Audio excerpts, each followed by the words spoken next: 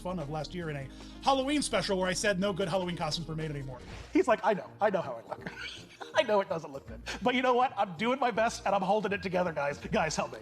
You know what? I gotta say, this one works. I am ashamed. I'm ashamed that I was so harsh because I do now feel like Buzz Lightyear. I cannot believe how powerful I feel. Hey, what's going on, guys? It's Dan here. It's time for an evolution of the one and only Star Command's #1 student, Buzz Lightyear. Buzz Lightyear takes dramatic pauses. I just thought that was the right thing to do. To infinity and beyond. Throughout the years, Buzz Lightyear has more or less had 3 variants of his main costume, and the first look we got at Buzz Lightyear Variant 1 was when they drop him right into the Disney World Christmas parade. Boy, Buzz Lightyear's looking good in that full suit of space armor with a sweaty face.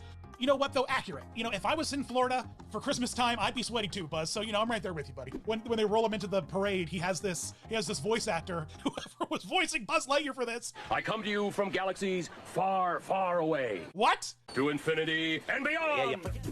What is it about the first version of Buzz Lightyear that made him look so shiny? I guess we were maybe trying to make him very toy-looking, toyified, and so we just gloss-coated the entire costume. But what we ended up getting was a Buzz Lightyear and Woody at the time that were just very shiny. They just always looked wet. Like, and Buzz Lightyear doesn't sweat. He's made of plastic. He doesn't have sweat glands. They were all irradiated in space. The face from Buzz Lightyear version 1 to Buzz Lightyear version 2 had very minor tweaks. We're talking about just recontouring the face with the paint, the eyebrows, they're just they just gave him little tiny tweaks. Now this Space Ranger suit's pretty interesting. It's built a little bit like Stormtrooper armor in that we've got like a spandex onesie, you know, with some like ribbing and some plating like in the belly and the sleeves that then is layered on top of with plates upon plates of big white plastic armor. The Paint the Night Parade in 2014 that I am just super hyped about. This Buzz Lightyear is ready to party 24/7. He has lights built into his face now. He's always ready for a rave. If you got a black light in a dark room, Buzz Lightyear is there and ready. The Paint the Night light-up kit that they put on the costume was more or less all the variants we saw inside of the core Buzz Lightyear costume for like 20 years. You want like a Christmas Buzz Lightyear? Put a hat on him. You want like a Halloween Buzz Lightyear? Give him a bucket. We're not really doing much with the Buzz Lightyear thing, all right? The costume's already big, bulky, and heavy enough. He's really not seeing a lot of change. It wasn't until we had 4 Toy Story movies in the can, as well as just countless Toy Story shorts, that we finally decided to update the Buzz Lightyear costume in 2021, and look at this thing. Man, we have really simplified and just boiled down the essence of Buzz Lightyear into what I would argue the most perfect costume. I mean, look at Buzz now. His proportions are finally in line with what we would expect the proportions of a costume character to have. We don't have weird detached limb and neckitis. Everything is kind of consistent. Even the suit gets redesigned into a more simplified, streamlined version. It's like we're taking the Buzz Lightyear action figure and then making a costume character out of the Fisher-Price version of it, and it works. It works really, really well. Where we finally escaped the whole uncanny valley of like, oh, can't look too hard at Buzz and Woody because they might creep into my dreams and I'll never sleep again. Now we have more of like oh yes, this is like a Disney Junior Buzz Lightyear, and yeah, we did it, guys. We did it!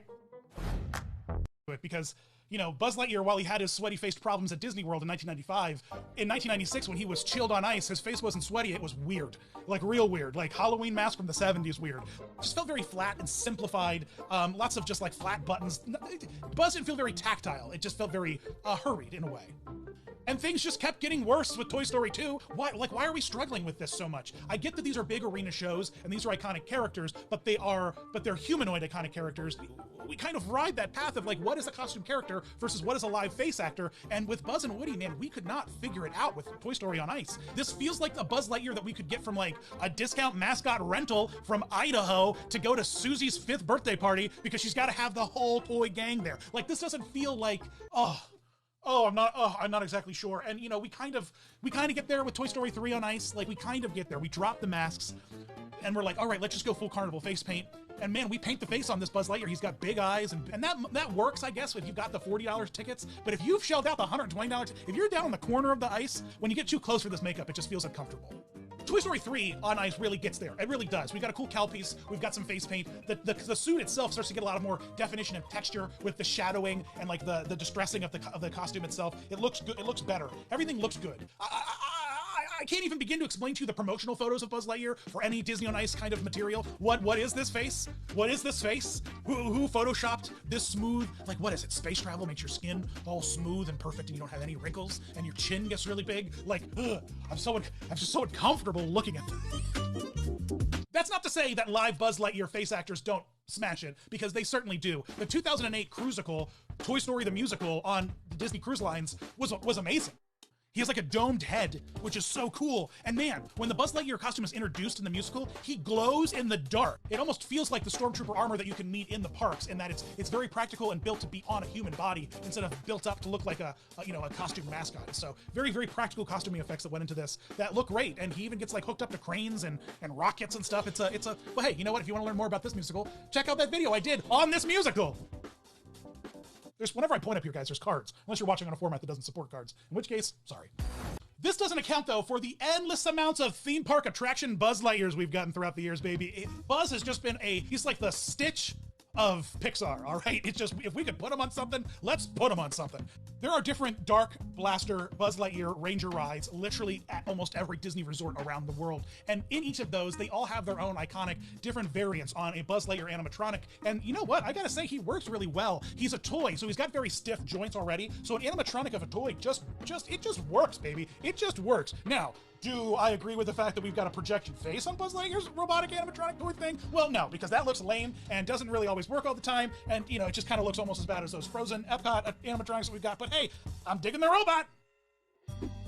That Disney Quest Buzz Lightyear persevered for decades, man. They closed Disney Quest down and were literally plotting its demise and its short run as a basketball museum or whatever that place was. And even to at the very bitter end, like, hey guys, I don't normally, well, what am I saying? I showed you Skinless Stitch. I've shown you lots of Broadway bootlegs. Might as well roll into a Matt Sonsel quip showing you inside Disney Quest. Because, well, there's danger, guys. You don't have to urban explore. You can just do regular exploring, like Christopher Columbus. Just get in a boat and go somewhere, all right? Try to find an island, meet some people, exchange some goods. Actually, don't behave like Christopher Columbus at all. He was a terrible, terrible man. What am I saying? Just stop exploring. Read a book. Read books on science. Get like some beakers and some Bunsen's and stuff and like experiment that way. Just stay out of, like, if there's a fence up, just leave it alone is all I have to say. Just leave it. If there's a fence, don't go in there. There might be sharp things. There might be like snakes. You don't know but it's probably danger and you need to stay away. Anyway, this is what Buzz Lightyear looked at Disney Quest right before they tore it down. As we started building Toy Story lands throughout all the parks as well, from Paris to Hollywood Studios, we got big, giant... Look, I talked about this in the Woody video, but God's not going to be happy when he sees how many gigantic Buzz Lightyears we've erected to like worship under and eat Baby Bells. All right, there's something seriously wrong, and we should all be repenting. These are big, terrible statues that just are they're blasphemous, is what they are. Blasphemous Pixar Toy Story statues that we worship. Ugh. There's some hotels you sleep in. You sleep behind the butt of Buzz Lightyear. I just was there. I just slept at All Star Movies. I slept behind the torso of Buzz Lightyear. You think that made me feel? It did actually make me feel. I had a Space Ranger protecting me. The Pixar fireworks in 2018 were epic. That whole Pixar Fest was super fun.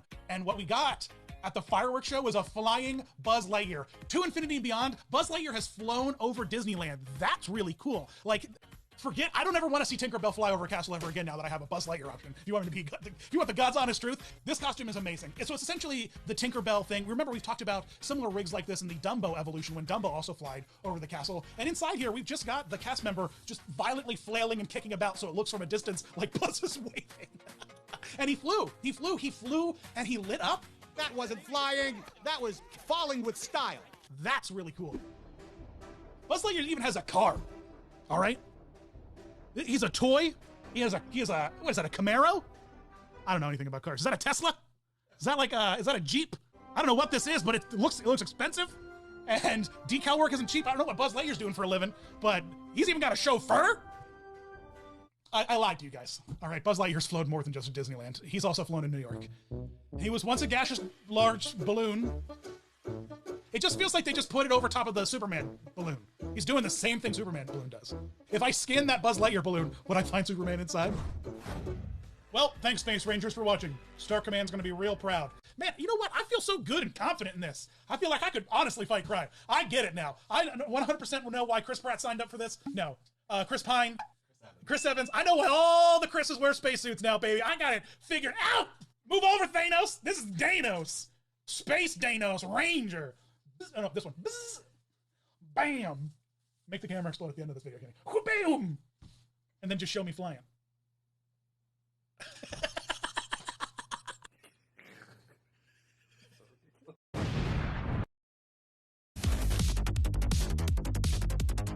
Really?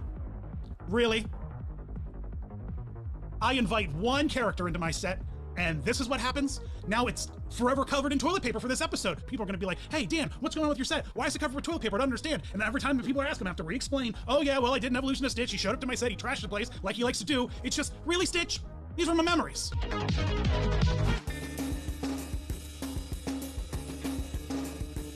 What's the deal with Stitch? I mean, I get that he's like an alien, and he's a dog, kinda, but he's not, but he's smart. What? You know. How? Why do you guys love Stitch so much? I mean, I love the movie, but what's going on? Leave me a comment. Tell me why you love Stitch so much. You're vile, you're foul, you're smart! Oh, so cute and fluffy! I just opened my eyes in the mid-2000s, and before I knew it, Stitch was just like the new best friend of Mickey Mouse. He was all over theme parks, he was all over parades, Disney on Ice. Like what, how, it just happened like overnight. It's absolutely insane. Lilo and Stitch was actually the brainchild of Michael Eisner. It was this really great idea to do a low-budget animation film after a series of big-budget smashes at the box office. Stitch, actually, believe it or not, is older than me. Originally the brainchild of Chris Sanders, one of Disney's lead storyboard animators. All the way back in 1985, he did a pitch for a children's book with Stitch as the main character that never took off. But luckily, Michael Eisner was very interested. The first time we saw Stitch as a costume character was actually at the Lilo and Stitch 2002 red carpet premiere in Honolulu. Right after that red carpet debut, Stitch was available to meet in the parks with Lilo almost immediately. The costume's pretty simple. It has two great big ears and a big old round head. The body of the costume is uniquely formed and shaped to be almost like this giant potato sack kind of floppy movie, and his big eyes and big nose allow the cast member inside a lot of visibility to really break down, move, crouch, crawl around, and be the excited, energetic character that everyone recognizes and is familiar with. Depending on where you met Stitch, you might either find him as the plain old blue alien dog himself, or occasionally he might be sporting a little bit of lay action. The main core Stitch costume persisted in the parks for, close to a decade, with some few minor modifications, such as the not-so-scary Halloween party in 2009 with Club 626, where we had Experiment 626 Stitch with his antenna, his forearms, his back flaps. I don't know what those back flap things are, man, but they, hey, they had them on the costume. Club 626 was the super fun dance party located at Tomorrowland for the extra ticketed event, Mickey's Not So Scary Halloween. Today, I believe it's Monsters, Inc., but back in the day when it first got started, it was all about the Stitch Man.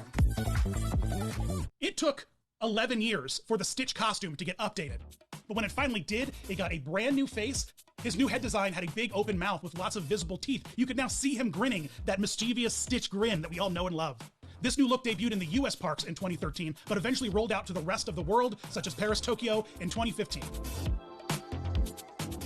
Here's what's great about the Stitch costume. It's really simple. It's just big, simple shapes. And what that lends itself to is Halloween costumes, parade costumes, Santa costumes, costumes.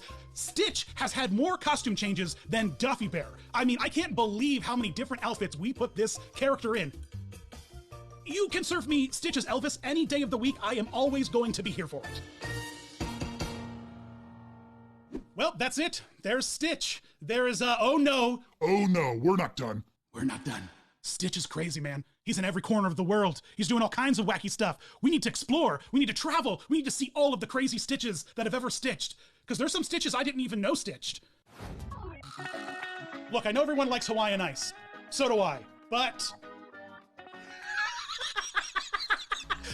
there were some Hawaiian Ice choices made in the direction of Stitch when he hit Disney on Ice. Okay, I can tell you why all these choices were made, okay? A lot of them are pretty logical and they make a lot of sense. At the parks, Stitch is a big potato sack costume. He's supposed to get down, crawl on the ground, be fun and interactive, but you can't really have that on ice. A baggy, loose costume just doesn't work. We've seen it time and time again. From Genie to Elsa, whenever we have big flowy garments, we have to tighten them down. And so we see the same thing kind of happen, but this time with Stitch's skin. What's really fun about this costume, though, is the unhinged jaw. Yeah, of course, it's Stitch's jaw, so it's already unhinged, but quite literally, the costume has a jaw that is hinged and spring-loaded, so as the costume character is bouncing around on the ice, it looks like Stitch's mouth is moving. I don't know what that thumbs up was for.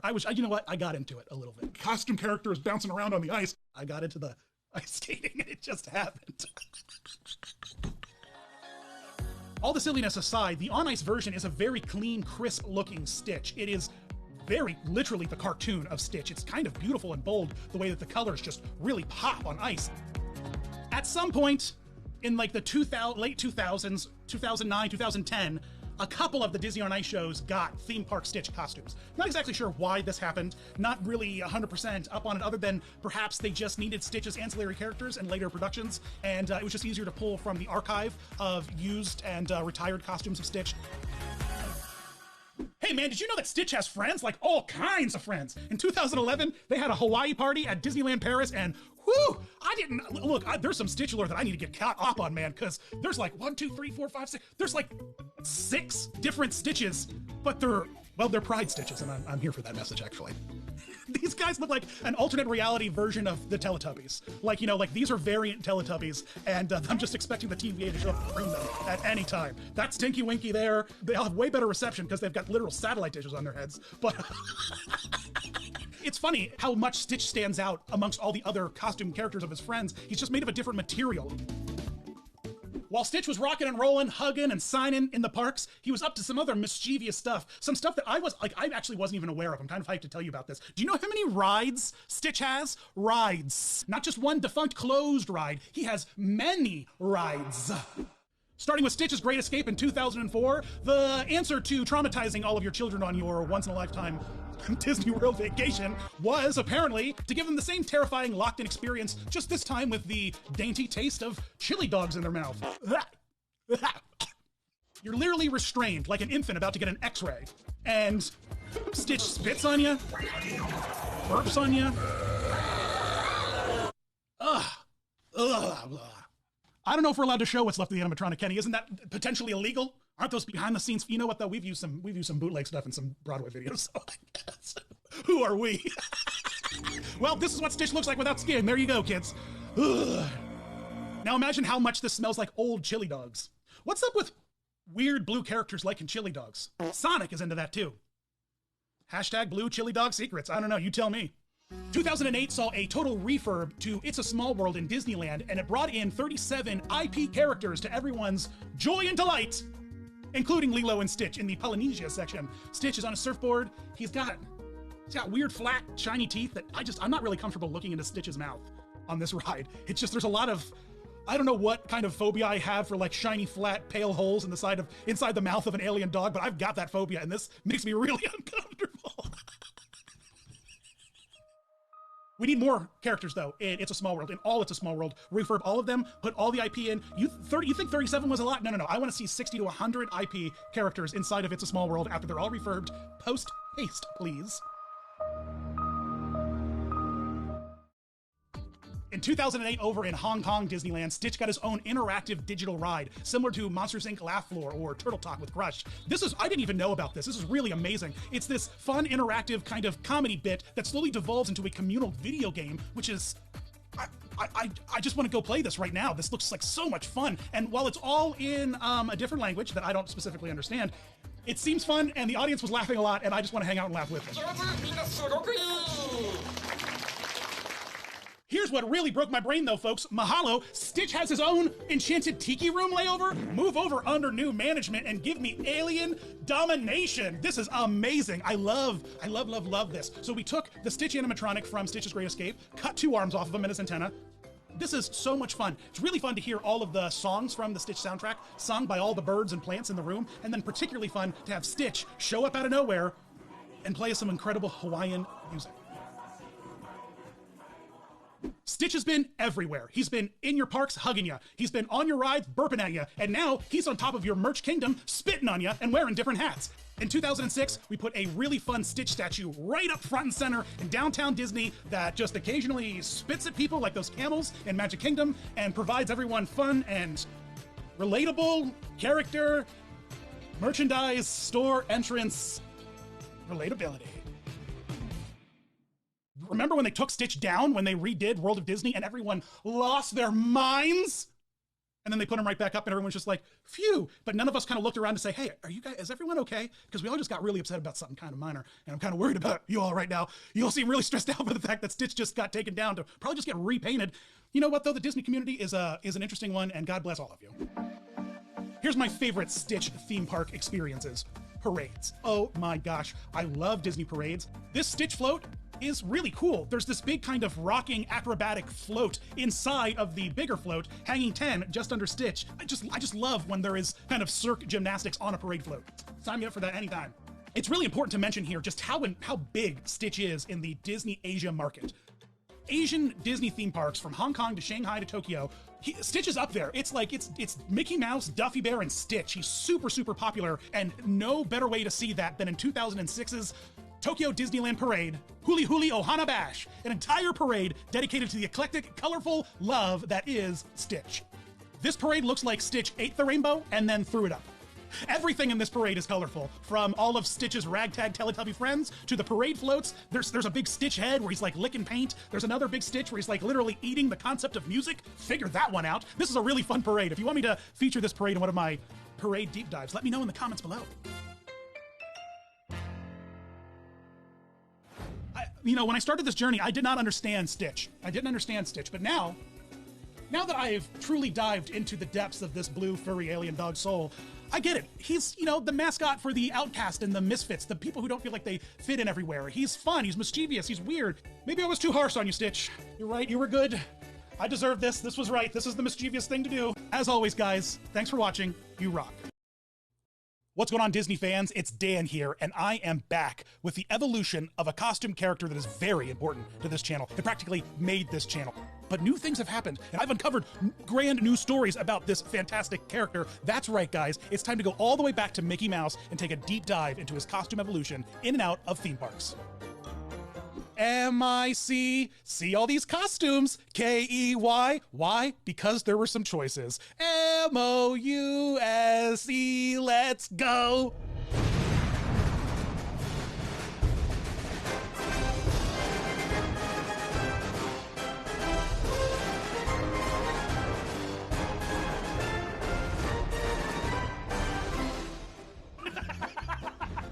It was all the way back in 1928 that Uncle Walt dreamed up the iconic character that was Mickey Mouse, who was starring in iconic shorts like Plain Crazy and Steamboat Willie.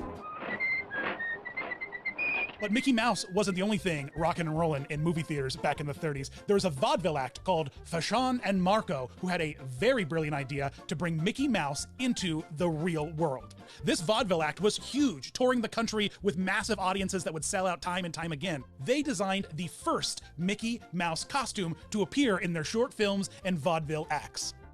This costume was wild, handmade with wildly oversized gloves, wildly undersized feet, and a super large head that was constructed almost like a piñata. Everything's very clearly wrapped in soft fabric and padded out in various ways. And most importantly, we have Mickey Mouse donning what could only be described as diaper pants. I don't know if it was Fashawn or Marco inside the costume, but I can only tell you one thing, is that 1930s Mickey Mouse did not skip leg day. Look, the live-action Mickey Mouse didn't just stop with the vaudeville performers. Their handmade costumes began to evolve and grow, matching new styles of Mickey Mouse as his animation changed, and more importantly, the toys that were promoting Mickey Mouse changed. In early 1930s, a toy designer by the name of Charlotte Clark came out with a very unique cone-shaped Mickey Mouse plush toy design that would very quickly influence the costumes that were being made. All of that, of course, culminating to 1937's premiere of Snow White, where Mickey Mouse himself was on the red carpet, shaking hands and kissing babies. Again, we've got the thickness in the legs, the skinniness in the arms, and what is essentially just a sized-up, glorified Mickey Mouse plush turned into a costume that a human can wear. The head is strange. It's too coney. It's like an ice cream cone. It's not of this energy. It just makes me want to Vogue, and I'm not exactly sure why. It's interesting. The original Mickey Mouse cartoons were purely in black and white, but then as color started to slowly creep its way into the cartoons, Mickey Mouse actually originally had green pants and yellow gloves. Now, all these pictures of these original costumes are in black and white, so it's not exactly sure what color palette they decided to go down, but it's definitely an interesting thing to think about that Mickey Mouse originally had green pants. I can't, now it's like stuck in my brain forever. I can't stop thinking about it. Is he wearing green pants when I'm watching a black and white cartoon? Is he wearing red pants? Is he wearing yellow shoes, yellow gloves, white gloves? Black and white cartoons, man, they're messing with my brain. While a bunch of cartoonists were toiling away on the West Coast, over on the East Coast in Hershey, PA, a group of ice skating arena owners got together to figure out what kind of events they could start planning to put in all their empty ice skating arenas, and they came up with the Icecapades, a one-of-a-kind show armed with all of the Olympic and U.S. national ice skating talent boiled down and presented to you in a non-stop ice skating extravaganza. And much like we saw with Mickey Mouse in the early 30s, Walt Disney was more than happy to re-license his characters into another national touring show with the Icecapades in 1949.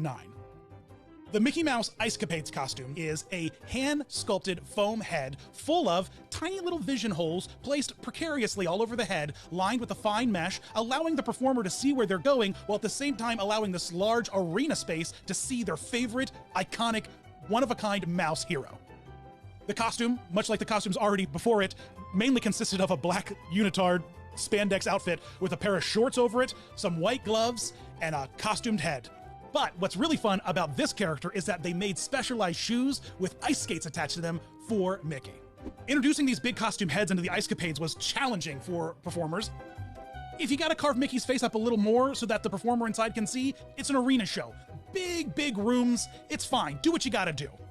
Except when Walt Disney decides to open up his visionary theme park and realized at the last minute he didn't have any Mickey and Minnie friends to join in the celebration, and, well, enter in Horror Face Mickey. The opening of Disneyland in 1955 originally didn't have any costume characters in the lineup. It was this last-minute rush to get the Icecapades characters and skaters to show up at the Disney parks on opening day in 1955 to hop in the parade and march around. But the problem was all of their shoes had skates built into them. All of their costumes were designed to be worn on the ice. And so what we get is this last minute thrown together group of characters wearing generic shoes, generic gloves, and unholy massacred faces. This Mickey Mouse should not be anywhere near children. Would I let my children meet this Mickey Mouse? Well, probably, because it's important for them to get a little bit scared when they're young to, enable that whole flight or fight, But that's not what Disneyland's about, okay? This Mickey Mouse that you're seeing right now appeared in the 1955 ABC Disneyland Opening Day special, all right? It was immortalized. They kept these things around and put them on camera for the world to see. It was truly perhaps an embarrassment for the Disney Park Company in general, having this horror Mickey associated with the opening day of Disneyland. And so, to compensate for that, in 1958, the Icecapades had a massive Disneyland special event to promote the new park around the country, as well as a brand new Alice in Wonderland ride. And so, we've got two big events to promote. We've got to get a new Mickey costume. So, what we did was took the original Icecapades Mickey costume and rebuilt it without any horrific face holes. No more is Mickey wandering around the parks looking at children being like, hey, you want to know how I got these scars? Now Mickey just looks, well, pale and horrifying, but at least not scarred and murderous, that's all.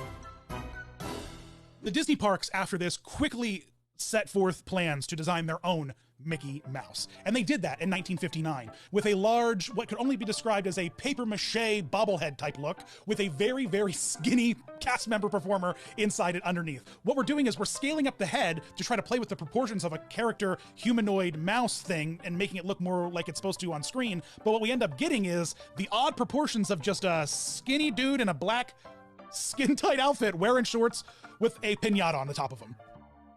By 1959, the idea of Mickey Mouse had been pretty well cemented in the brains of the world, all right? He was circle head, circle belly, big circly feet. He was round and short and fun and, silly, proportions that humans just do not have.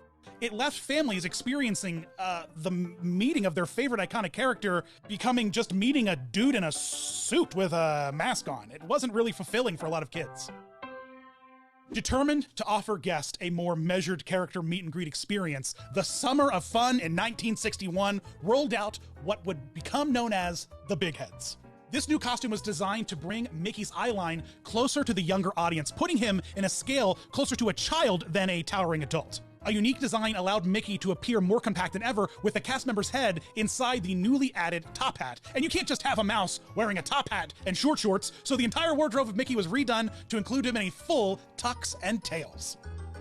However, this costume was a bit of a nightmare because what it did was essentially offer children and families a walking, immobile plush for them to hug. Because of the way the costume was designed around the cast member, the arms of Mickey and all the big head characters were more or less worthless with just dowels that allowed them to gently wiggle the sticks. So while kids and families could hug and interact with Mickey, Mickey could not hug and interact back with them because we essentially had the cast member inside in a straitjacket.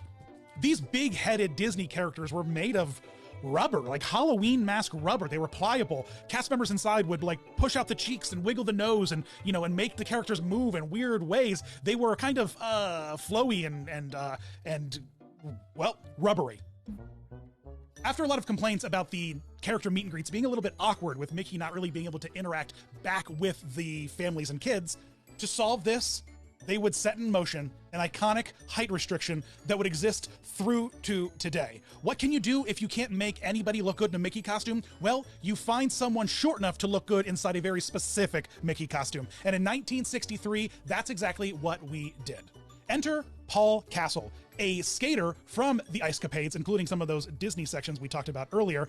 He was 4'6", an iconic height for everyone's favorite mouse, and he was Walt Disney's personal Mickey Mouse best friend. For years, whenever Walt would venture out into the world, he would be joined by Castle himself portraying Mickey Mouse in his short stature. Interesting though, the costume from the big head version of Mickey Mouse carried over. Up until this point, we'd only seen Mickey Mouse in the parks just wearing shorts, but with the big head, we had to compensate for that top hat and tux, and as that costume continued to evolve, well, Mickey Mouse stayed in a tux. But a thing about this costume is that it still had a rubber face. It really wasn't the most consistent costume, but it was innovative for the time. We have many things in mind that could make this unique and different than Disneyland. As the Walt Disney Company ramped up the hype train that was Walt Disney World, we got a brand new Mickey Mouse to celebrate.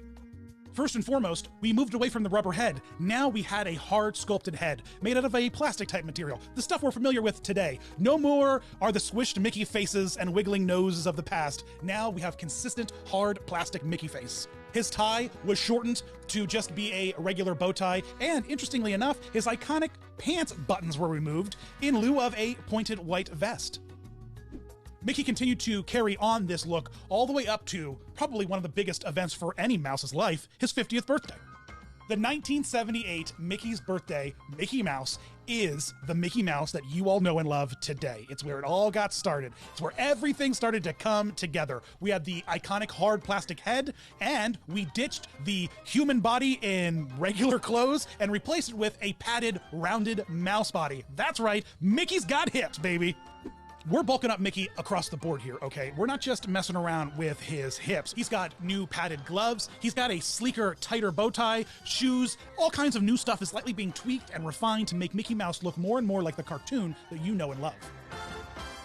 And while everyone thought Mickey Mouse was taken care of on his 50th birthday, it wasn't until his 60th birthday that the foundation was finally laid for the iconic mouse that you see in the parks today. This look debuted in the Spirit of America parade. His hairline and head sculpt was refined, giving his face a larger canvas to work with. This really brightened up the face of the character, the whole personality of the character. Mickey now feels more open and welcome. Look at how happy he is to see you. Popularized in the 2006 Castle show Dream Along with Mickey, the main mouse himself did something he had never done before in public. He talked. Hi, everybody. I made it.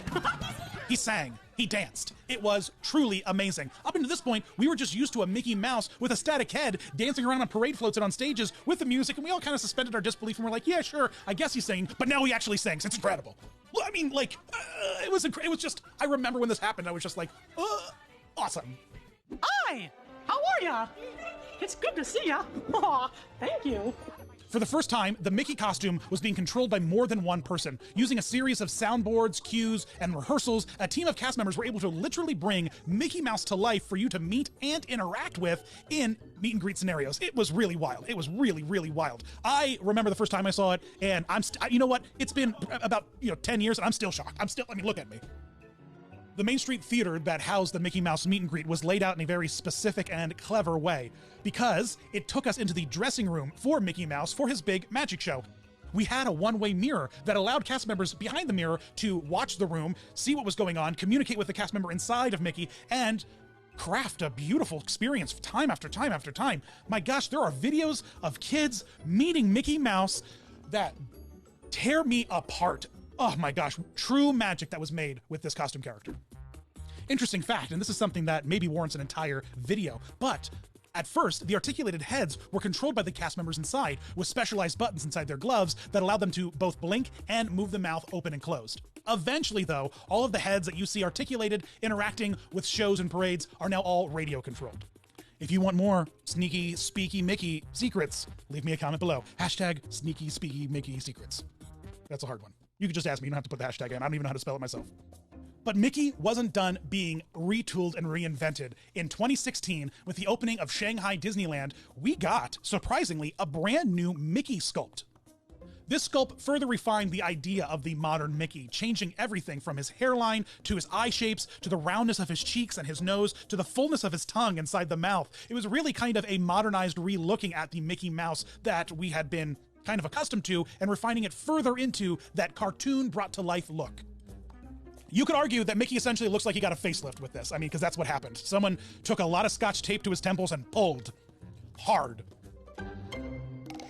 The most innovative Mickey costume ever to hit the parks came to Disneyland in 2017.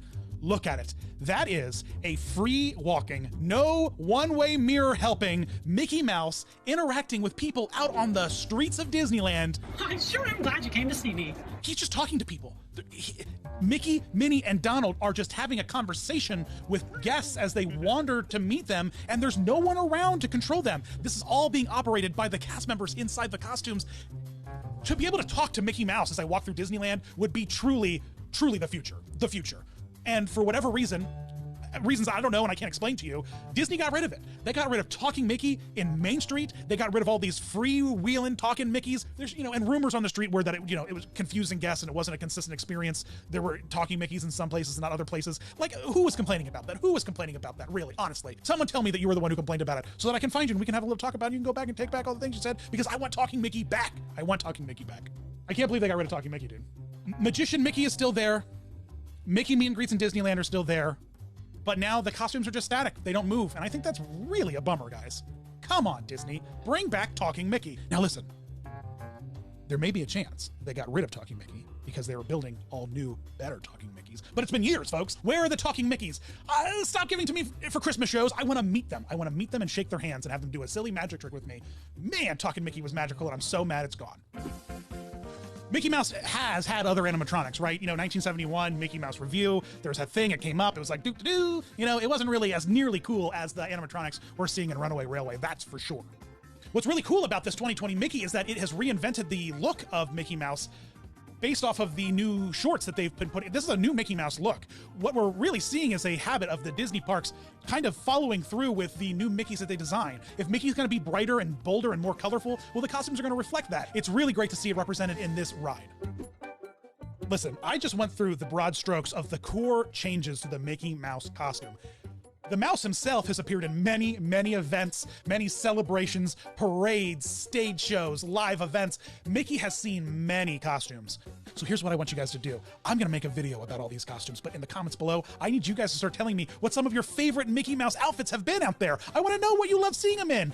Dream Along with Mickey, Fantasmic, ooh, that black and white Steamboat Willie Mickey at the end, or the Sorcerer Mickey that pops up. Man, Mickey has had so many really cool outfits. I really wanna know what have been some of your favorites, so let me know. So there is the long and iconic history of the 90-year-old mouse named Mickey. I have been in love with this character for pretty much as long as I've been me, and it's helped create this channel. I know you guys love him. It's really, really an important part of the whole Disney. I mean, it all started with a mouse, right? Both for me and that big corporation. M-I-C. See all these evolutions? K-E-Y. Why am I asking? Because I hope you were paying attention. M-O-U rock S-E. Thanks for watching, guys. You guys are all amazing. Find me on Facebook, Twitter, Instagram, Patreon. You rock. Haha.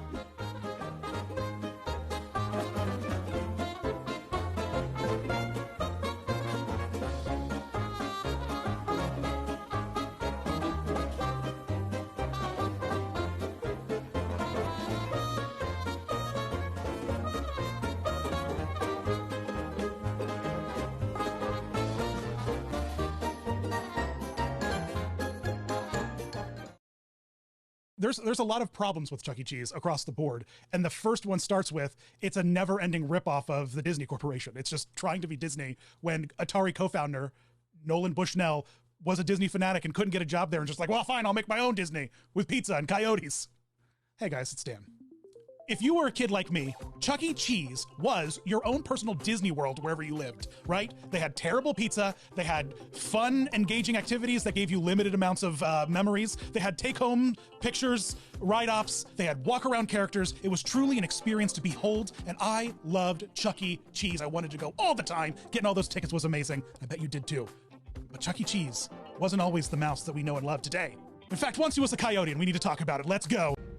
In the mid-70s, as Atari was ramping up its legendary production of the Atari 2600, Nolan Bushnell had other dreams in his eyes. The co-founder of Atari had a vision of an arcade pizza restaurant, and he set out to fulfill this vision by ordering what he thought was this beautiful coyote costume to make the first pizza arcade coyote pizza. And what unfortunately arrived was this. That's a rat. Now I get it, it looks a little Wile E. Coyote Looney Toony with that long floppy snout, but that's a rat. And Nolan Bushnell was left to make a game time decision with this expensive costume he purchased. And so Coyote Pizza quickly pivoted to Rick Rat's Pizza Theater, which was met with a lot of opposition by investors. Because who wants a rat in a pizza place? Nobody. Nobody wants a rat in a pizza place. We've seen Ratatouille. I mean, it turns out okay for that rat, but that's usually not the story, folks. Rick Rat was the original pizza rat, okay? I don't care what anyone's telling you. Rick Rat was where it's at. He's the great-grandfather of that New York pizza rat. You know what pizza rat I'm talking about? No. You've never seen the rat dragging a whole slice of pizza? The pizza rat? So by the time the first restaurant opens, the rat has been rebranded into the brand new Chuck E. Cheese. Of course, playing on the alliteration of Mickey Mouse. But the E stood for something, entertainment. And that's what they brought to children. Man, this place was awesome. There was an arcade for you to hang out while your parents ordered pizza, and they were entertained by, well... By now, it's probably no surprise to anybody that we got a birthday number coming up here. Nolan Bushnell was a Disney fan. His arcade was going to be unique in that he was going to merge the elements of his favorite attraction at Disney World, the Country Bear Jamboree. So this is how we kind of got the Chuck E. Cheese animatronic. And while he was working hard in this picture frame, out on the floor in the arcade, well, Chuck E. Cheese was a walk-around character. The 1977 grand opening Chuck E. Cheese was the man, all right? He had a vest and a shirt, he had a bowler hat, he had a cigar and a cane. This guy was living it, all right? And he is not the fun, friendly, hip Chucky that you know today. He's rough, all right? He's like that baby from Who Framed Roger Rabbit, all right? He's aggressive. He has no patience for anything. The opening day shirts from Chuck E. Cheese for the cast members literally say, bite me. It's like, you want a slice of pizza? Yeah, bull, bite me. I'm Chuck E. Cheese. It's really, really aggressive. He had a crusty cat friend. There's a dog. Listen, the evolution of Chuck E. Cheese's Rat Pack is a completely different video. His attitude, his persona, his whole shtick was based off of Muggs McGinnis. He was a rough and tumble character, no nonsense. Hey, where did I sock you? On the jaw. On the jaw? The jaw? Why, what's wrong with me? I aimed for his chin. Do you want that guy singing you happy birthday? No. And as we started to streamline the Chuck E. Cheese brand, well, that rough and tumble rat needed a makeover, quick. And he gave up smoking. Chuck E. Cheese gave up smoking. That's a fun fact to tell your friends the next time you're hanging out and you see like a mouse eating pizza or something. As more and more restaurants opened and more Chuck E. Cheese costumes were needed, certain fabrics became harder and harder to come by because these things were all being handmade locally. So to kind of, be a little bit more consistent across the brand, they went from this paisley vest to a silk screen printed vest, aka Party City Halloween, costume style. So at least all the Chuck E. Cheese costumes, as diversely kept as they were, all were at least wearing the same vest, right? Step in the right direction.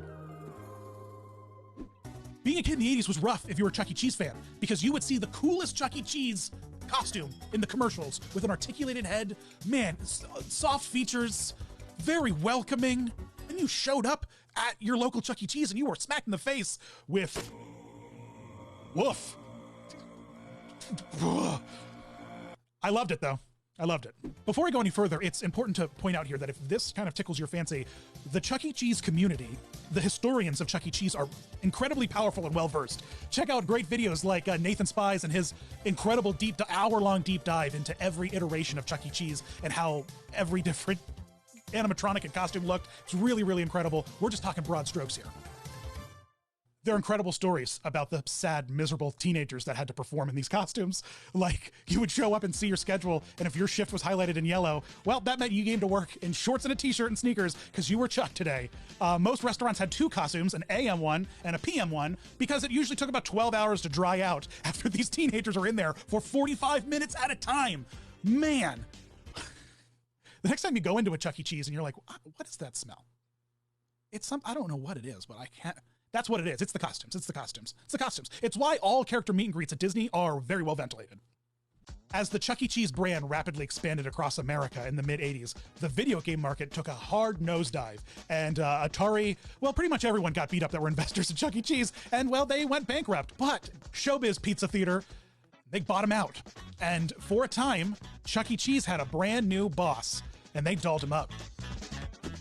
The mid-'80s brought us a brand new Chuck E. Cheese. We have rosy red cheeks, we have lipstick, we have a red vinyl vest that children can puke on as much as they want, because now it can just be rinsed off with the hose.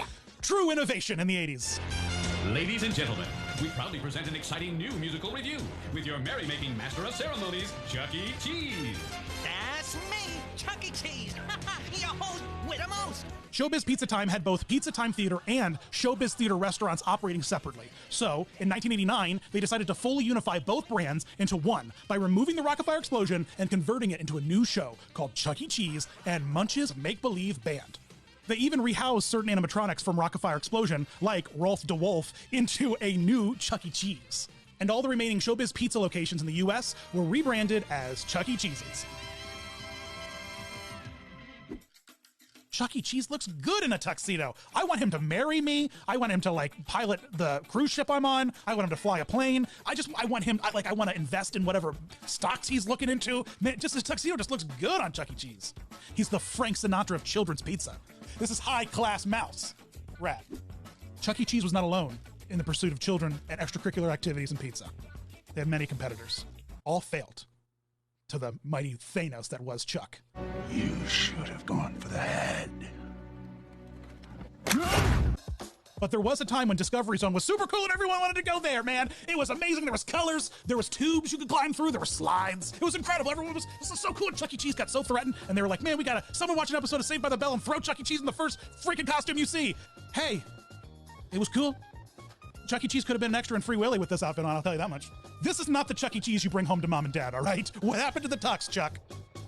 It's 1994, and it is time to go all in to Radical Chuck. Thumbs up, dude. That's right, it's time for Thumbs Up Chuck. And with the 90s, man, they got a brand new head. It is where it all came together, baby. Now Chuck's got beautiful eyelashes. He's got eyebrows. He's smiling big and bright with a conservatively sized snout. Man, it's the golden years of Chuck E. Cheese. It's beautiful. I love it. To celebrate, we even saw the return of Tuxedo Chuck. It was amazing. The 90s was when Chuck really found his stride. This purple and green and yellow backwards hat, Avenger Chuck. He's wearing his hat backwards and he's got gloves. Maybe he roller skates. I'm not exactly sure, but he's got sensitive palms, all right? Just like you. And you might be asking yourself, why is he called Avengers Chuck? And that's a great question. Avenger Chuck went back to the roots and became an everyman who loved to entertain with his friends. He always tried to keep things in control, though he lost his temper with the band in a few shows. At the end of the day, he loves his guests and wants to be where they are. See, kids, it's cool to lose your temper. We get it. Even your hero Chuck E. Cheese screams at his friends. We really streamlined everything that was Chuck E. Cheese in the 90s, including a full handbook on how to behave and operate the Chuck E. Cheese costume character. This is a PDF that really highlights all of the do's and don'ts of Chuck E. Cheese. Don't pick up, chase, tickle, or bump into children. Don't pull noses of children or mess up their hair. Don't approach a frightened child. Don't sign autographs, and don't touch adults. This is a list. What do you mean I can't touch adults? They don't get to be blessed by the Chuck E. Cheese magic? They don't get a little Parmesan in their lives? They don't get to be blessed with the miracles of the cheese?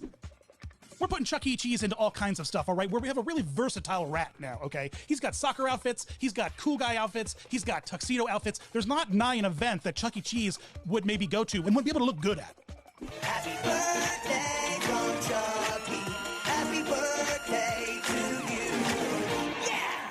Brand new rock star Chuck E. Cheese in 2012 really was wild. A brand new look for Chuck, who through magic I'm not aware of, somehow transformed officially from a rat into a mouse. That's right, Chuck E. Cheese fully leaned into their Disney agenda by turning their pizza rat into a pizza mouse. Mwah! Bellissimo! They did a lot of smart stuff, though, here with this brand new Rockstar Chuck. We kept the Avengers purple Chuck E. Cheese shirt with the big C, the green stripe. That way, old Chuck E. Cheese restaurants that were franchisees that didn't have the money to invest, which was a problem they were constantly facing during the 80s and 90s as they were upgrading and promoting new things, and participation may vary, and it did. But now, hey, new Chuck, old Chuck, even today, they're co-branding in the stores. I mean, there are some rides that are Avengers 90s Chuck, right up next to rides that are now the new decade, the new millennia, Rockstar Chuck. And this is a really fun-looking Chuck E. Cheese.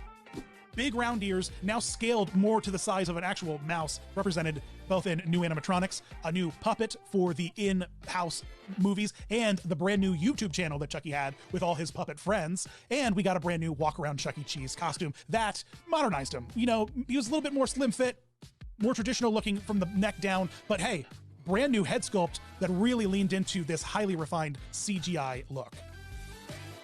Yeah, in the 90s, we found out some of Chuck E. Cheese's backstory. 90s Chuck, he had a little bit of a temper problem. He was a good guy. 2012 Chuck E. Cheese has seen some things. Hi, my name is Kevin Perjurer, and I'd like to take a minute to tell you the new backstory of a powerful rat named Charles Entertainment Cheese. Once upon a time, a little mouse moved into the St. Marinares orphanage. He loved to play games with all of the other orphans, but most of all, Chucky loved learning to play music. He especially loved the song, Happy Birthday. Because Chucky was an orphan, no one knew when his birthday was, so he never had a birthday party of his own. This made Chucky sad. When Chucky first moved to New York, he was amazed by how big the city was. But despite being surrounded by people, Chucky felt lonely. He missed the kids from the orphanage. Chuck E. Cheese's would always be a great place for birthdays, but more than that, it would be a place where every moment could be as special as a birthday. Man, new Chuck E. Cheese is wild. They have magic bands. You don't have tokens anymore. There's no tickets anymore. It's like Dave & Buster's. The fun and the magic's all gone. The pizza, I guess the pizza tastes just as good as it always tastes. Now I just have a more refined palate. You know, as a kid, I wouldn't eat mushrooms, but now I do, and I think that reflects in how much I respect this pizza. Let's talk about this Sour Patch Kid pizza. It only took them about 40 years to really land some consistency with branding, and I'm really proud of Chuck E. Cheese for doing it. And, you know, let's hope they survive. I mean, you could get Chuck E. Cheese pizza to go during the entire pandemic, all right? This is a warhorse brand, okay? Chuck E. Cheese has been around for a long time, guys.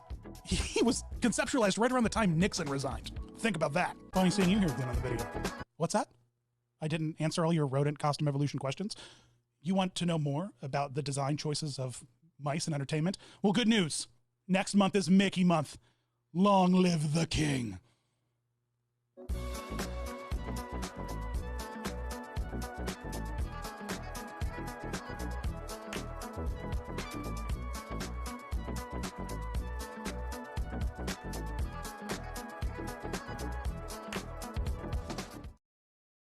Kids these days are getting the coolest stuff, man. The coolest stuff. When I was a kid, Spider-Man came up to me on a grandpa motorcycle, and now Spider-Man's swinging through the sky as a robot before he meets you? So unfair. Oh, hey, Spider fans, it's Dan here. As you can see, last night I got bit by a radioactive spider, so now I'm trying to figure out how I'm going to costume myself. Something I'm not exactly sure how a science nerdy 16-year-old has ever figured out. I mean, it's not like he got bit by the spider in home ec class. How did Peter Parker figure out how to, you know what, let's take a look at the costume evolution of Spider-Man so I can get some ideas, because I got to fight some crime, guys. I got to fight some crime.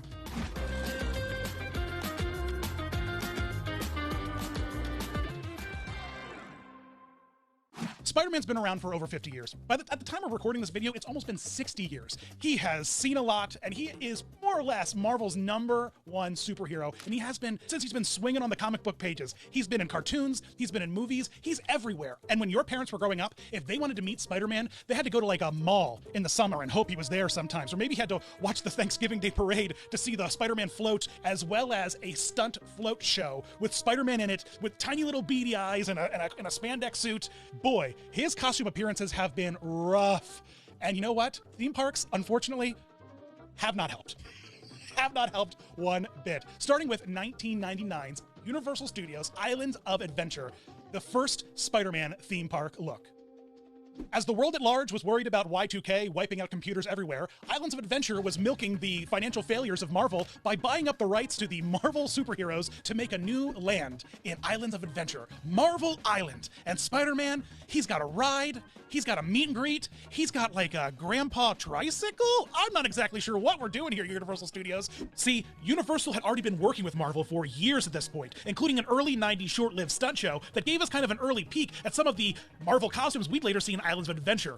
But you know what? They got in before anyone else did. Spider-Man, the cartoon series, was huge on Saturday mornings, and Universal leaned into that heavy with this new amazing ride. One of its kind, 3D adventure with Spider-Man, and you could meet Spidey in the park on his grandpa moped with all the other Avengers grandpa tricycles. I'm not exactly sure what message we were trying to send here, but you know what? Maybe Wild Hogs was popular at the time. Everyone was really crazy about that movie, so we were just leaning in super hard to just getting heroes on bikes. I don't know. What year did Wild Hogs come out? 2007. Spider-Man at Universal Studios Islands of Adventure was ahead of its time. Tim Allen, I think, was in it. William H. Macy. And Martin Lawrence was in it. Man! Avengers! The Wild Hogs were the Avengers before the Avengers. Let's just say that. Assemble.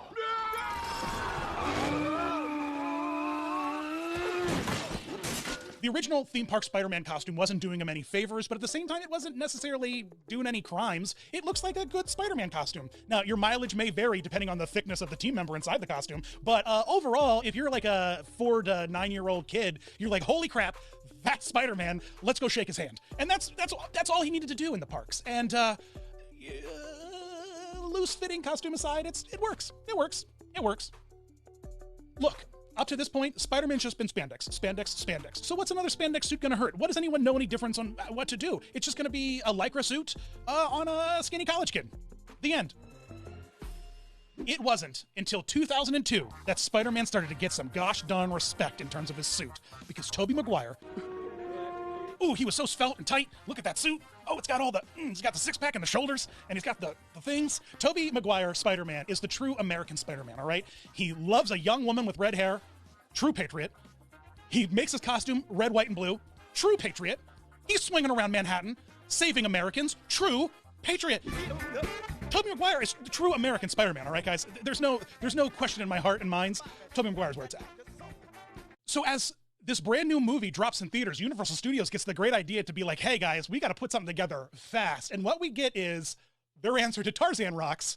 Universal Studios presents Spider-Man Rocks. And we have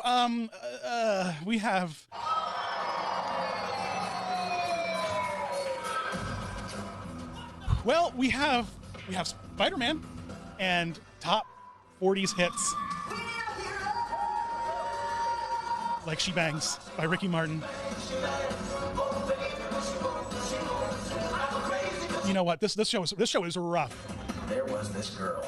That girl, Mary Jane Watson. This show is rough. We get moments like this. And in case you thought that wasn't bad, then there's this. And I'm not even exactly sure what is happening here.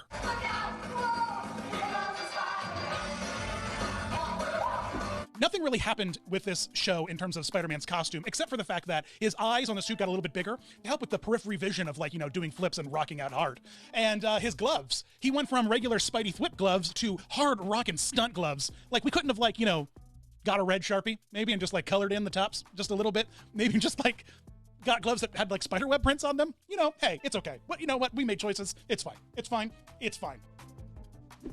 And not to be outdone, we went super, super hard with a brand new Spider-Man Stunt-tacular Live. This show toured all over the place. It got remounted over and over again in different places with minor tweaks and changes depending on the arena or place it needed to kind of house. But there's some cool things. Around the same time up at Niagara Falls, for reasons that I can't exactly explain, they decided to open up their own Marvel Disney Quest with a Spider-Man shoot-'em-up ride, a little bit like Buzz Lightyear Ranger Black, but not, but bad, hey, you know what? Actually, my good friend Expedition Theme Park has a great video on it. Check it out here.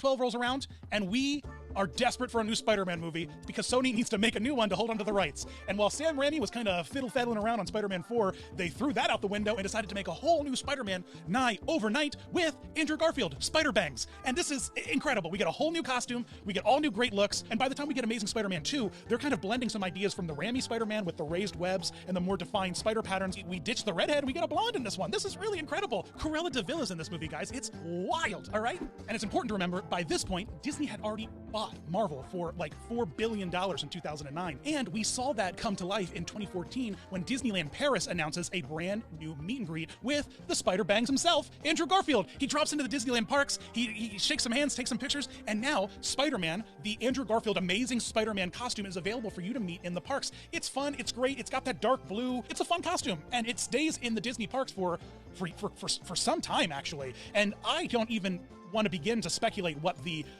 contracts are for Spider-Man appearing in parks. Not really sure why they decided to throw a film that wasn't theirs into the parks, but hey, here we are.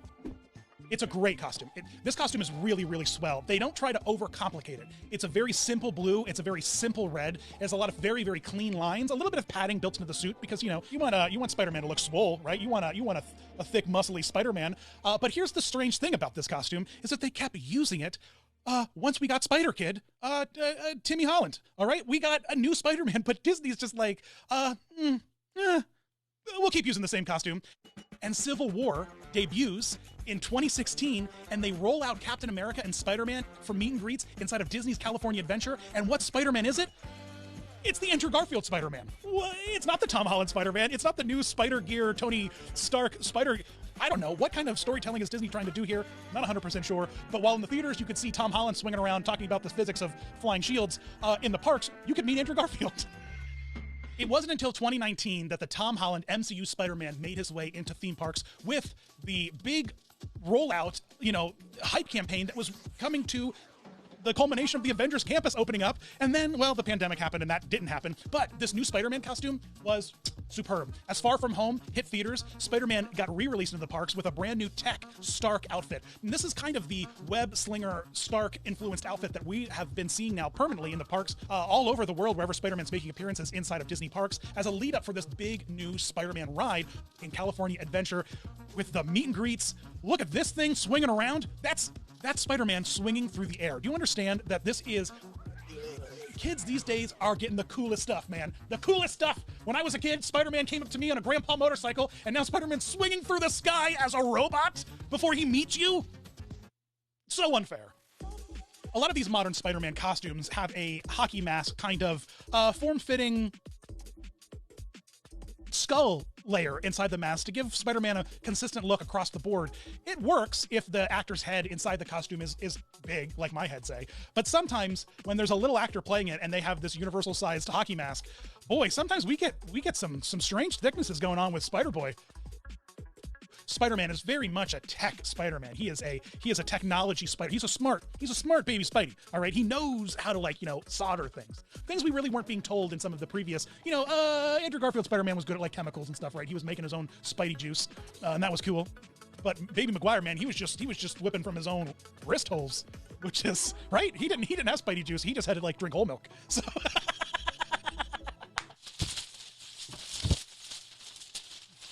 Spider-Dan. A variety of all your favorite heroes are going to be at the Avengers campus. Plus, you're going to see that wide range of heroes like Black Widow and Black Panther doing essentially a living, breathing stunt show throughout the entire land. This is incredible. Spider-Man climbs up walls. He swings all over the place thanks to these really cool Stuntronic robots. It's this animatronic that Disney Imagineering has been developing called the Stickman, which essentially consists of these three pieces hinged together that when launched into the air folds into a Z shape that at its core is this functioning little slinky stunt robot, but they dress it up with arms and legs and a head and a Spider-Man outfit, and my gosh, when they launch this thing into the air at Mach speeds attempting to time travel like a DeLorean, this thing really flies, man. This thing flies. And then, if that wasn't enough, that whole stunt spectacular is what leads into the Spider-Man meet and greet. He starts at the top of the building. He's like, hey, what's up? I see a roller coaster. I'm going to do some flips. I'm going to trip. Then he runs into the building, gets yeeted into the air, gets shot into the air like a bullet, lands, and then almost instantly, Spidey pops back up, climbs down a wall, and then heads out to sign autographs with kids. Are you kidding me? This is the greatest thing I have ever seen. To be young and have my mind blown in this way. The new Spider-Man ride is wild. The combination of like Toy Story Midway Mania and the Universal Studios Spider-Man adventure. You're going to be able to whip and beat up Spider-Man's babies. I'm not exactly sure what these things are. And you're going to be able to save the day from like, technology running rampant with your own thwip wrist action. Unless you want to pay an additional $60 to pick up a Spider-Man or Tony Stark additional thwip action magic Harry Potter wand thing. Because we're just immersive storytelling is where it's at, guys. And it's going to cost you approximately $60 to get in on that. I'm sorry, I don't know what to tell you, but that's the price of being Avenger, all right? It costs $60 to be an Avenger. That's it. That's a low price tag. Everyone wants to be an Avenger. Everyone wants to be a hero. And all you have to pay is $60 to be a hero. I think that's definitely worth it. Look, I know that I'm focusing on theme parks in this video, but I would be remiss if I were not to offer up to you two of my favorite things to talk about. Disney live arena shows and Broadway. Get ready. This is great. Running off the hype of the amazing Spider-Man with Spider-Bang's Andrew Garfield. And before we get to Timmy Holland's Baby Spider-Kid in 2016, we were presented with 2014's Marvel Universe Live, a collection of strong visuals from the movies and absolutely zero storytelling from the movies. It is a spider disaster. They implanted a shelled mask inside of the spandex headpiece that he could put on so that Spider-Man ends up looking a little bit more like a xenomorph from the Alien franchise than he does any kind of friendly neighborhood superhero. But boy, oh boy, Spider-Man's muscly in this, all right? Here's the thing about arena shows, and I've said this over and over again, you have to make the characters look big from a distance. And so it's all too much. It's all too much. Is this Spidey Hulk? I don't know. This isn't appropriate. None of this is good. But that is nothing compared to the 2010 Broadway spectacular with music by Bono and the Edge, directed by The Lion King's Julie Taymor, Spider-Man Turn Off the Dark. Look, there's really nowhere for me to even begin to start with this whole show. I mean, this show is just, oh my God, it's a mess. It's just truly, truly a mess. But the costume is spectacular. It was literally flying around the audience's heads using a modified version of those cameras they use for the NFL to track players while they're, throwing pigskins around. It's pigskins, right? Okay, good. I don't know anything about sports. This show was wild. It had all kinds of really, really impressive costumes for the villains, but the Spider-Man outfit took on a little bit of a mind of its own, unlike any other Spider-Man costume we've seen so far, in that it started to bring in hues of yellows and oranges to really help the audience see the bright red, in contrast to some of the very big, bold costume pieces and set pieces they were using in this monstrosity, bloated monster of a show. Holy smokes. But man, look at that costume. It comes into this bright yellow and orange kind of sunburst underneath the Spider-Man pattern. He's got a really great cut for the legs and the arms, but he swings. He falls. He does all kinds of great stuff. It's Spider-Man Turn Off the Dark. Oh, man. What a train wreck. Well, not gonna lie. I can see how Peter Parker did it. I mean, I threw this together. It didn't take a lot of work, but it took some ingenuity. And you can't tell who I am at all. All you know is I'm good looking and I'm strong. Well, hey, let me know what Spider-Mans you like meeting in the park and in live shows. Let me know if I missed any of your favorite Spider-Mans that you've got to see out and about in malls or in live shows or in stunt spectaculars. Hit me up on Facebook, Twitter, Instagram. Oh, swing by Patreon where I have some fun behind-the-scenes content for this video, as well as all the other Evolution videos you've seen on the channel. Thanks for watching, guys, and as always, you rock, Spidey fans!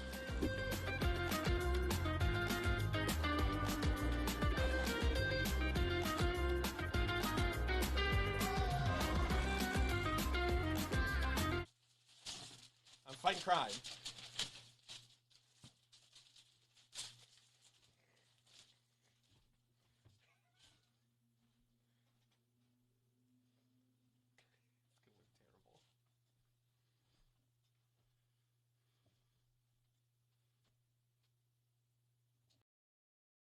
If you happen to have one of these souvenir ice programs from the 1996 first rendition of Toy Story on Ice, what you might have here is a little bit of evolutionary costume gold. Howdy, Disney fans. It's time to take a look at the evolution of the rootinest, tootinest cowboy ever, Woody.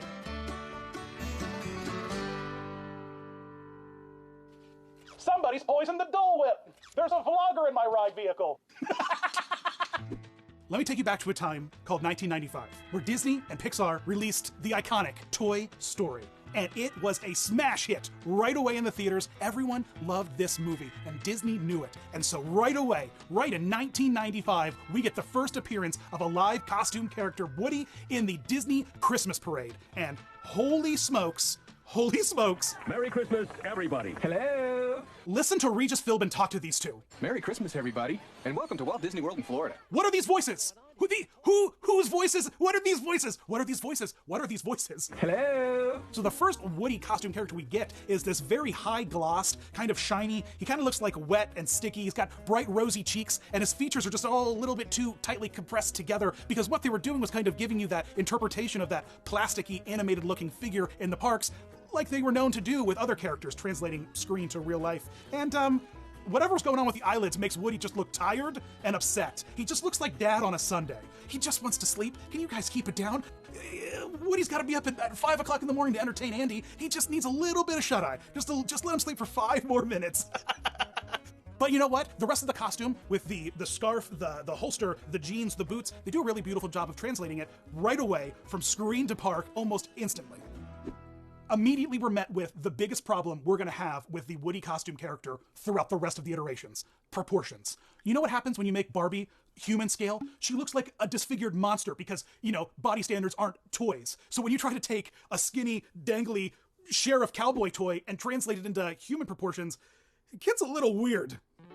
Now, Woody costumes follow a little bit of a pattern, and that is they only get updated when a new Toy Story movie drops. So the Woody in the Parks from 1995 stuck around in the parks all the way through till 1999 when Toy Story 2 drops. Now, this is a really cool thing that they did, because over in the Golden Horseshoe, they had a special show that was the Woody Roundup, Jesse Bullseye kind of live action special with sepia-toned costume characters. Look at these things. Look at how beautiful this is. This is a trickery of the camera. These are sepia-toned live action costume characters to make it look like you're watching the black and white Woody's Roundup like you saw in Toy Story 2. This modified costume fixed a few things. First, it made his skin matte. We got rid of that glossy finish. We're tired of now looking at what toys might look like poorly animated in real life. Now, we're just gonna make a mascot for the Woody toy as if it was a canon mascot that you'd be able to meet at Al's Toy Barn. And with that, we kind of get what we do with Mario or with Shrek. You know, we're taking an iconic character and we're translating it into this real world application. A lot better than Sleepy Dad, you know what I mean? Don't Wake Daddy, Woody, is upgraded here in 1999-2000 for Toy Story 2, and I'm loving it. You know, as much as I can, because still, the proportions aren't right. Something's not right. It's, you know, let me know in the comments what proportions of Woody's you don't like. Because I can't quite put a finger on it, but I'm not comfortable talking about it. This Woody in the Parks sticks around for close to 20 years. Now, listen. We jazz him up occasionally. He gets some Christmas variants, all right? Mickey's Merriest Christmas Party is coming out there rocking a tight vest and like a candy cane weapon. I'm not sure exactly what message they're sending with the candy cane holster, but they don't mess around with the costume. And for the longest time, we're all looking at it, we're like, God, it's been 20 years. Well, in 2021, over in some of the Asia parks, they began to roll out this brand new, beautiful Woody costume. Look at it. Look at it. The face, the eyebrows, no more underlid, no more sleepy, tired Woody. Now we have bright-eyed, ready to take on whatever skeeving antiquery doll that wants to, like, you know, harvest his organs. Yay! Oh. You are my best friend. It's okay, it's okay. That was weird. That was weird. I'm gonna rip your heart out and stick it in me. What message were we sending in Toy Story 4? While Woody in the Parks may have been thriving, Woody on Ice, trash. This is the Woody that was ultimately used in the live-action Toy Story on Ice in the late 90s. He's got that helmet head of plastic hair, and he's a live face actor, but it didn't start that way. It unfortunately started like this. I don't know what the choice was to make Woody and Buzz masked characters when you have characters like Bo Peep and Strongman as live face, and ultimately I think that the horrific nightmare that is this is ultimately what led to them using a live face Woody for the first rendition of Toy Story on Ice. But it's not good. It's not good. Then Toy Story 2 rolls around, and they put it on ice, and it was a conscious decision to make sure that everything looked different. This is horror movie Woody. This is Michael Myers, blank stares, hollow eyes, blank features. You don't want to wake up in the middle of the night and see this lurking in the shadows in the corners of your bedroom watching you sleep. This makes me not feel good inside. And they had multiple heads. Ones with happy faces, ones with sad faces, ones with hats on, ones with hats off. And they were constantly rotating the heads that were clipped on to give Woody emotion because they needed to make sure that Woody could read from the back, because in Toy Story 1, people didn't like that it was a... Lots of decisions were made here, folks. In 2009, Disney on Ice Let's Celebrate debuts, and we have a brand new Woody costume. And this new version of Woody rolls out across all Disney on Ice platforms for any segments that Woody may appear in. But just 1 year later, Toy Story 3 drops. And with it, we get some of the strongest choices we've made on ice. Oh my gosh, I'm so sorry I'm showing you this. Woo! We're back to live face actor Woody, and now he's got these football player white streaks under his eyes to give high accent visualization of his eyes from a distance, but it's still his face, and what happens if you're sitting in the front row? It's really uncomfortable. But everything else about the costume looks swell. I love it. It's all really coming together. They really, really nail it outside of the questionable eye makeup. Yeah. From Toy Story 3 on, Woody really solidified his look on ice, and now he appears in multiple numbers. There are tons of Disney on Ice shows that are just compilations of moments from movies, and we have this relatively polished Woody that makes appearances that's kind of based on the Toy Story 3 look, but even more polished and refined with some better features. We talked about Woody in the parks, we talked about Woody on the ice. Now let's talk about Woody that was the slam dunk of all Woodies, the Cruisicle. 2008's Toy Story the Musical on the Disney Wonder was a slam dunk, and it's a beautiful costume, using a combination of materials like neoprene, thrown foam that allows the hairpiece. It moves beautifully, like you would assume a Stitch doll would move. There's a stiffness to it, but yet also a softness to it. Really, really a beautiful job, and that's what we get, right? That's what we see. Whenever you take one of these shows and turn it into a Broadway-style thing, you're gonna get the cream of the crop when it comes to an amalgamation of every good design choice for a costume. Like a canceled attraction at Holy Land, we have challenged the face of God by erecting a statue to our one true glorious passion and love, Toy Story Land Woody. Look at this thing. I'm pretty sure that, like, you know, Shadrach, Meshach, and Abednego had a lot of stuff going on with King Nebuchadnezzar. I'm pretty sure we're breaking at least 3 commandments with this statue. I'm pretty positive. This statue's pretty great. It first debuted over in the 2010s at Hong Kong Disneyland, and then other parks like Paris started to get Toy Story Lands, but they didn't build a giant Woody, and it wasn't until, again, in the late 2010s that Hollywood Studios built a Toy Story Land and copied the statue over. Listen, this Toy Story Land kind of thing that we're having across all the parks, there's not really a lot of common thread in the storytelling of giant statues that challenge the face of God. That's all I'm saying. We need to have a little bit more consistency. We have 2 giant Buzzes, one in Paris, one in Florida. There's a giant Woody in Florida, and a giant... maybe these things are all going to come to life if we challenge God too much. Dear sweet baby Broadway Jesus, please do not punish me for walking past the giant Woody that speaks, but lips do not move. Reach for the sky. All right, guys, we need to repent. We need to repent. So while Woody hasn't had necessarily a complicated evolution, he has gone through some stuff. This is a deputy sheriff that you do not want to mess with, all right? He has seen some things. And you know what? After this video, so have all of we. Hello? I know you spotted some other costumes in this video, like, say, Jessie or Buzz, so let me know in the comments below if there's other Toy Story characters you want me to deep dive and do an evolution of, as well as what other characters and stuff you want to hear me talk about. Let me know in the comments or on Facebook, Patreon, Instagram, Twitter. I love hearing from you guys. I love when you watch. Thanks for watching, guys. As always, you rock.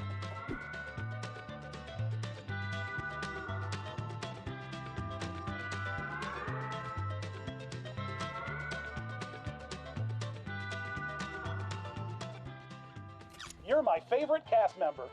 This Toontown ain't big enough for the 2 of us. Reach for the Skyliner, Disney's newest form of alternate transportation.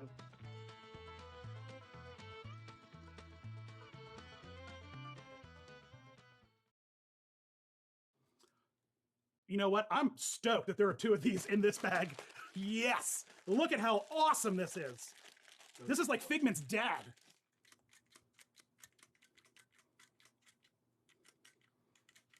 McDonald's and the Happy Meal were part of my childhood, your childhood, everyone's childhood. It didn't matter if your mom and dad wouldn't let you eat them, or your mom and dad unfortunately let you eat too many of them. Happy Meals was something that everyone knew about, and Disney was something that everyone also knew about. So it made sense that the Happy Meal toy would slowly find its way into some Disney licensing, and it did that, but it wasn't until 1989 that they decided to partner up with the Disney parks to start promoting the parks inside of these little paper boxes full of calories and fry oil. And so, let's take a look at the interesting relationship between Disney World and Disneyland, the American parks, and the Happy Meal toy.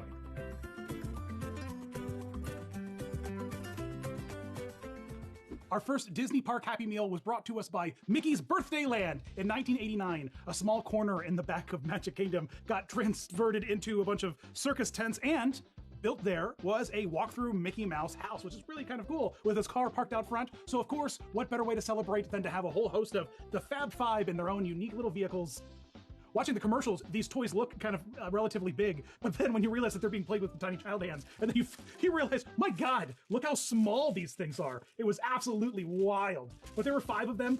They're little pull back and go vehicles, and these were pretty iconic.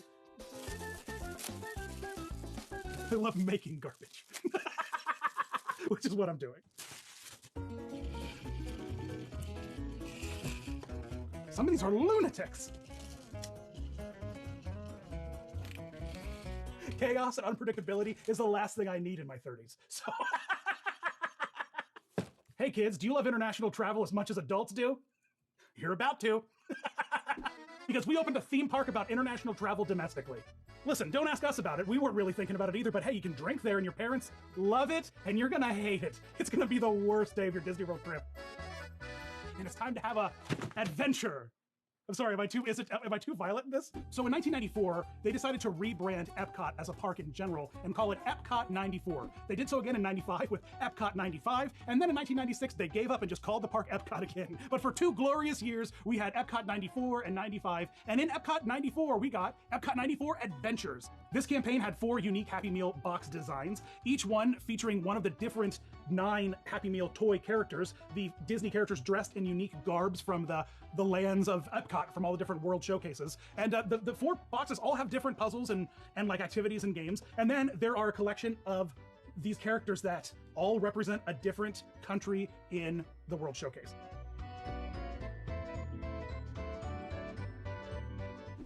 First we have Goofy in Norway. Oop, the size of the feet on this bad boy. Next we have Donald in Mexico. You know what? I'm gonna just stop doing that right now. We have Minnie in Japan. Oh God, what's next? Apparently I don't remember anything about the World Showcase. German Daisy? I'll put him in the circle the right way, hold on. That'll be a whole bit, me doing it in the circle. You can play that like music. All right, so we have Donald. Mexico, Norway, China, Germany,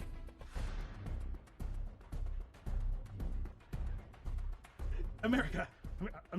No, what? No? Japan before. No, wait. Yeah, you're right. Yeah. Don't do that to me, dude. Don't do that to me. Don't do that to me. Don't do that to me. Then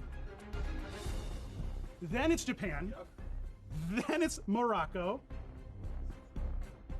Then it's France. It's like the Avengers. They're all about to fight crime, about to kill an alien overlord.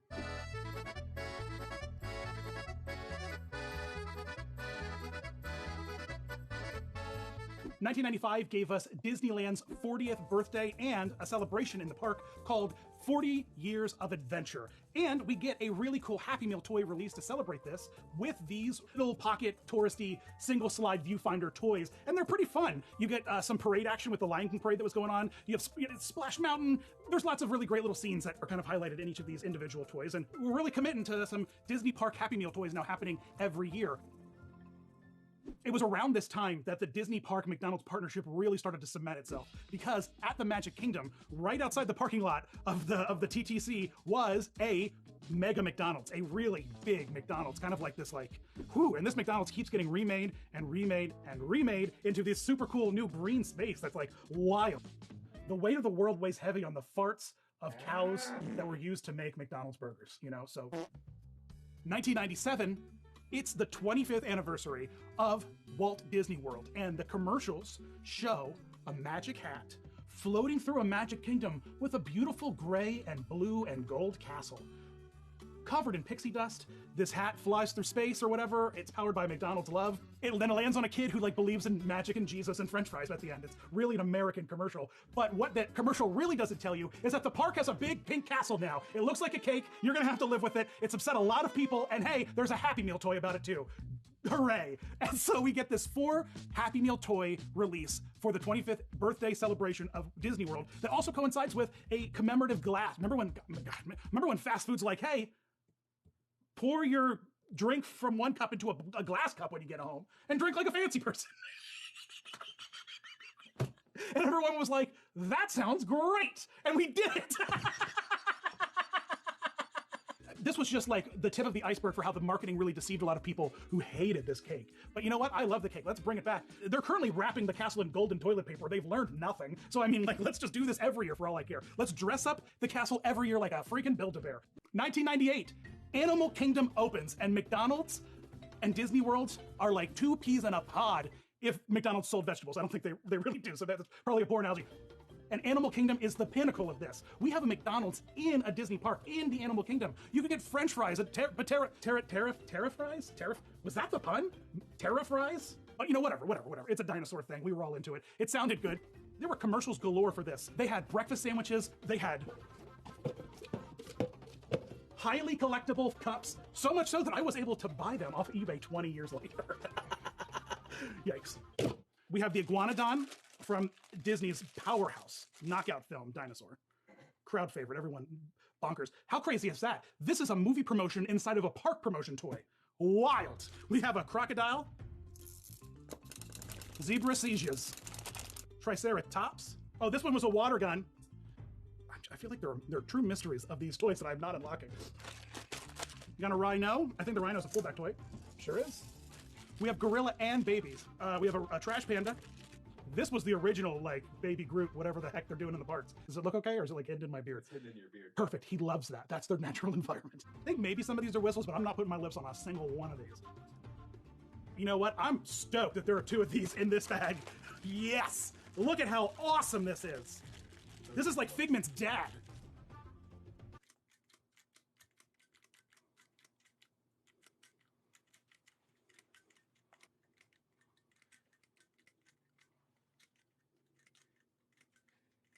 Your computer, what's the screensaver? I've got to commit to this bit. Am I out of frame yet? Nope. Now you are. Enough. In 2000, Disney World was super obsessed about the Millennium Celebration. Man, it was where it was at. And to commemorate the Millennium, Disney World released an entire series of tiny plush characters, over 20 of them. There were a lot of them. And all these characters were representations of properties that you could find in Disney World in some sense. And they carried, along with them, tags, you know, Beanie Babies. Beanie Babies taught everybody that tags were important. Everyone was just like, well, does that Happy Meal toy still have the tag on it? Like, because that's something... Inside all the tags had little tidbits of facts about the character. And you're thinking, oh great, I would love to learn a little bit about a character, right? Hey, I love Snapple facts. That was a thing that I was super into. Now let's do some Disney plush facts. You open up the tag, you're 4. Did you know the story Pinocchio started in Italy? You can visit Italy and other countries at Epcot World Showcase at Walt Disney World Resort in Florida. Every single one of these tags is the exact same copy, just with like, did you know that Iago is available in Morocco? It's like, wait, what? In the 90s, Epcot was so boring. And then they give you Happy Meals. It's with boring Happy Meal facts. We just doubled down on kids' distaste of Epcot in the 90s. I hated Epcot. And if I don't remember these toys, I would have rage torn all the time. It's like, I don't care how much it decreases the value. 100 Years of Magic? How about 100 Years of Toys? They dropped 100... That joke didn't make any freaking sense. Disney's like 100 Years of Magic? How about 100 toys in your Happy Meals? That makes more sense than what I said before. And so it was 100 unique individual toys. I didn't even bother trying to get these because they're not park related. There are some Splash Mountain characters, and that's about it, but there's 100 of them. I'm sure in a drawer or like a bucket or in a sandbox in your house right now is one of these 100 different. Send me a picture. If you have any of these Happy Meal toys that I'm talking about, I want to see them. Twitter, Facebook, Instagram. Send me the photos of all your Happy Meal toys that you still have. I want to see which ones you can scrounge up. I know you know the one place that one is. Go find it and send me a picture. Disney Dan, find me. Hey, Dan, buddy, it's me, Offhand Disney. I know you're my fellow foolish mortal host, and I love you like a brother, but I would be remiss if I didn't mention that the Happy Meals actually did have a Haunted Mansion movie toy based on the Haunted Mansion movie from 2003. You know, the one starring Eddie Murphy? That's the one. The toys, though, they were cream of the crop, top tier, and No, absolutely not. This has nothing to do with the parks, all right? Absolutely not. Nope. Moving on. They tried to do this with the Country Bears too. Not a valid argument. 2005, the happiest celebration on Earth. I'm sure you remembered it. It was a big, big, big deal. And we got Happy Meal toys for them, which were pretty cool. They were these little standees of different characters that included backdrops of the different like park locations. But if you found a holographic Happy Meal card, like you won like $1 million or something. I don't know what the thing is that you won. It was like awesome. It's not important. More of the story is that these were pretty cool little display figures, right? They were kind of taking out the idea of being like, once you're done playing with them, put them on your shelf. Then, of course, Disney and McDonald's had a massive falling out. And if you want to learn more, you can watch my friend Defunctland's video about it or my friend Yesterworld's video about it. They covered all kinds of McDonald's Disney lore at length. Huge falling out. It was a disaster. McDonald's hated Disney, whatever. But it was like 15 years before we got another Disney Happy Meal. But they came back in a glorious fashion in the 2020 Mickey's Runaway Railway Happy Meal toy launch. This was really fun. They all connected together. They all have specific action that happens when the vehicle moves. And so if you ended up getting all of these, you could string together a pretty fun parade of a bunch of Disney park attractions. These toys, of course, were recalled because of the promotional material found inside the toys. They later returned back to the stores without these tags in them. But by that point in time, like, man, people went buck wild when these things dropped. They were all over the place. People were buying off like crazy. Of course, it was a Mickey's Runaway Railway promotion. So Mickey's Runaway Railway vehicles, let's put them first. And then I love Expedition Everest, so we'll do that. Huge Pirates fan. Feel like a big missed opportunity for some Haunted Mansion stuff to go on here. Jungle Cruise movie, you know, The Rock's gonna come soon. Who doesn't love Spaceship Earth? Oh, dinosaur. We gotta save paleontology. This is, what is this? Rocket rods? Rocket jet? Mission to space? I don't know.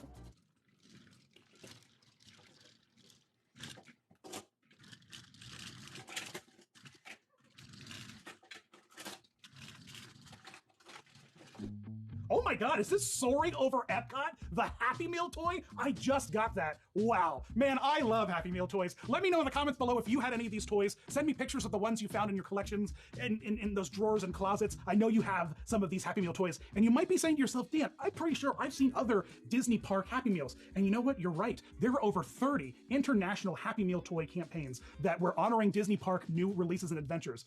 So there's lots more to unpack. So make sure to leave me a comment below. Let me know if you want to see more Happy Meal toys, which Happy Meal toys you got. You guys are fantastic. I love all of you. Thanks for watching. You rock.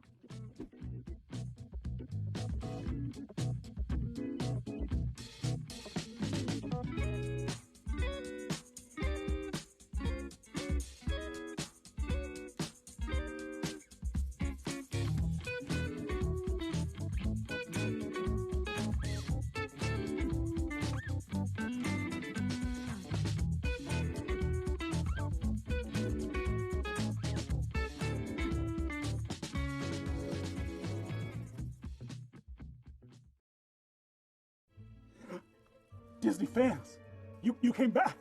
You came back for another video.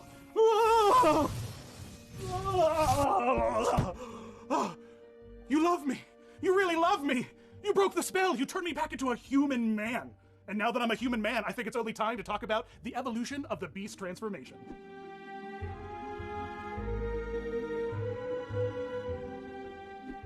The original Beauty and the Beast movie dropped in November of 1991, and the Beast transformation features 3 pretty specific story beats. Belle returns, heart open and accepting of the Beast. The Beast sees that Belle returns and realizes that he's worthy of love. He then dies, and then is resurrected as a new man.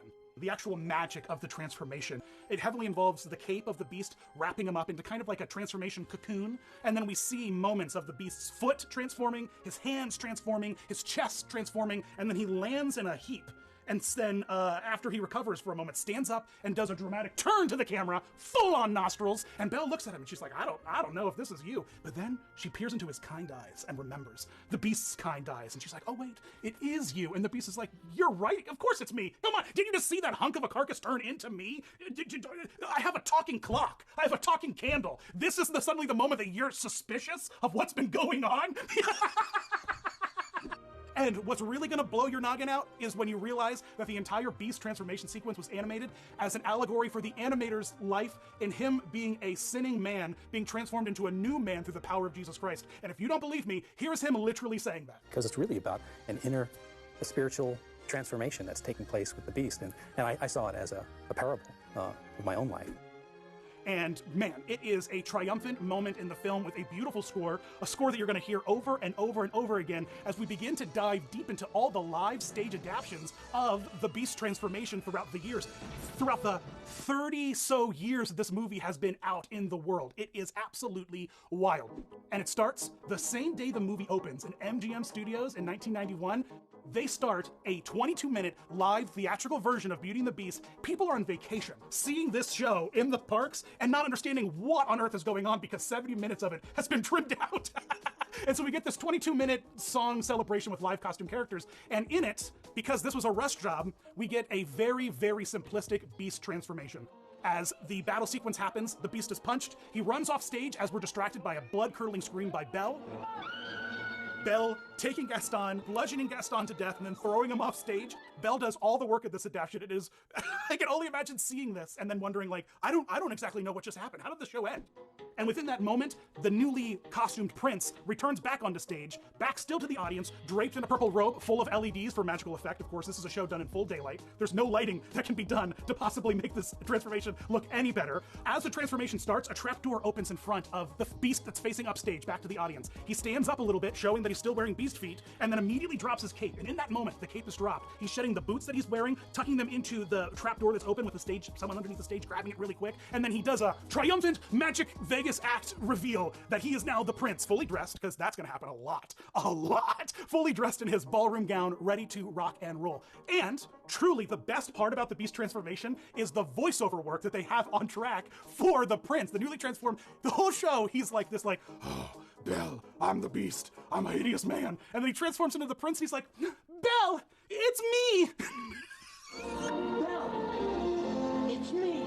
So just prepare yourself for these college-age kids dressed as a birthday prince. This dropped the first day that the movie opened, and it has been running since COVID. This show has been running for 30 years at Disney parks, nonstop. This 22-minute monstrosity. Absolutely fantastic.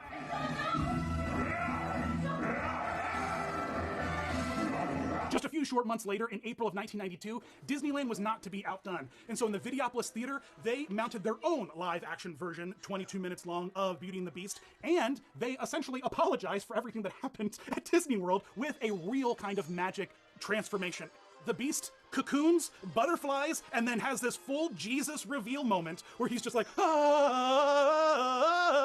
It just speaks for itself. Just watch this. It had some real unfortunate magic. You thought Piggy losing her head was uncomfortable in Muppet Vision 3D? Pay attention to, like, when the Beast starts to, like, hover and his head just falls off backstage. Hey, you know what? Live theater, man. Anything can happen.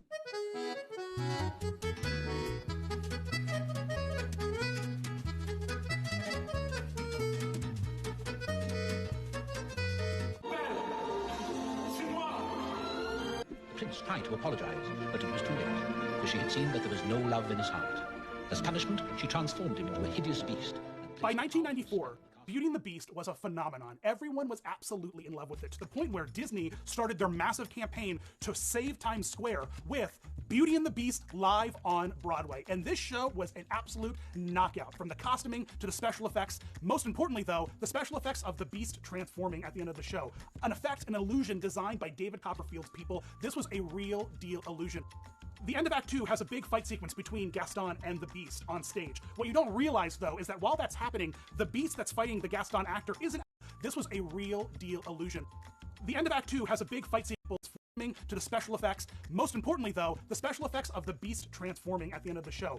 An effect, an illusion designed by David Copperfield's people. This was a real deal illusion. The end of Act 2 has a big fight sequence between Gaston and the Beast on stage. What you don't realize, though, is that while that's happening, the Beast that's fighting the Gaston actor isn't actually the Beast that we've been familiar with during the entire show. It's a body double. The real Beast, the actor playing the prince, now dressed as a tattered prince, wearing a Halloween Beast mask and Halloween Beast gloves, has been rigged up to a special levitating woman-type magic trick device, which is nothing more than just a pneumatic forklift pin that attaches into a harness that he's wearing and lifts him up, and he begins to rotate over and over and over again. And at the time, the lighting, revolutionary, controlled, color changing, location changing, pattern changing, they invested so much money into the technology and the lighting effects, things that just weren't even available to other theaters at the time, to bathe the Beast, transforming in unbelievable colors and textures. And in a pivotal moment, the actor throws his Halloween mask and gloves off, and he throws the cape off, and it's human man Beast, and he lands on the ground. And the Beast has this wonderful moment where he's like, look into my eyes. Don't you recognize the man within the Beast who stands before you? Well, look into my eyes. Well, don't you recognize the Beast within the man who's here before you? Beauty and the Beast on Broadway, massive smash. Just as big of a smash as it was, it's the original picture. And soon, Americans were just like, all they wanted was Beauty and the Beast, and Disney was happy to give it to them. And interestingly enough, what Americans also loved in the 1990s, ice skating. And so, in 1996, we get this ABC Ice Skating Spectacular, featuring all of the live voice actors from the movie singing all of the songs from the musical. Vertical integration, baby, that's where that's at. And so what we get is this interpretive ice dance celebration of Beauty and the Beast. And throughout most of the numbers, the Beast is represented as this, just this wild man. And we get some really iconic voice acting moments here with the Beast. I mean, this guy really knows how to sell it. If only I'd come sooner. No, maybe it's better this way. No, don't talk like that. Everything will be fine. No, babe. No, shh. No. But once we reach the pivotal moment in the ice skating spectacular for the Beast transformation, which lasts the full orchestration of the movie, mind you, I really only have 2 words for you folks. Strobes and spins. Strobes and spins. Strobes and spins. Strobes and spins. Strobes and spins, it's strobes and spins. And then the climactic moment where the Beast transforms from this caveman in a satin shirt to a prepubescent European blonde boy. I don't know what is going on with this special. I don't know what is happening. Who is this kid? Why is he 15 years younger than the woman playing Belle in ice skates? If America wasn't fully obsessed with Beauty and the Beast on ice skates, Disney releases Disney's on Ice presents Beauty and the Beast. And back choreography is it's back. It's back. There's really not much for me to say here about Beauty and the Beast on Ice. The effect, the storytelling, the set pieces that they use for Disney on Ice change. But the Beast gets stabbed, sometimes very violently, by the ice skater playing Gaston, and then he whimpers up off stage in the shadows and the dry ice as Gaston and Belle are doing spins or whatever. And then he sneakily sneaks back in while Gaston is being exploded on top of sometimes the Disneyland castle. I mean, yikes. But and then the climactic moment is just more back choreography. Just like they break all the rules of doing any kind of acting on stage. The Beast does lots of this, and you know what? The customers, they let you know he's still a Beast because there's a tail still on that robe he's wearing. And then, you know, it's just like someone just rips the cape off the guy and he does another wha-bam! You know, he does another boom! You know, there's just lots of like, I'm the prince now! And everyone's just like, yes, you are.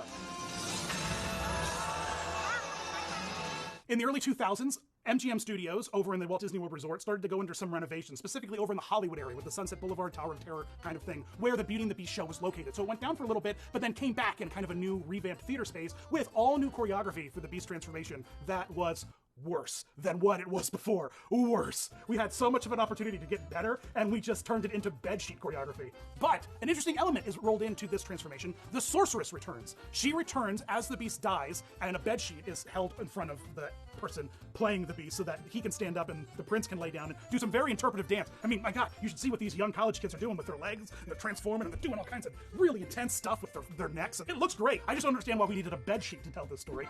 Girl, it's me. But I like the idea of the Enchantress coming back, the sorceress, whatever she is, and using her magic to kind of be like, all right, everyone learned their lessons, let's clean this up a little bit. You know what I mean? It's like, thanks, Enchantress, for wrapping it up. But we're going to see elements of the Enchantress magic returning for the Beast transformation moving forward. It's almost like someone in Disney, like, creative had this idea and they really wanted to use it as much as possible. In Disneyland in 2013, in Fantasyland Fair, what can only be explained as a Renaissance festival Shakespearean actor troupe with very basic props, we're retelling tales like Beauty and the Beast with, a really beautiful Lumiere puppet, which really, really sells the entire show, I've got to say. But then otherwise, it's a lot of very simple props. You know, like, the Rose is just some woman with, like, a glove on, you know, whatever that's about, and she's doing interpretive Rose glove dancing. But I really love the transformation in this, because it is very much improv-y, you know, like live theater kind of solutions, where it's just dry ice and a lot of just ensemble members just distracting you a little bit during the long break of orchestration. And then the Beast transforms into what I can only describe to you as the king of medieval times. As soon as he transformed, I started looking around. I was like, oh my God, does anyone want to eat roasted chicken and potatoes with your fingers? In 2017, not to be outdone by the run of live-action readaptations of classic animated pictures, Emma Watson and what's this guy's name? Steve Guy? Dan Stevens, oh my god, he has my name, I forgot it. Dan Stevens, Emma Watson and Dan Stevens team up to give you what they gave you. And this is what's interesting though about this Beast transformation in particular is the Enchantress's involvement, because she's in the entire movie, as you guys remember, but also in the original movie, the furniture, Lumiere, Cogsworth, everybody, they watch in horror as the Beast dies, but they're still kind of, you know, moving and grooving. In the movie though, the Beast dies, and we then have a full montage of everyone else dying, which really drives home the stakes of, you know, Emma Watson's love for Dan Stevens' gray potato suit that he was wearing. I mean, this whole movie was just shot on a green screen. Emma Watson, I don't even think she met anybody during the entire filming. She was just there with the director. So the Enchantress returns and she's like, hey, everyone learn their lesson. And she just starts throwing magic at everybody to turn it back, and she saves them all. And, you know, she saves the day. Everyone turns back into, you know, the things. It's great. It's great. It's really, it's great. It's fine. It's fine. It's fine. It's fine. It's fine. It's fine. It's fine. It's fine. Everything's fine. Everything's fine. In the same year that the live-action adaptation of the animated movie drops in theaters, over on the oceans, a live-action stage adaptation of the live-action movie of the original animated masterpiece was presented in this 60-minute long thing, and holy smokes, the puppetry in this thing, look at these things. Holy crap, these are really, really, really cool. And word on the street now is that Beauty and the Beast is about to be revived on Broadway, at least before the whole coronavirus thing. And what I'm seeing here in this live-action movie adaptation is some really, really great advancements in the technology and what we're doing with the Beast transformation with live stage. I'm actually really, really stoked to see what could possibly happen with a Beast transformation on Broadway now, because what we're seeing here is a little bit about what happened to Elsa when she transforms on Broadway. The magic is no longer in the control of the actor, the magic happens to the actor, and that's really a kind of beautiful moment that happens here in this show. Of course, we have a moment where the Beast dies, and then all of the Cogsworth, Lumiere, you know, they all kind of lose their life. But as they descend into the stage in this beautiful tableau, then we're presented with the Beast lying on stage in some really fun magic. He's lifted up, kind of in a similar way that he was done on Broadway, but different in every way, because he doesn't really spin. And the stage is very tactfully lit in a sharp line of light, and he is hovering in that line, so that when he moves anything back just half a foot, he disappears into darkness. And so with that in mind, as he's hovering there and the magic is happening, he's kind of doing this, he's reaching back and someone behind him is pulling off his glove. Again, kind of really honoring the original animation. And then he throws his foot back into the darkness and pulls out a foot. It's like the hokey pokey. It's actually kind of ridiculous now that I'm thinking about it.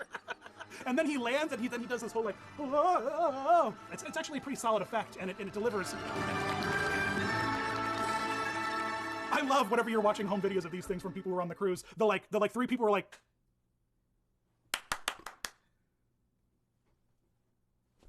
no. This gives me hope for whatever might come to Broadway maybe one day, being pretty spectacular and a step up from what we saw before. Last but not least, in truly the most magnificent presentation that I might have ever seen Disney do something, we have the Tokyo Disneyland Resort Beauty and the Beast ride. And holy smokes, guys, this transformation is wild. Using a little bit of technology that you're familiar with from the Haunted Mansion, the Pepper's Ghost effect, we enter into a scene with Belle crying over a beast, a large beast, there on this big balcony, dead. And very quickly we see the beast raise, spin, and then before our very eyes, turn into a man. It's wild. It's absolutely wild. Now, if you really pay attention to the recordings, all the many home recordings of this effect at home, you'll start to pay attention to that. About 2 steps down from the balcony that they're on, the light really stops. It doesn't really emit about 2 steps down. And that's because there's a giant plate of glass in front of this entire scene. And on stage left of the Belle animatronic and on stage right of the Belle animatronic are the Pepper Ghost animatronics of Beastie, Cocoon Beastie Boy, and Fresh Nostrily Beastie Boy. And so Belle is technically alone on stage the entire time. And what we're getting is this Pepper's illusion ghost of these things being thrown in there. It sells beautifully. I can't wait for the world to open back up again so I can go ride it. There you go, folks. That was the full evolution of the Beast, seen across stage, ride, ice. All kinds of wild stuff has happened to the Beast. Let me know in the comments below if you have witnessed any of these Beast transformations, which ones were your favorites. I always say this, and I think it's important. Every Beast transformation that we just saw, no matter what it was and how weird and strange it was, served the purpose for the space it was in. Don't forget, you guys can find me on Facebook, Twitter, Instagram, and Patreon, which is loaded full of all kinds of fun bonus content from the videos that we do, as well as previews of the videos that you can see before anyone else does. So make sure you check it out and check me out and say hello in all those places. And as always, guys, thanks for watching. You rock. And stay out of the West Wing. It is forbidden.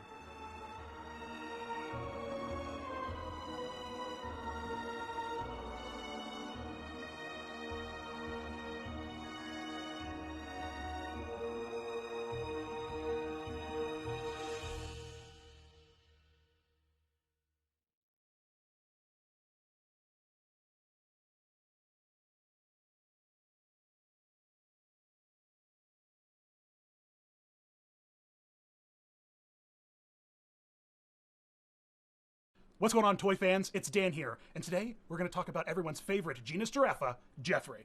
That's right, it's time to take a look at the evolution of Toys R Us's Jeffrey the Giraffe, because I don't want to grow up. I'm a Toys R Us kid. They got a million toys at Toys R Us that I can play with. From bikes to trains to video games, everyone knows that part, right?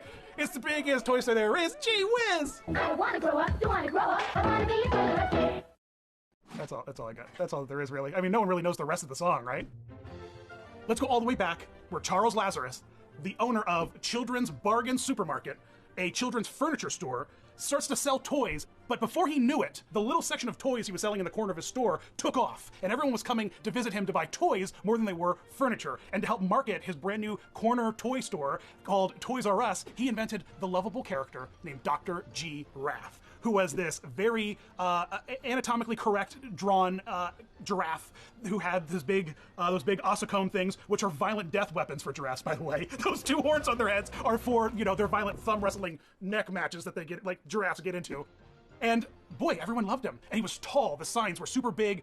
The giraffe was everywhere, and he was in print, marketing nonstop through the 60s, and the nation kind of started associating Jeffrey with toys, because every day in the paper, there'd be another ad for more toys saying to everybody, not only do they sell toys here at the supermarket, but Toys R Us. That's right, the name of the store was an original quote from Jeffrey himself. Toys R Us, before you knew it, was off and running, and by the early 70s, Charles Lazarus reinvented the entire idea of what the toy store could be.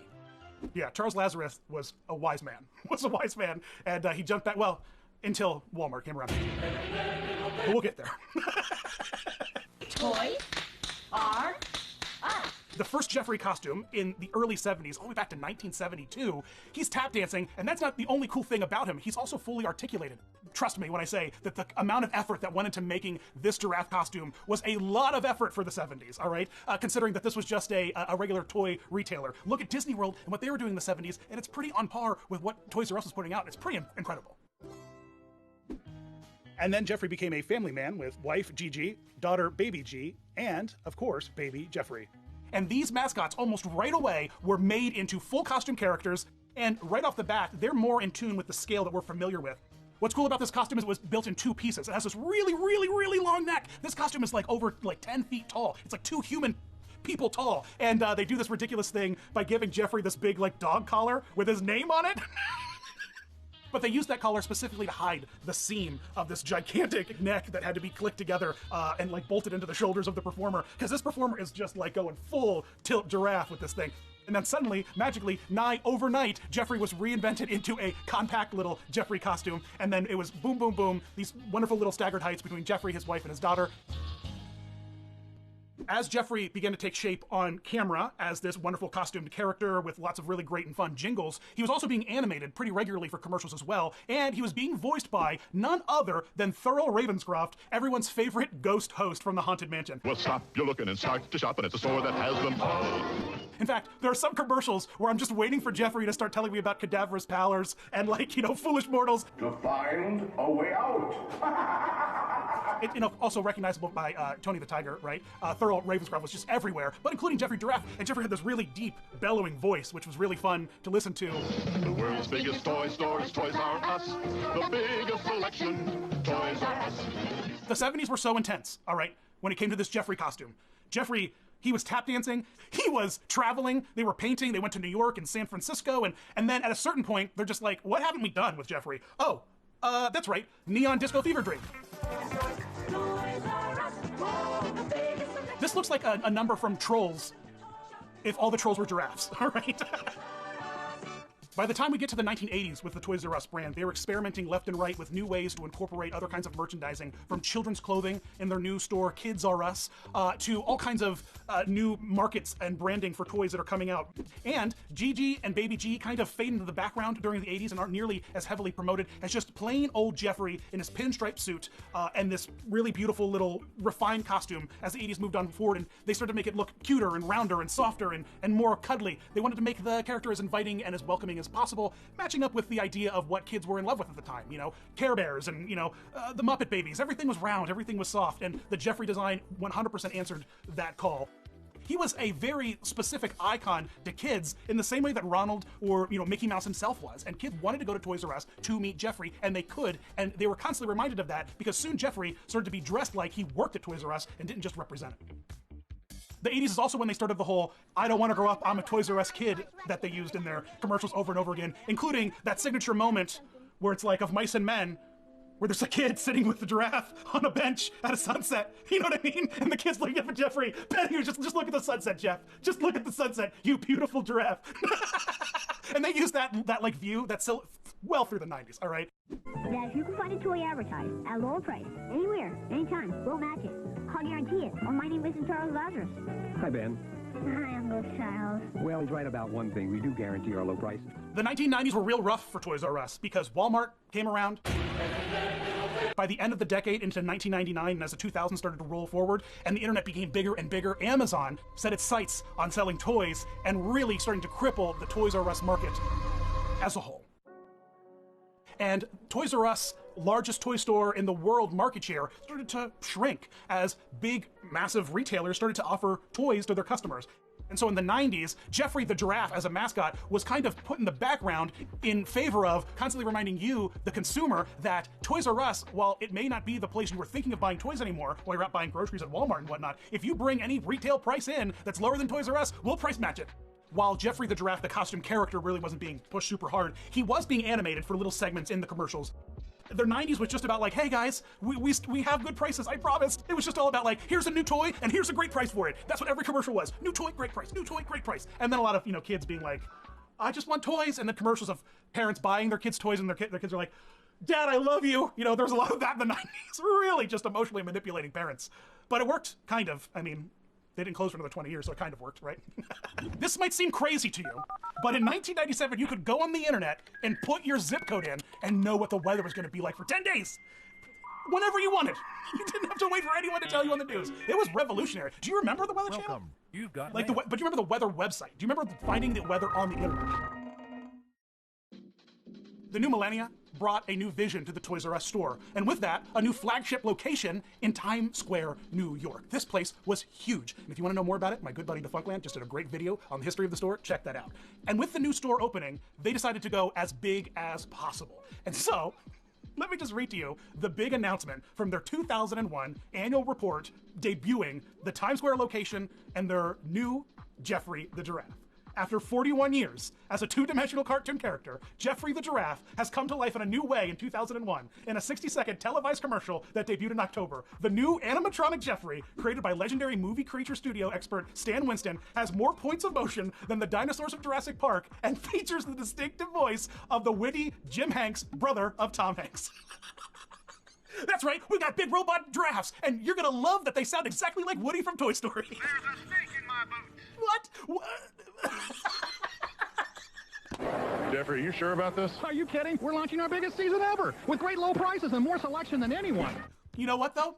I've got to say that the giraffe animatronic that they built, the special effects rig that was indeed more complicated than the Jurassic Park T-Rex, didn't look half bad in the commercials. And the storytelling devices they started to use surrounding this realistic giraffe was really, really fun because he was in the store all the time, interacting with both guests and store associates, stocking the shelves, celebrating sales, talking about, you know, what new releases are coming and holiday events. It was really a fun, witty, new kind of idea with Jeffrey, because previously Jeffrey just been very informative. He's like, come on down and check out everything, and don't forget that there's 99 happy haunts. You know, there's a lot of that. But now Jeffrey's like, hey guys, here you're looking for toys. Good luck. You know, there's a lot of that. It was just like, No problem. Bike shop, Imaginarium, preschool learning right behind you, and look for X-Men in the R zone, but you better get there ASAP. No, you're cute. No matter what you're looking for, chances are we've got it.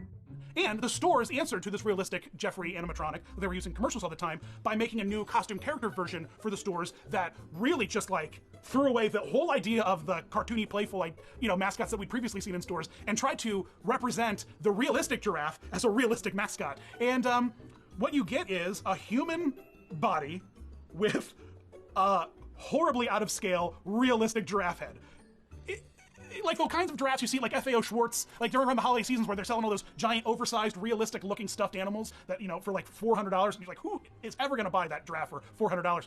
That's exactly what this looks like. It's too realistic. It's almost like, what if I could just go to a zoo? I could just go to a zoo and see a giraffe like this. There's nothing really that playful about it, because all the playfulness of the Jeffrey the Giraffe in the commercials came from the wittiness of that Tom Hanks familiar Woody-sounding voice. It was fun. He was interesting. He was engaging. And all that personality was lost once you got into the store and could meet the giraffe. As the 2000s rolled forward, in 2007, Toys R Us faced a leveraged buyout. A bunch of big investment firms came in, bought up a bunch of their stocks, and before you knew it, Toys R Us had a new owner. And with that came a lot of debt and a new Jeffrey. And they matched the design and the kind of iconic look of Jeffrey to the idea of modern animation. We talked about how they did this in the 80s, refreshing Jeffrey occasionally to make him look more kinder and more playful, like we saw in, say, the Care Bears or, Mickey Mouse. But now, Jeffrey is matching the animation styles we're seeing on things like Cartoon Network and Nickelodeon. It's all flat, cel-shaded stuff. His Jeffrey giraffe spots have been replaced with bright, colorful stars. He's got a big, iconic yellow belly. His murder horns have been turned into playful joysticks on the tops of his heads. He's a very fun, cartoony character, and he's rendered as a flat, static 2D animation. He's also done in a 3D style where he's on like Santa's sleigh and he's like going through he's done that way. And then he also has a representation in the stores as a new mascot character. And the mascot looks pretty good, actually. It's super inviting and it has a ton of personality built into the costume, unlike the 2001 realistic giraffe. Now kids are going there and seeing it and they're just excited. Now it's a fun, friendly, cartoony, silly giraffe. And that was the final kind of nail in the coffin in terms of Jeffrey's costume. It was nigh 10 years later that the Toys R Us as a whole was closing down entirely and disappearing from the face of the earth. But this costume was around long enough to really have made its way into most of the Toys R Us locations before they closed. In fact, there are sad videos on the internet of 2001 realistic Jeffrey and like cartoony 2007 Jeffrey just wandering around closing Toys R Us stores. It's so sad to watch. They're like it's like a depressing toy zoo enclosure. What makes me laugh, though, is the idea of the two employees that were in those costumes. It's like, 30 years ago, if you're like, where did you work when you were growing up? It's like, oh, I worked at Toys R Us. Oh, really? Man, I remember going there. It's like, yeah, I was there for the last 10 minutes. They were open. You were? What were you doing? I was inside a giraffe, being real sad. Toys R Us was a unique place all to its own, and Walmart and Amazon and Target, these places might have killed off the idea of the toy store, but they don't replace the toy store. Toys R Us was a place you could go and play with toys before taking them home. You could interact with the Thomas the Tank Engines and Barbie Dream Houses. You could ride the bikes around the stores. You could actually play, and it was encouraged because that was the big sales device. Bring your kids here to kind of run around and play, and then hopefully they'll fall in love with the toy and you'll buy it for them. Let me know if you ever got to meet Jeffrey the Giraffe in any of your local toy stores growing up over the past 30, 40 years that he's been making his casual appearances. So let me know in the comments below on Twitter, Facebook, Instagram, Patreon. I really love hearing from you guys. I love seeing the pictures of the costume characters that I review that you guys got to meet. I love to hear the stories about the ways that you interacted with these characters. So please let me know. I want to just take in all of your magic. Thanks for watching, guys. As always, you rock.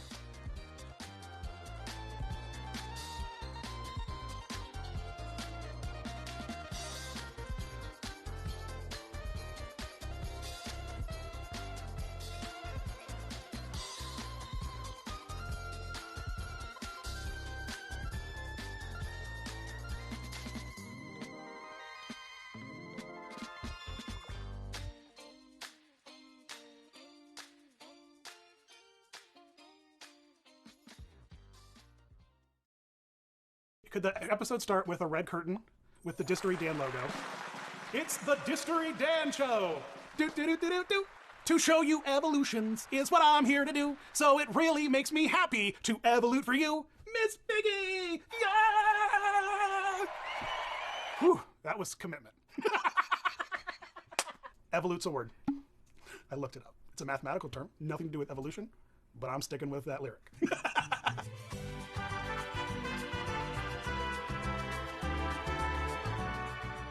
From Piggy's inception, she was a diva. 100%, in this beautiful gown, beautiful hair, beautiful eye makeup. But Piggy then was known as Piggy Lee and was first played by Jerry Nelson.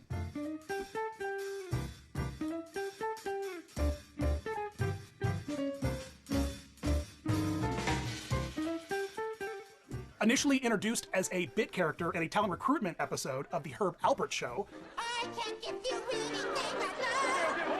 Piggy Lee was somewhat of a joke and an homage to the singer Peggy Lee, who Bonnie Erickson, original creator and designer of Miss Piggy, was a big fan of. Unfortunately, Peggy Lee wasn't fond of the Muppets and at one point even threatened to sue. You can tell that she was kind of an ensemble player and whatnot because Piggy would make continued appearances and would be altered occasionally with new eyes, new bodies, new costumes, different hair, different accessories to play different characters depending on what Jim needed for a certain performance. You can see Piggy as Piggy Lee in a segment of Muppets Sex and Violence with a new set of eyes that usually people make when they hear that the Muppets first starred in a special called Muppets Sex and Violence. But it wasn't until the Muppets got their beloved ongoing show that Miss Piggy began to develop her own unique personality. The original construction of Miss Piggy is interesting to take note here because she's a hand-carved foam puppet that's then skinned in Antron fleece. And this is how Miss Piggy and most of the pigs were constructed early on in The Muppet Show. As the character moves and talks, the skin, the fleece of the puppet, can wrinkle and move very strangely, and it's kind of unsettling. Miss Piggy early on is hard to look at in certain scenes. She still has that bright, beautiful personality, but she is kind of like wrinkly and mangy looking, specifically in that first season of The Muppet Show. Do you prefer Shakespeare to Bacon? She was played by multiple performers. Richard Hunt, that would play her occasionally. But it wasn't until Frank Oz kind of introduced a little bit of sassy violence and hi-ya-ness to Miss Piggy, specifically after the Kermit the Frog infamous Tattooed Lady performance, that really set the tone as Miss Piggy being Frank's character. Have you met my left fist? It was season 2 of The Muppet Show, though, that really, boom, sent Piggy skyrocketing to stardom. And she got a new puppet in the second season that kind of refined the look a little more, with a different snout that made it a little bit more dynamic for Frank, who used to put a lot of emotion in the use of that snout. Her eyes were glammed up, made a little bit bigger. Her hair, her ears went from these kind of flat, curly Doritos into these thick, crispy pork rinds. It was a really, really great upgrade to the character. Some jewelry, some different gloves. She really started to glam it up, but as her fame started to skyrocket, so too did her wardrobe. She was a regular character on things like Pigs in Space and the veterinary hospital skits, but she also then started to be used alongside diva galore, doing performances with Elton John or Ethel Merman, really celebrating the character and putting her in all different kinds of truly unique outfits through the run of The Muppet Show. The late 70s were wild for Miss Piggy. All right, she started writing books, making guest show appearances. She started Miss Piggy exploded as this cultural icon. And what you'll soon see is that Miss Piggy is this fashion diva, right? And everything about her will continue to evolve as fashion itself evolves. She's a parody. She's a comment on the idea of fashion and how we perceive it in the media. And as that glamour lifestyle and our opinion of it continues to evolve, so too does Miss Piggy's. With the introduction of the Muppets' first movie in 1979, The Muppet Movie, Miss Piggy got a true and full makeover. This year's Miss Bogan County, Miss Piggy! Previously, as I mentioned, made out of a hand-carved foam construction, Miss Piggy was, for the first time, instead of carved, thrown in latex foam, giving her a picturesque, smooth skin. She was finished in a new, unique way to puppet finishing at the time called flocking. Miss Piggy isn't, of course, the only one to use it. Lots and lots of characters use it. It takes hypercharged fibers using static electricity and shoots them onto a surface that's been prepped with a certain kind of glue. And when you do that in the right way, it turns into this very realistic, almost like peach fuzzy, natural hair look that you have when you have skin covered with very, very fine hair. It's truly remarkable, this kind of finish technique, and it changed the way Piggy would look forever. Now she is a cast foam sculpted head, similar to how this puppet is right here, right now. It's just a flat surface that was then covered with that really fine particulate, giving her that iconic look. And right around then, about halfway through season 3 of The Muppet Show, the foam cast Piggy was introduced into The Muppet Show, and from here on out, Miss Piggy kind of gets her iconic silhouette and style. This is the Piggy that we kind of become familiar with. It was the Muppet Movie that really took the main characters like Gonzo, Fozzie, Kermit, Piggy, and refined the puppet into that really polished look that we are now familiar with to this day. My name is Miss Piggy, and I would like to be a high-fashion model. The second Muppet Movie really continued to refine the idea of Miss Piggy's look. And again, all of these movies really do. Every time she makes an appearance and the character is kind of played with, her eyes, her hair, her ears, things get tweaked and played with very often. And usually it's to accompany whatever ridiculous outfit she's wearing. And if you remember, Miss Piggy does a lot of stuff in the Muppet Caper. She swims, she rides motorcycles, she jumps through windows. I don't know about you guys, but for me, when I see a real Miss Piggy, i.e. like a 2-scale piggy costume on a person who, to scale, it's so unsettling. It's, ooh, those are some petrifying puppets, I'll tell you what.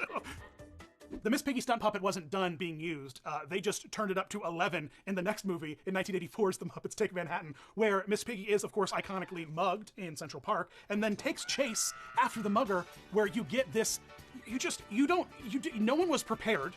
I don't know, how did parents explain that to children? Like, Mommy, what is that? That's a pig on skates, honey. That's a pig on skates. And if I ever saw a Miss Piggy on skates coming at me at high speed, it would be one of the truly most terrifying things I'd ever encounter in my life. She's just so tiny and so thick and so aggressive. You know what I mean? You gotta watch out for a pig on skates. You've gotta watch out for a pig on skates. Of course, Muppets Take Manhattan is the birthplace of the Muppet Babies, but I'm not gonna dig too deep into the Muppet Babies yet. Before that, of course, I have to talk about the first time the Muppets went on tour. 1984, The Muppet Show went on tour across America with The Muppet Show Live. It was incredible, truly. And with that, we got full-bodied costume characters of your favorite tiny Muppets, and none of them really work. Just, if you haven't watched The Evolution of Kermit, the costume isn't really great. All of these characters have articulated heads in that, they're lip syncing along with the track, and it works for most of the characters. Fozzie, Kermit, anyone that have big flappy mouths. But Piggy, by having this giant snout thing on this articulated costumed head, and so the mechanic really struggles to make the mouth kind of work. The Muppet Show on tour lasted for, believe it or not, 3 years. It kept being revived, and each year it came back, much like, Disney on Ice. New numbers were introduced, including Miss Piggy in the second and third tour being referenced as a Madonna-type character, except her name is Muy Donna. Because she's... Never mind. After the Muppet Show on tour ended in 1986, they kept it running. They just changed the age of the characters, where the Muppet Babies, now capitalizing on the ever-popular cartoon show that we saw first featured in Muppets Take Manhattan all the way back. Man, Baby Piggy is super cute, isn't she? And she's super cute when she's animated. She's super cute when she's animated in 3D, like we see her now as the Muppet Baby. But as a live, big, walk-around, terrifying baby? No, I don't need that. I don't need any of that. Here's, though, the thing. With Muppet Babies, they do translate into costume characters better than the Muppets do, in that they're all tiny and fat. You know what I mean? Like, that's the aesthetic. It's like, how do we translate the Muppets into children? Just make them short and fat. And that's what they did. And because of that, they have more realistic proportions that can be translated into these big, dopey, costumes. Because, did you see how long Kermit's fingers were in that last segment? No, thank you. No, thank you. Leave it to Disney to step in and save the day. Because in 1990, as Jim Henson was negotiating the takeover of the Muppets by the Disney company, they partnered to make a lot of great stuff happen in the parks, including Muppet Vision 3D, which, fun fact, if you watch carefully, during the number where Miss Piggy is by the waterside with Bean Bunny, when Miss Piggy picks up the water ski thing and gets zipped off, you'll notice that because they had to do multiple takes and they couldn't risk the puppet being damaged, the head is rigged to detach. And so when Miss Piggy gets pulled forward by the jet ski, her head flies backwards. You'll never be able to not see it now that I told you. But separate from the Muppet Vision 3D, there was also a live Muppet Show in the park called Here Come the Muppets. And they fixed all of the problems with the Piggy articulation. And the character delivers probably some of the best out of all of the characters being made into live, big-bodied costume characters. Here Come the Muppets ran for about a year in the space that we now know as Voyage of the Little Mermaid. And after that closed, after a couple months, they didn't stop performing. They wrote an entirely new show that moved them over outside of the Muppet Vision Theater called Muppets on Location, Swines and Roses, which was this Broadway send-off featuring all kinds of Broadway numbers with Miss Piggy as the star. And you kind of could watch the Muppets shoot on location and film a thing and all those hijinks that ensue. But Miss Piggy is full glam and she looks good. There's this picture of Miss Piggy with Brian Henson and Michael Eisner, arm in arm. My God, look at her. Glamour. The 90s really brought Miss Piggy into the modern era of fashion diva, and she first got that iconic new haircut look that she sported in the 90s with that short kind of bob in a 1989 National Wildlife Preserve PSA, who better to speak for nature than pigs and frogs and stuff, you know? So, I mean, great partnership. And in this, she has this really great short bob and she looks really good. And this is the hairstyle that we kind of see now start to be the common hair look that she has throughout the 90s. Of course, with one minor exception, which was the 1989 Disney Christmas special, which looked like whatever box that she was shipped in to be featured into this thing was sat on by Sweetums, because she is like, she's like, not normal. She's a little bit of like a sleep paralysis demon piggy in this. She's like, this is the piggy that when I wake up in the middle of the night and I can't move and I look at my feet, I see this pig staring back at me. Yikes. Her head shape, though, will continue to hold its unique round apple-like shape. She was very sleek and streamlined as a character, and by the time we see her in Muppets from Space in 1999, she is a true businesswoman pig. The 2000s brought a lot of changes for Miss Piggy, specifically with her voice, with Eric Jacobson replacing Frank Oz, and a lot of direct-to-video Muppet specials were made at the time. Muppets Letters to Santa, and, you know, the Muppet Christmas special with Whoopi Goldberg left and right, including, though, a new movie where the Muppets take on the Wizard of Oz.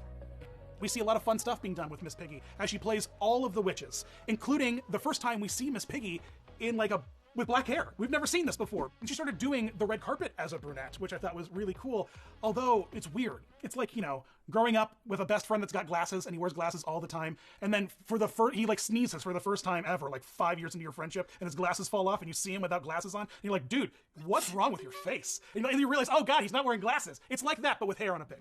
Into the 2010s, the Muppets come back, of course, with the Muppet movie and Muppets Most Wanted, and they lead the charge on a volunteering campaign for Walt Disney World that would get you a day in the park for volunteering your efforts to help mankind. And in the parks to celebrate this event, they had a special parade that featured an oversized piggy and an oversized Kermit puppet that could read very well from parades, because if they were the regular size, they'd look a little bit too small.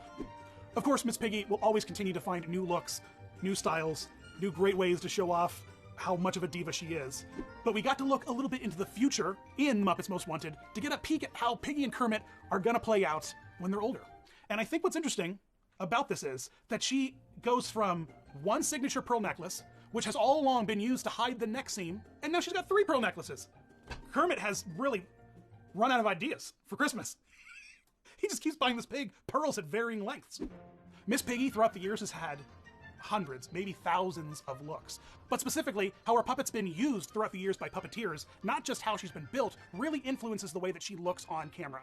A puppeteer like Frank Oz, who could be doing a lot of nose work that brings the nose down, giving the pig a lot of aggression, compared to a Eric Jacobson piggy that's very proper and diva-like and has a lot of high nose work. And that kind of variance in performance truly influence how her face is being perceived.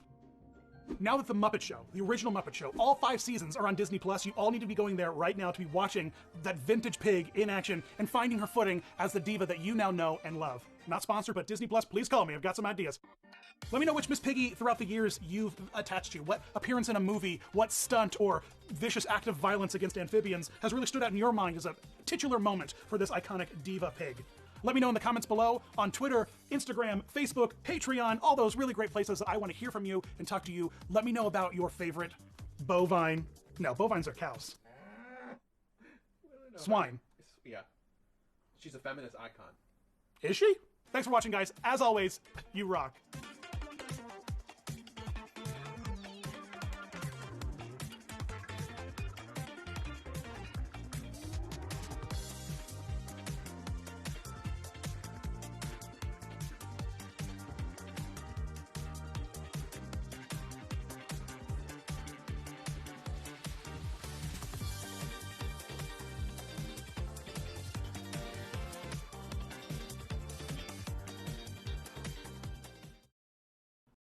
I think it's the video has to start like, do you want to do an Anna evolution? Go away, Anna. Okay, bye. What's going on, Disney fans? It's Dan here. We've done an Olaf. We've done an Elsa. I think it's time now to take a close-up look at Arendelle's one true princess and queen, depending on which Frozen movie you're watching. Let's take a look at the evolution of Anna's costumes in and out of theme parks over the past. Frozen came out 8 years ago, guys. 9 years ago? And while the country loved Elsa and was singing her Let It Go song left and right, it was really Anna who was the workhorse of this movie, all right? She was holding the plot together. She was making it happen. She had some strong wardrobe choices. We're about to take a look at all of those.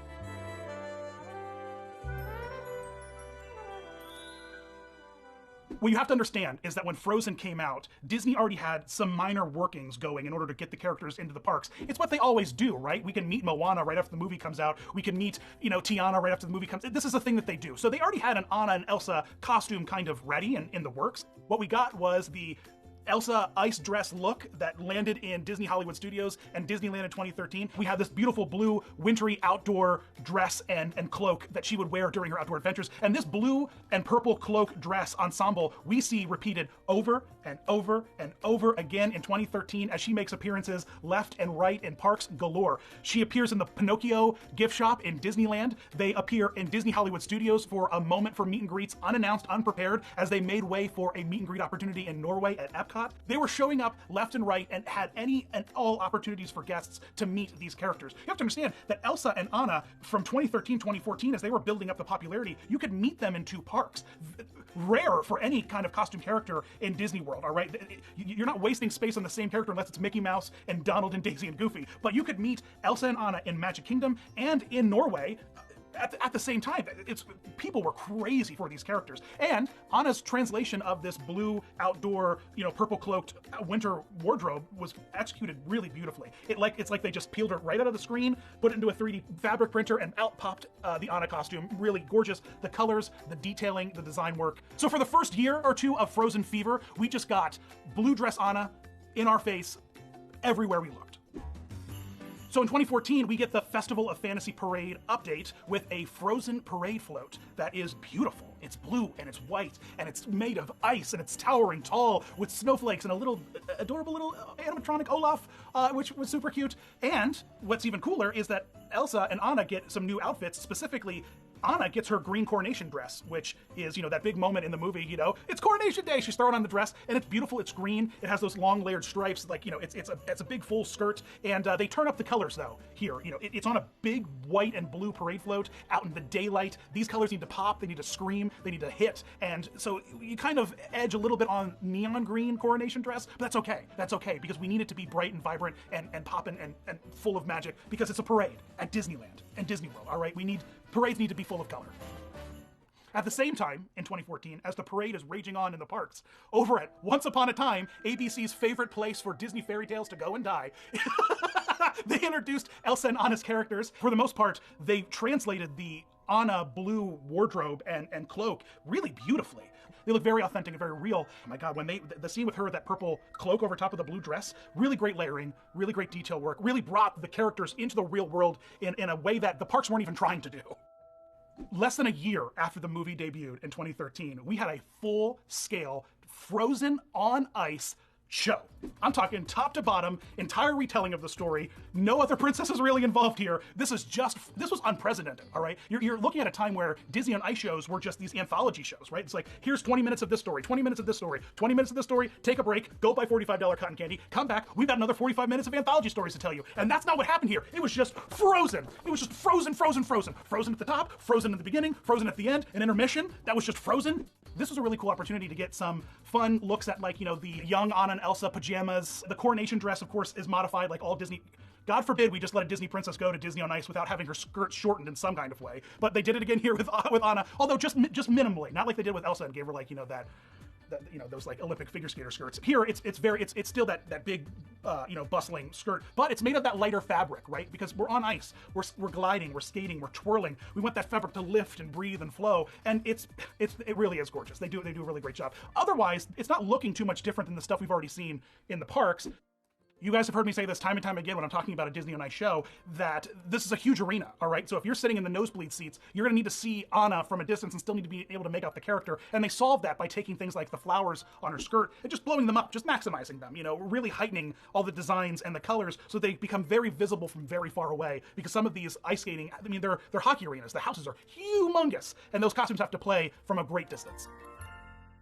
2013, the movie comes out. 2014, we get a full Disney on Ice show. And in 2015, not mere months later, Frozen is on the cruise ships, rocking and rolling in an enchanted classic on the Disney Magic.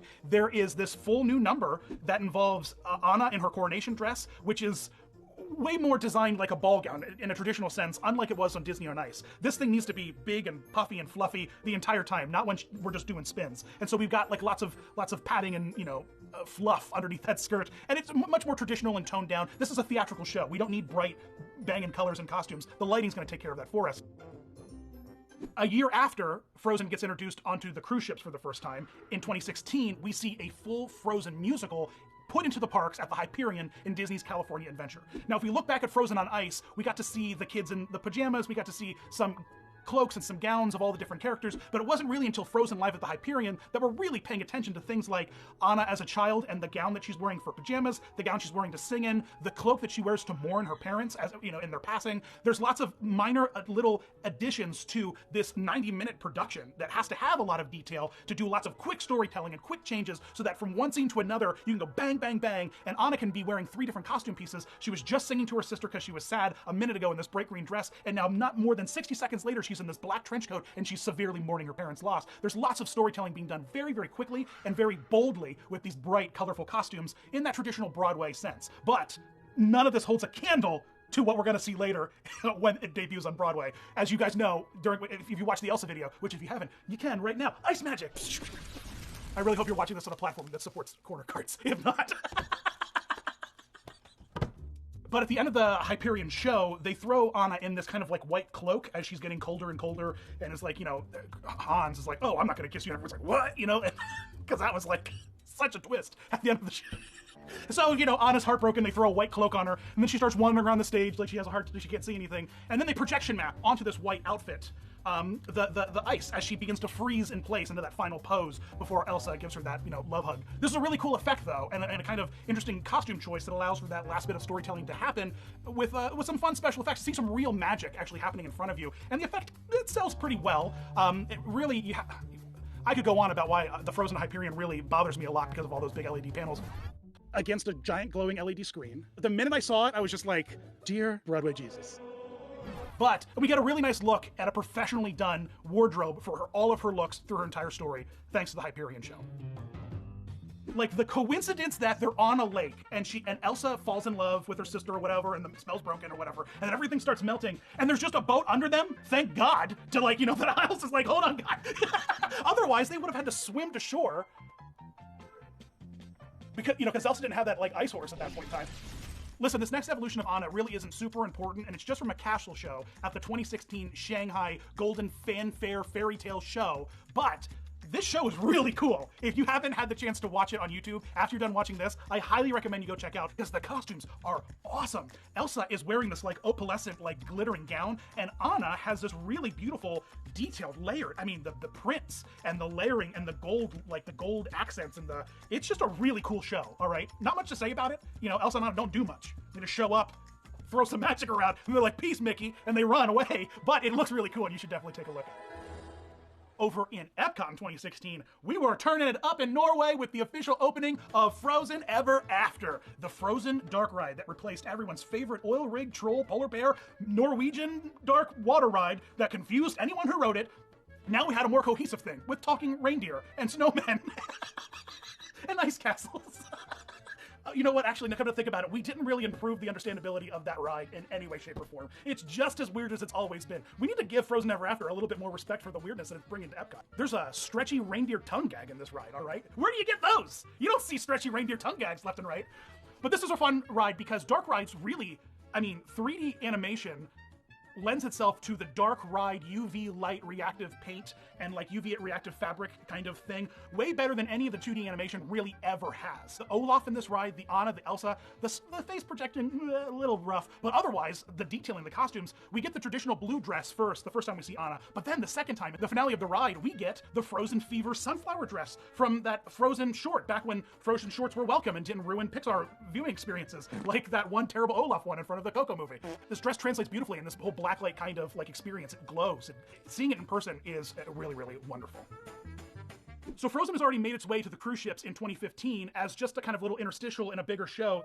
But now in 2016, Frozen gets its own show specifically designed for the theater experience in a cruise ship, and that is Frozen, a musical spectacular on the Magic and Fantasy. So this is just a baby version of the Hyperion show that we saw in Disney's California Adventure. They take a lot of the costumes, a lot of the effects, and they're just shrinking them down a little bit. They're tightening up some things, cutting out some ancillary, songs and numbers and bits to really tighten the whole experience to the most cohesive set pieces and costume pieces, everything they could just get on the cruise ship and make it the best story they can tell. But a really cool thing happens here with this is that because of the reduction in cast, they do puppets for young Anna and Elsa. And the costumes that they build for these puppets are really, really beautiful. You know how much I love some puppets and some stuff, and some puppets were in these stuffs, and Igons loves it.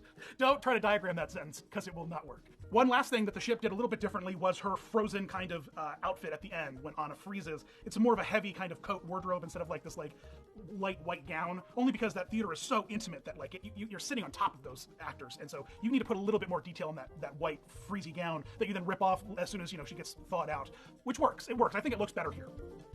So around the same time that we're seeing all of these kind of costume evolutions happen, from the Hyperion to the ship to Shanghai, behind the scenes in development has been a full-scale New York City Broadway Frozen musical that has been ramped up and previews, and then finally rolls out in 2018 to open in New York City on Broadway, and it is wonderful. It is really, really wonderful. They elevate the entire story of Frozen in a way that a cartoon just cannot do, and really deliver the message to a wider audience that's not just children, but also families and the adult kind of Broadway theater crowd. And the costumes here are translated, similar in the same way that we kind of saw them translated for the Hyperion from the movie, but they're really injecting some tradition in this, right? They're putting some real Norwegian lore and some real history into the show and the production and the design, and it really kind of, it shows. Specifically with Anna's blue dress, the entire kind of chest plate and detailing on the dress is completely reworked and changed to be something that when you're sitting in a theater and looking at it in person, you're like, oh, that looks like it was made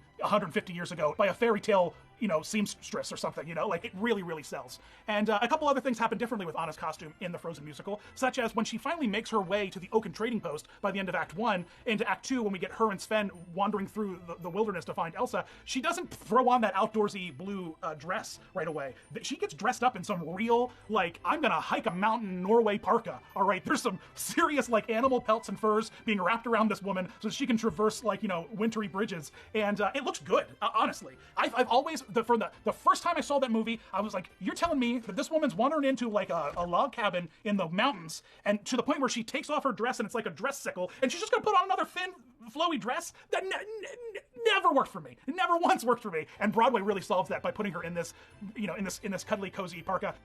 And they do other things. Anna's coronation dress is really toned down and refined in a beautiful, traditional, kind of practical sense. You could wear this to a ball gown if you needed to, not like the costumes that you were going to see on the parade floats and stuff like that. They really ground a lot of the story and heighten it in a way that Disney just couldn't do with the cartoon. I really, really love Frozen on Broadway. They really... I walked away with a $65 water bottle. That's how much I love this show. Do you understand? Over in Tokyo, It's a Small World has really turned it up in a way similar to how Disneyland kind of does, with putting some IP characters into the ride. And in Tokyo's It's a Small World in 2018, Anna and Elsa, along with Frozen, Olaf, and but they got put into the ride as those little dolls. You know how the parade guys are always doing this? Those dolls just always do this. So we got to see Elsa and Anna, and I really like that. I think that we should be doing that for all It's a Small Worlds. That's the flag. I'm gonna put my flag in that. How does Disney follow up on a $1 billion smash success? You make another $1 billion smash success, but this time you add a flaming lizard. Frozen 2, 2019. It was really, really good, actually. I was really blown away by Frozen 2. And we get, just like in the first movie, 2 new iconic Anna looks. These women love to have costume transformations that represent their character growth. And boy, oh boy, does that happen in this movie more so than it does in the first movie, all right? Because Anna has this really gorgeous, we drop that whole kind of blue color palette and we go deep into her purple cloak. And she has this beautiful purple cloak that she wears for a majority of the movie. And right when the movie drops, all the premieres and red carpet events and events in parks and left and right, this is the purple outfit that she's seen wearing right away. And there's a reason for this. Because if you haven't seen Frozen 2, spoilers, by the end of the movie, she's not a princess anymore. So they couldn't necessarily roll her out there looking like a queen right away like she is at the end of the flick. But when they first kind of rolled the characters out to kind of hype the movie before it came out, we were seeing Anna in this purple cloak and dark kind of outdoor wardrobe left and right. Now, after the movie drops, what we see happen in Disney World at places like the meet and greet in the Magic Kingdom and over in Norway, we get to see Queen Anna. And it's awesome, all right? Because the costume, I have to say, the costume design of Queen Anna encapsulates her entire journey from the beginning of Frozen 1 all the way through to the end of Frozen 2, including all the shorts. It really incorporates elements and small detailing from little parts of all of her costumes, from the coloring to the layering to some of the detail work, the gold work. It's a really sharp look. Much, much nicer, I think, than Elsa's. Elsa's what? Like an immortal snow god who lives in the North Pole? Is Elsa Santa? Wait, is Elsa Santa? Is that where that comes from? I'm gonna Google that. Because now she is, and how do you take that as a sister? How do you take that as to look at your sister and be like, oh, I guess I'm just a mortal being now that's gonna wither away and die, while you live forever as a god in the Arctic with your snow horse and your flaming lizard. Family, you know, what can I say? There's always one. There's always one in every family that's off moving to the North Pole and becoming immortal and stuff. So there you go. Anna's whole journey, start to finish, from this young girl knocking on the door of her sister looking to build a snowman to the queen of all of Arendelle. All right, she had quite a journey and some really great costumes to back it up. Thanks for watching, guys. Let me know if you guys have met Anna out there in the parks or in parades. What costumes have you seen? Have you seen them on ice? Have you seen the castle shows? What have been some of your favorite Anna looks? Let me know in the comments below, as well as suggestions for what other costume character evolutions and stories and myths and legends you would like me to explore. Let me know on Facebook, Twitter, Instagram, Patreon, Discord. Find all the links below. Thanks for watching, guys. As always, you rock. Love is an open door. Love is an open door. I got that one better than the first one.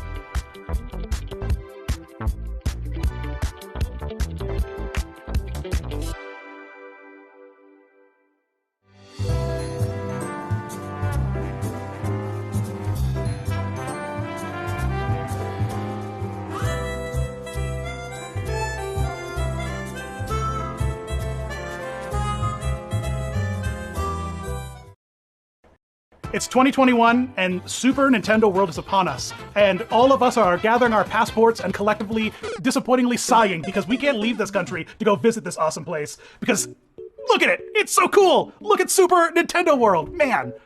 I can't believe how awesome this place is gonna be. It's true like games to life, because you get these wristbands and you can punch blocks and everything, and then the wristbands are amiibo you take home. So I mean, like, I can't wait to go. Honestly, I really can't wait to go. It looks like disgusting food. Mamma mia. Otherwise, it looks super cool. They're about to debut two of their most high-tech costume characters that Universal's maybe ever done before, save like The Secret Life of Pet Puppets, which are these really beautiful high-tech, you know, animatronic kind of hand-controlled rigs. Now we're about to get Universal diving into the articulated, voiced-over, interactive costume character meet and greet with Mario and Luigi at Super Mario World. And that got me excited, and it also got me wondering, what's been going on with Mario's costumes these past couple decades? Mario's been around for a while, right? I mean, 1983. I was born in 1987. Mario's older than me. So they've had to have some Mario appearances, right? And what kind of dangerous rabbit hole could that be? Well, it turns out it wasn't a rabbit hole. It was a slimy green pipe and was full of weird Marios. Let's go down it right now. What's going on, Mario fans? It's Dan here, and we're about to take a look at the evolution of the Mario costumes in and out of theme parks over the past 3 decades. Let's go. It's almost like Mario just followed the same lineage as Mickey when it came to costume characters, because he began as nothing more than a unitard with a mask on. It was just a thin set of overalls and then just like a hat mask thing, and and he looks a little bit more like the drummer from Chuck E. Cheese than he does a plumber, as seen here in 1986 at the Super Mario-a-thon with Jason Bateman, the Bateman children, here enjoying Mario. But it's just like it's a guy. It's like, hey, Mario here. I wonder if he talked. It'd be so great if he did. And then, only a few years later in 1989, to pivot to something so miraculous and so spectacular as a Mario Ice Capades out of nowhere, like a left hook. It got so epic that they televised this thing, all right? They made a Mario special full of celebrities at the time, including, I believe, Alyssa Milano, and the character designs of these things are really bad. These look like the costumes that you would see in Times Square. You know, Princess Peach looks like a character design from a Rick and Morty cartoon. Like, there is just the strangest lines, the oddest definition. King Koopa is just a dude. It's just a guy. What is it about interpreting Mario into another medium outside of a video game that just confuses Nintendo so much? This is so weird. And Mario and Luigi fly in. You know, Mario and Luigi's powers flying in. Luigi uses a gun to kill a Goomba. It's a Luigi bazooka. Then, just a year later in 1990, we have the Super Mario Brothers tournament in Seoul. I don't understand how half of these got approved. Where's Mario's body in this? Whoa! This poor boy is terrified. Mario ate the mushroom and it only worked on his head. And this little boy just ate a piece and he's super concerned. Whoa!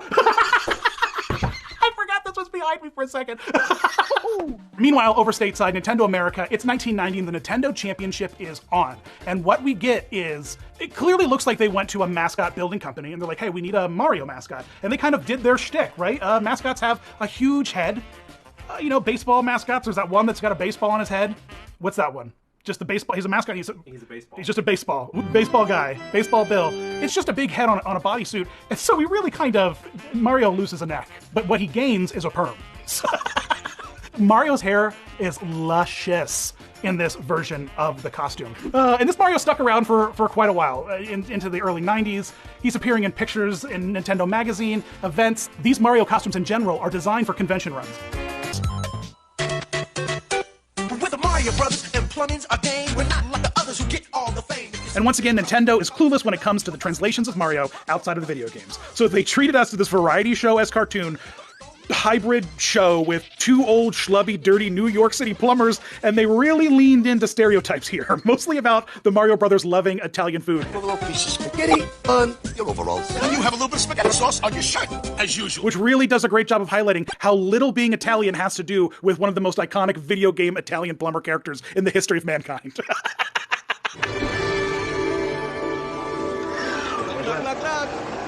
The Super Mario Brothers movie, man.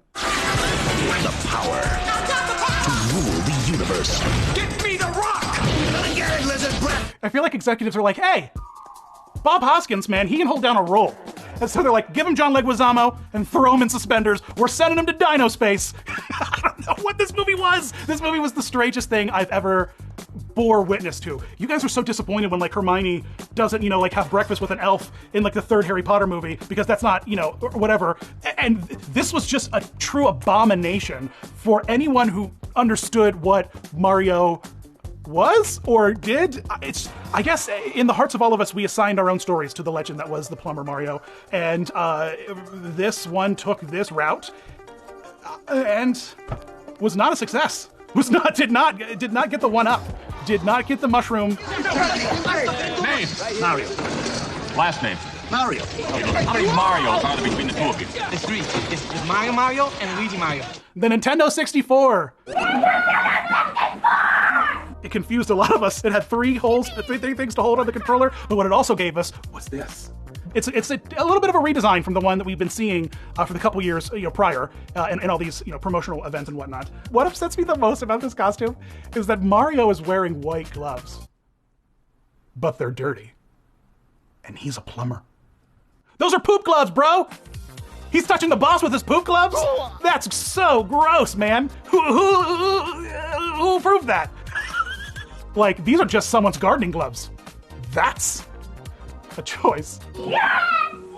After this monstrous creation, there was quite an appropriate response to Mario's appearance at conventions for a while, and that was this adorable little, 3-foot tall Mario animatronic puppet that started to appear at conventions from like 1996 well into the 2000s. That was this beautifully articulated, stout little character that matched up kind of perfectly to the height of the humans around it, and it was interactive. My name's Victor. What's yours? Hello, Victor. I'm a Mario. Yeah, we know that. In addition to this Mario puppet, they also made a Wario puppet to interact with the crowds and promote all the stuff that was going on, all the new games. It's kind of cool. This is like the Lumiere puppet in that Enchanted Tales with Belle. This kind of mystifies you a little bit and catches your imagination. It's got a hard plastic head and like a foam fabric body with, again, hard shoes. And the gloves were articulated because a puppeteer was behind that black cloth, kind of controlling the puppet, through various kinds of animatronic rigging, which resulted in a really cool finished look. 1999 Super Smash Brothers commercial. That was a fun commercial, right? where a bunch of costume characters beat each other up. It was super fun to watch. It was super entertaining. And then they continued to use these costumes for a few years in other commercials, like the Mario Kart commercial. Fast forward to the next video game release of Super Mario World on the Game Boy in 2001, and this time we get a super chubby-cheeked Mario. It looks like he's storing 2 1-up mushrooms in each cheek. Mario Party 4 comes out and they drop a commercial that is, it's got Mario on a roof, it's got Mario in skis, it's all those, wacky mini games. Mario Party was intense, all right? The welts that we all got on the middle of our palms from those mini games, all right? This commercial perfectly encapsulated the violence that was Mario Party 4. Super Mario Sunshine's commercial, we get that regular Mario look that we're used to for these Nintendo commercials, but he's rigged in that flood mechanism from the game, and it's really beautifully built, and he's all, on wires and flying around with the water because it's a feature in the game, but it's a pretty cool commercial. Nintendo kind of sticks to this trend of making commercials for their games using these costume characters, and it really pays off. It pays off time and time again, because I remember every single one of these. It's been KCL Productions that's been behind the creation of all of these costume characters, and it's a kind of fun process with a bubble foam filling molds. It's really cool design. It kind of brings the eyes more center and with a colorful pupil layer and that, that glint in the eye. It looks like a cartoon brought to life. I think so far this captures Mario the best way.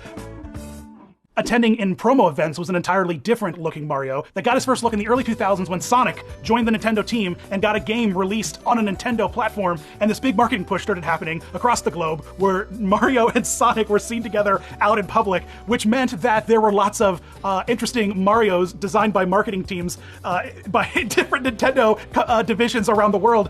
The size of the head that they put on these Sonic costumes is terrifying. It's like it has the proportions of the alien from the Aliens franchise. It's this mutantly large, long, tubular head. Ugh, it's too much. In 2014, Mario finally gets a really impressive looking costume that translates the character in ways that you haven't seen done outside of Disney parks, truly. It's a really respectable take on the Mario brand. They sculpt his head really truly to match the modern 3D Mario, but they proportion it in a way with a custom built and foamed out body structure to make the character proportionately accurate. It becomes suddenly a very warm and non-confusing thing for your eyes. It just looks like the Mario you're used to seeing on screen, just bigger in real life. It's actually incredibly impressive, and they're maintaining the costume like you would see them maintain at any kind of Disney park costume character warehouse. This is beautifully meticulously kept. The gloves are always white. He's always, styled and crisp and looking good. And they keep modifying this character design. It sort of becomes the baseline of all the Mario designs moving forward. In 2017, with Super Mario Odyssey, they took the face and kind of brightened it up a little bit with some fresher colors, maybe a happier look in the mouth and in the cheeks and in the brow. And of course, you've got to have, Cappy there on top of his head. And it continues to deliver and read really beautifully. Anytime you see a picture of this new modern Mario, I'm always kind of amazed by how perfectly executed the design really was. It's a really, really cool costume. Super Nintendo World is a big deal, right? And so we need to step up our game when it comes to Mario and Luigi costume characters. The costumes for the whole gang, quite honestly. And Nintendo and Universal Studios really did that in 2021. This first look tour that we got of Universal Studios Super Nintendo World, a Luigi and Mario costume character come in and they interact with you. You can see their mouths move and you can hear Mario and Luigi's dialogue is coming from their costume character. This is like the Talking Mickey meet and greet that Disney got rid of. Universal Studios is reviving that. Like, we're going to use that technology. We're going to blow some minds. It doesn't look like the Toad or Princess Peach costumes, which are both quite stunning in terms of all the other costumes we've seen. The Toad is so short, so tiny. What sized human is inside this costume? I can't believe how small Toad is. It's absolutely incredible. But Mario and Luigi can talk to you. I'm super excited to see what this kind of technology is used for and how it's developed and how it grows in future costumes and what other characters we can start to interact with just out and about without it being glued to like a donkey or turtle talk kind of situation, locked into a wall with a cast member hidden away. So there you go. Super Mario World. No. There you go. Super Nintendo World. It's coming. It's opening. You can meet Mario, Peach, Toad, and you just saw the terrible, horrible history that they had to endure to get to the beautiful, and really the world is beautiful. It's absolutely stunning how they're able to translate it. And these costume characters look really great. And that's the evolution of Mario. Let me know in the comments which are your favorite versions of Mario. Let me know if you've ever got to meet Mario at any events and conventions and mall release parties. Share your pictures with me on Facebook, Twitter, Instagram, Patreon. As always, guys, thanks for watching. You rock. They must rescue the princess. Luigi! Alien species escaping. And make make it safely back. Later, alligator, to our world. Are you alright? Before time runs out. Save him! Get him! Yes!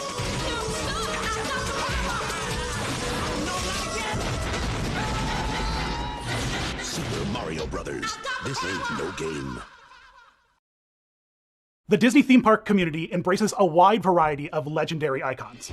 From characters like Figment, who perfectly captured the chaotic energy of imagination, or the Haunted Mansion's Happy Haunts, redefining what a spooky attraction could be.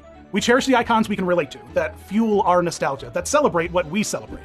And it was on the overstocked shelves of a brand new Once Upon a Toy store in downtown Disney late in the summer of 2002 that one of theme park's most legendary icons was born. And while ignored by most Americans, it would later go on to become the most popular character to ever hit Tokyo Disneyland. All aboard as we set sail into the legendary history of the one and only Duffy, the Disney Bear.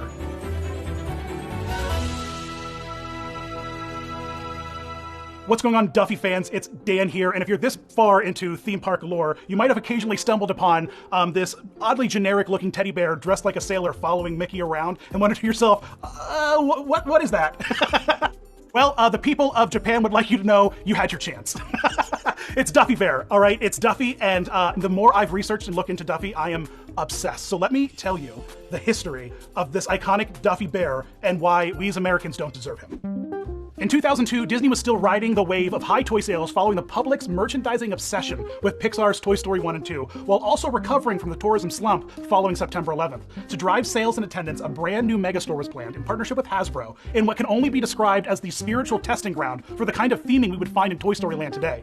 The store was all about IP, with one-of-a-kind toy experiences that took you through the whole gamut of Hasbro board games and toys, in addition to the endless rows of clothing and DVDs, plushes, magnets, merchandising, jewelry, everything. But hidden between the rows and rows of those branded character merchandise was a new idea from Imagineering, a small teddy bear companion that you could take around the parks with you. The teddy bear was fluffy and adorable, but rather generic looking as far as Disney plushes go. The hook here was that the bear shared the same iconic silhouette as Mickey himself, a rather sort of clever design. The bear, deemed the Disney Bear, was one of the first attempts Disney made at a travel companion for the parks. But at the end of the day, the interactivity of the traveling was left to the imagination of the guest.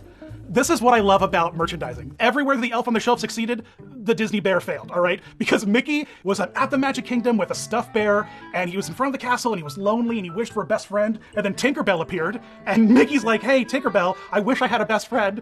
I don't want it to be you. Will you bring my bear to life? So Tinkerbell sprinkles the bear with pixie dust, the bear transforms into Mickey's silhouette and comes to life because Mickey hugged the bear and gave it magical life, and Mickey and the bear were bonded forever, and now you can have Mickey's bear and travel Disney World with it, and no one cared. The bear wasn't attached to anything outside of the toy store, and so it found itself extremely limited in being able to attract an audience. Ultimately, the bear made its way from discount racks to clearance sections and into the cast member warehouses and probably onto eBay. Oh no, wait, this is 2002. I don't know, eBay flippers probably weren't super hard of a thing as they are now. The bear did catch the attention of the Oriental Land Company, and it was later that same year in 2002 at Christmas time that the Disney Bear found a brand new home. Now, something interesting you should know about Japan is that Japan really loves teddy bears right off the bat. They already have an affinity for teddy bears. So for the Oriental Land Company, a teddy bear presence, like a renewable park character that was a teddy bear in the Disney park, seemed like a pretty solid investment. Now, it wasn't until 2005 when Duffy got his soul, right? That's essentially the story. Imagineering crafted a truly genius story.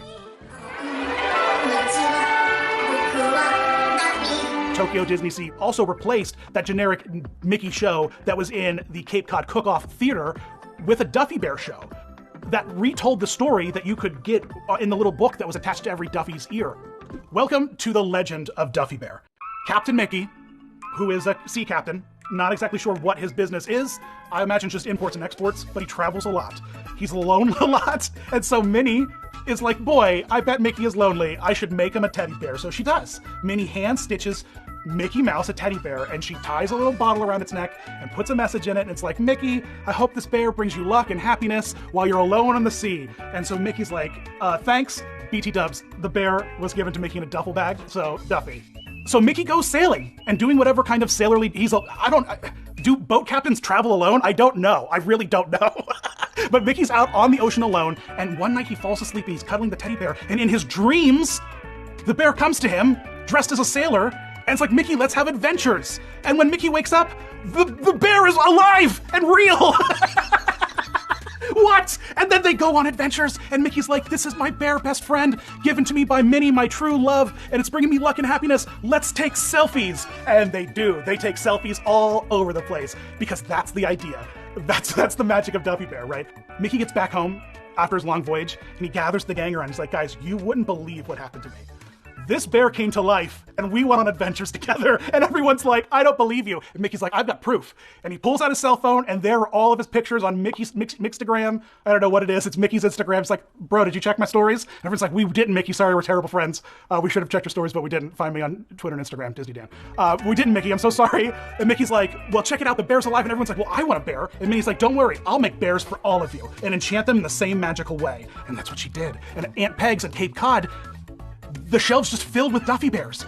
And once you sort of start to understand the kind of kawaii culture that put Minnie as this kind of queen of the Disney parks, Duffy Bear kind of became her magical baby, you know? And you could take care of Minnie's magical baby. This highlights something truly different about theme park culture here versus someplace like Tokyo Disneyland, where the meet and greet is just... that's where it's at. No one's going there for It's a Small World. You're going there to hang out with Minnie Mouse, to meet Minnie Mouse and see her and take a picture with her. It was this very interactive thing, and you met Mickey and Minnie and you brought your Duffy, and in some opportunities you could meet Mickey and Minnie and they'd have their own. And to show how hardcore of a Disney fan you are, your Duffy Bear becomes this avatar of your Disney pride. And so you start dressing Duffy Bear in accessories and outfits, almost like the American Build-A-Bear. They just start throwing outfits out there left and right, accessories. And you can just start accumulating things and dressing Duffy Bear. And for like the better part of 5 years, Duffy just took Tokyo Disneyland by storm. The parks were filled with meet and greet opportunities that were specifically for the teddy bear. Little scenes and vignettes that you could strap your teddy bear into and take pictures of. Warning to some of you, I know the Disney bear is not Duffy Bear. I know, all right? I know that's a highly contended thing. I'm not here to say which is which. I'm just telling you the history of the bear.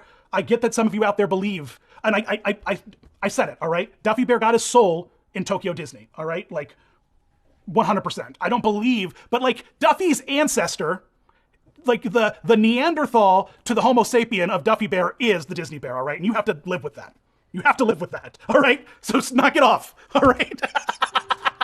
And to the defense of the Tokyo Disneyland fan base, Duffy Bear is their figment. Duffy Bear is their haunted mansion. It's something that was original to their parks. So it's 2010, and the Oriental Land Company is like, hey, we're bringing Duffy back to America. And Duffy debuts in Epcot with the unique outfits that he could wear, that you could purchase in all of the 11 countries, and you could meet Duffy, get your picture taken with him. He's dressed as a sailor, he's super adorable, and two kind of interesting things happened. One, the American public kind of was like interested in it. They're like, this is a cute character, and he kind of snuck his way into the brains of some of the general theme park fan base. But another thing happened. People from Japan came to Epcot to meet and get the exclusive stuff that they were selling in Epcot for Duffy there.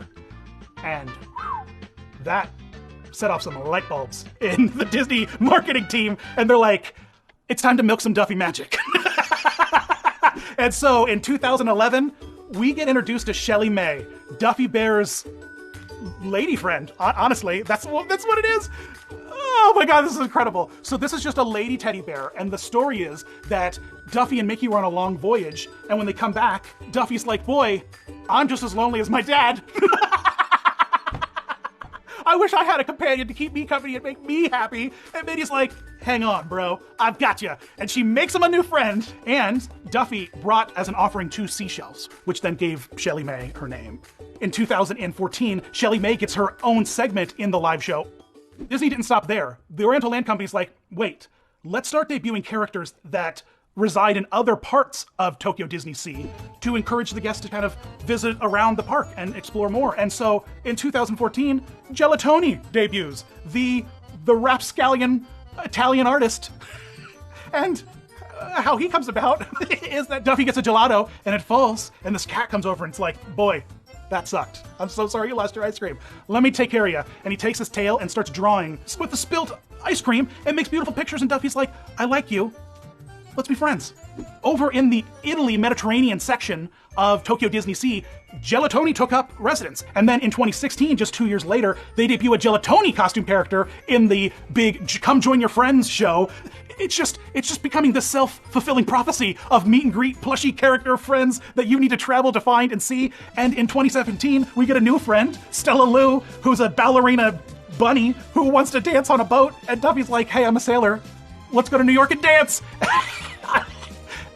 But all of this is kind of contained in Tokyo Disney Sea. But in 2018 came Cookie, the adorable bakery dog that only appeared at Hong Kong Disneyland, which meant that if you wanted to get Cookie merchandise, you had to travel to Hong Kong Disneyland. And people did. People did. They started traveling to Hong Kong Disneyland to meet Cookie. And now a couple of months later, Cookie ends up debuting, slowly being rolled out in Shanghai, in Tokyo. You know, she starts to make appearances all over the place, but they do keep very specific kinds of experiences, such as the treats that she cooks in her story. Cookie out in Hong Kong, Duffy's traveling and he's enjoying some cotton candy, while this dog who's in a hurry runs by carrying a plate of waffles, and the cotton candy and the waffles make this delicious treat that you can get on Main Street at Hong Kong Disneyland when you come and visit Cookie. And it's just truly genius, and people went. Later that same year in 2018, out in the Aulani Resort in Hawaii, they tried the trick again, and boy, it sure did work. Introducing Olu, the adorable ukulele-playing turtle that had a whole merchandising line exclusively to the Aulani Resort. You could only get these plushes if you went to Aulani and stayed there. Now, they didn't debut the Olu costume until 2020, some 2 years later that we just covered in the recent video. Watch it now! They were more of a merchandising ploy at first to see if the character was successful, and if it was, then they would translate it into a costume character. Then after a few years, Olu got a costume.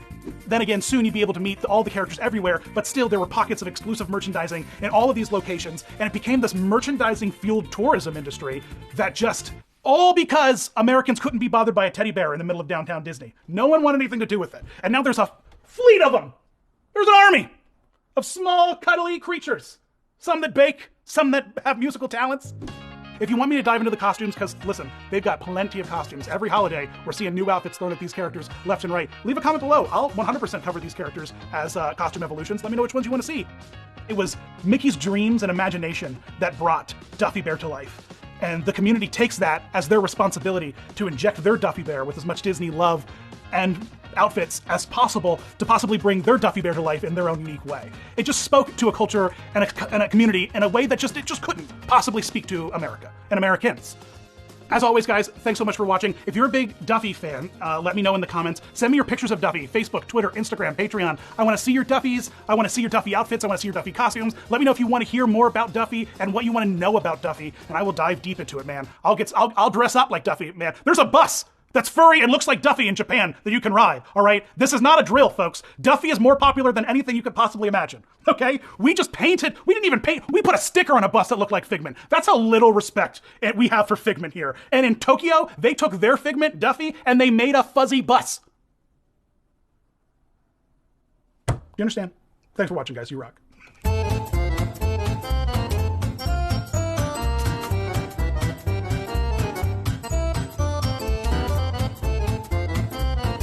It's just, I can't, let's all pack our bags as soon as this is all over and go to Tokyo Disney Sea right away, because this place is phenomenal. It features all kinds of really great lands like Italy and the American waterfront.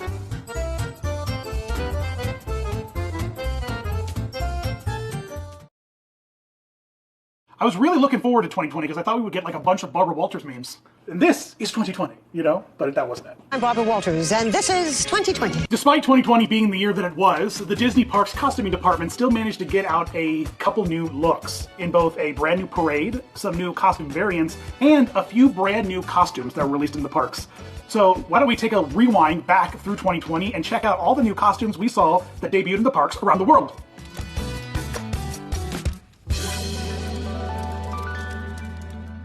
The beginning of the year starts out like the beginning of almost every year, with the new lunar year. And it's 2020, and it's a pretty good year for Mickey Mouse, because this is the year of the rat. And in mid-January, Mickey and Minnie debut to celebrate the new lunar year in these gorgeous new costumes.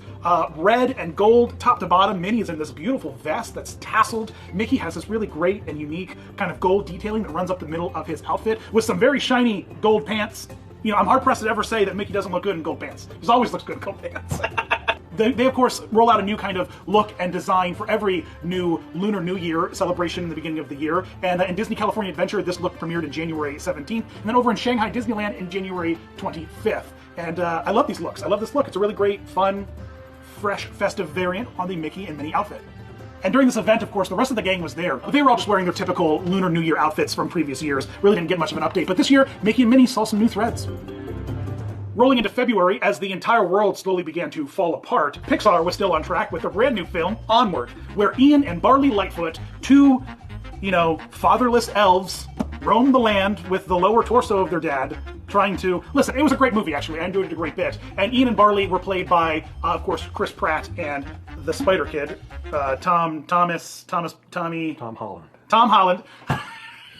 The Spider Boy. The Spider Boy.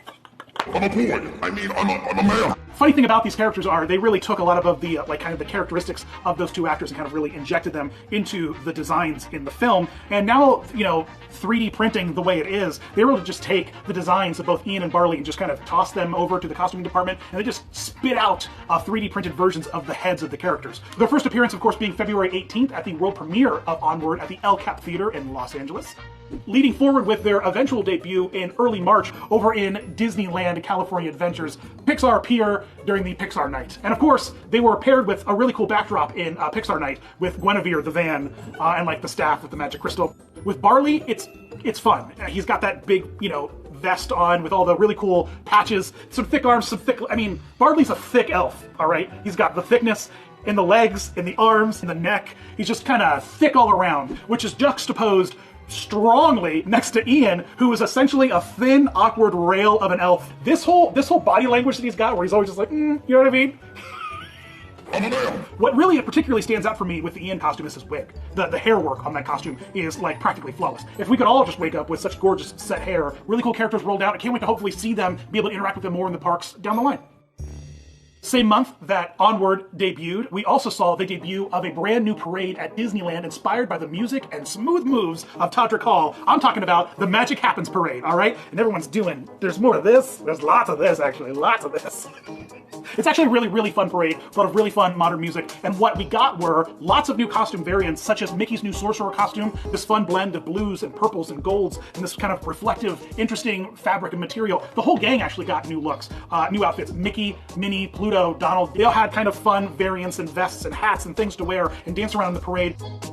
The parade featured all kinds of units, such as Moana and and Cinderella. Lots of costumes we've already seen before, or only had kind of modern variations. But the Coco float, featuring this absolutely gorgeous, flower petal bridge and some really fun characters from the movie, including that huge, dog, bird, cat thing.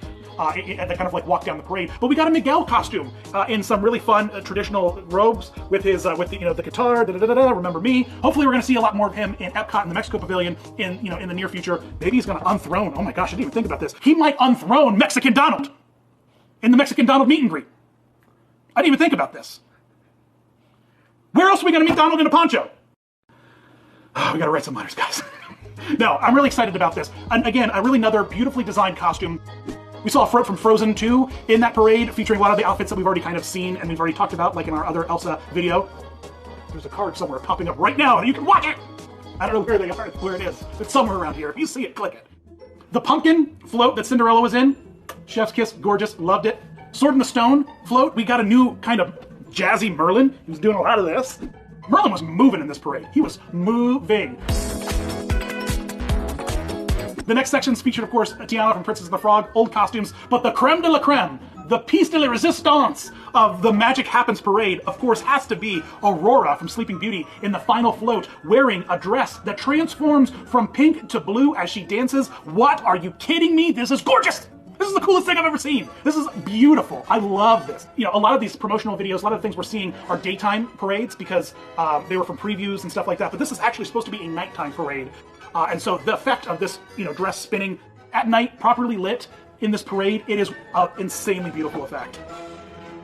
September 1st rolls around, and we get a brand new addition to the Duffy's and Friends lineup. Listen, if you don't know about Duffy, drop me a comment. I'm happy to make a video talking all about Duffy and his friends, because each of his friends serve unique purposes in order to get the people to spend their money, all right? Including the new introduction of Duffy's turtle friend, Olumel, who is this adorable little turtle. I believe I'm saying his name right, Olumel. But he's this adorable little turtle. He's got a great design on his turtle shell, playing his little ukulele, and he's a representation of the Alani Resort for the Duffy and Friends. My gosh, over in Asia, Duffy is, people could honestly care less about Mickey. I mean, it goes Minnie Mouse, Duffy, maybe then Mickey, I don't know. But I'm saying is Minnie and Duffy are up there, all right? People respect the two, okay, is what I'm trying to say. And I'm excited to see this new character. You give me any kind of Polynesian, Alani, Tiki representation and any kind of lineup of silly characters, I don't know, I need to order one of these little turtles. I love this little turtle. I want it, and it's absolutely adorable as a costume character. I sign off on it. Late September, as always, typically the tradition in Magic Kingdom is, by the time we've reached 115 degrees in the middle of the dead August heat, it really inspires them to roll out the Halloween decorations. But this year was a special time, things were delayed, and so it took until late September for Disney to kind of lean into the idea that Halloween was a thing. And with that, we got a new Mickey costume that debuted. Of course, in the social distancing measures, no one got to actually meet this Mickey. And all of his friends were wearing their typical costumes that they've worn in years prior. But we got a fun new kind of Mickey Jester costume out there where he was waving around, Isn't Mickey the king of Disneyland or Magic Kingdom? Why is he dressed like the Jester? All right, that makes absolutely no sense. Goofy should be the Jester. Mickey should be the one wearing robes and royalty and stuff. Anyway, they did it. It was a choice they made. I would only assume that all the characters had costumes designed and lined up to debut, but once the world started falling apart, they probably had Mickey mostly done, so they just bang out Mickey. I'm sure there's some phone calls I can make to maybe check up on whether or not that theory is true or not. I won't be making those calls though. But if you know, leave a comment below.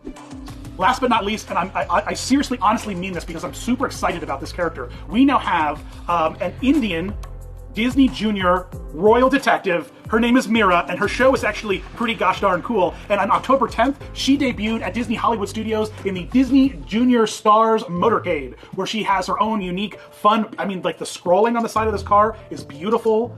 Again, social distancing measures, you can't actually shake her hand, but you can look at her from a distance on the top of a car.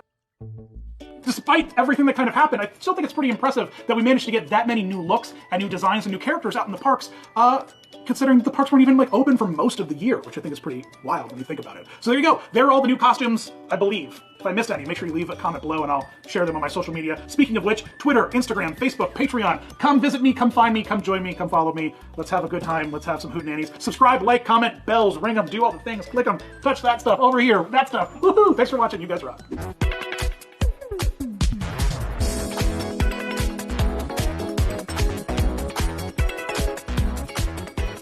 Easily the best costume of this year has to be the Aurora dress that we saw featured in The Magic Happens. I mean, truly the pinnacle of, I'm jaw dropped at how beautiful that dress is.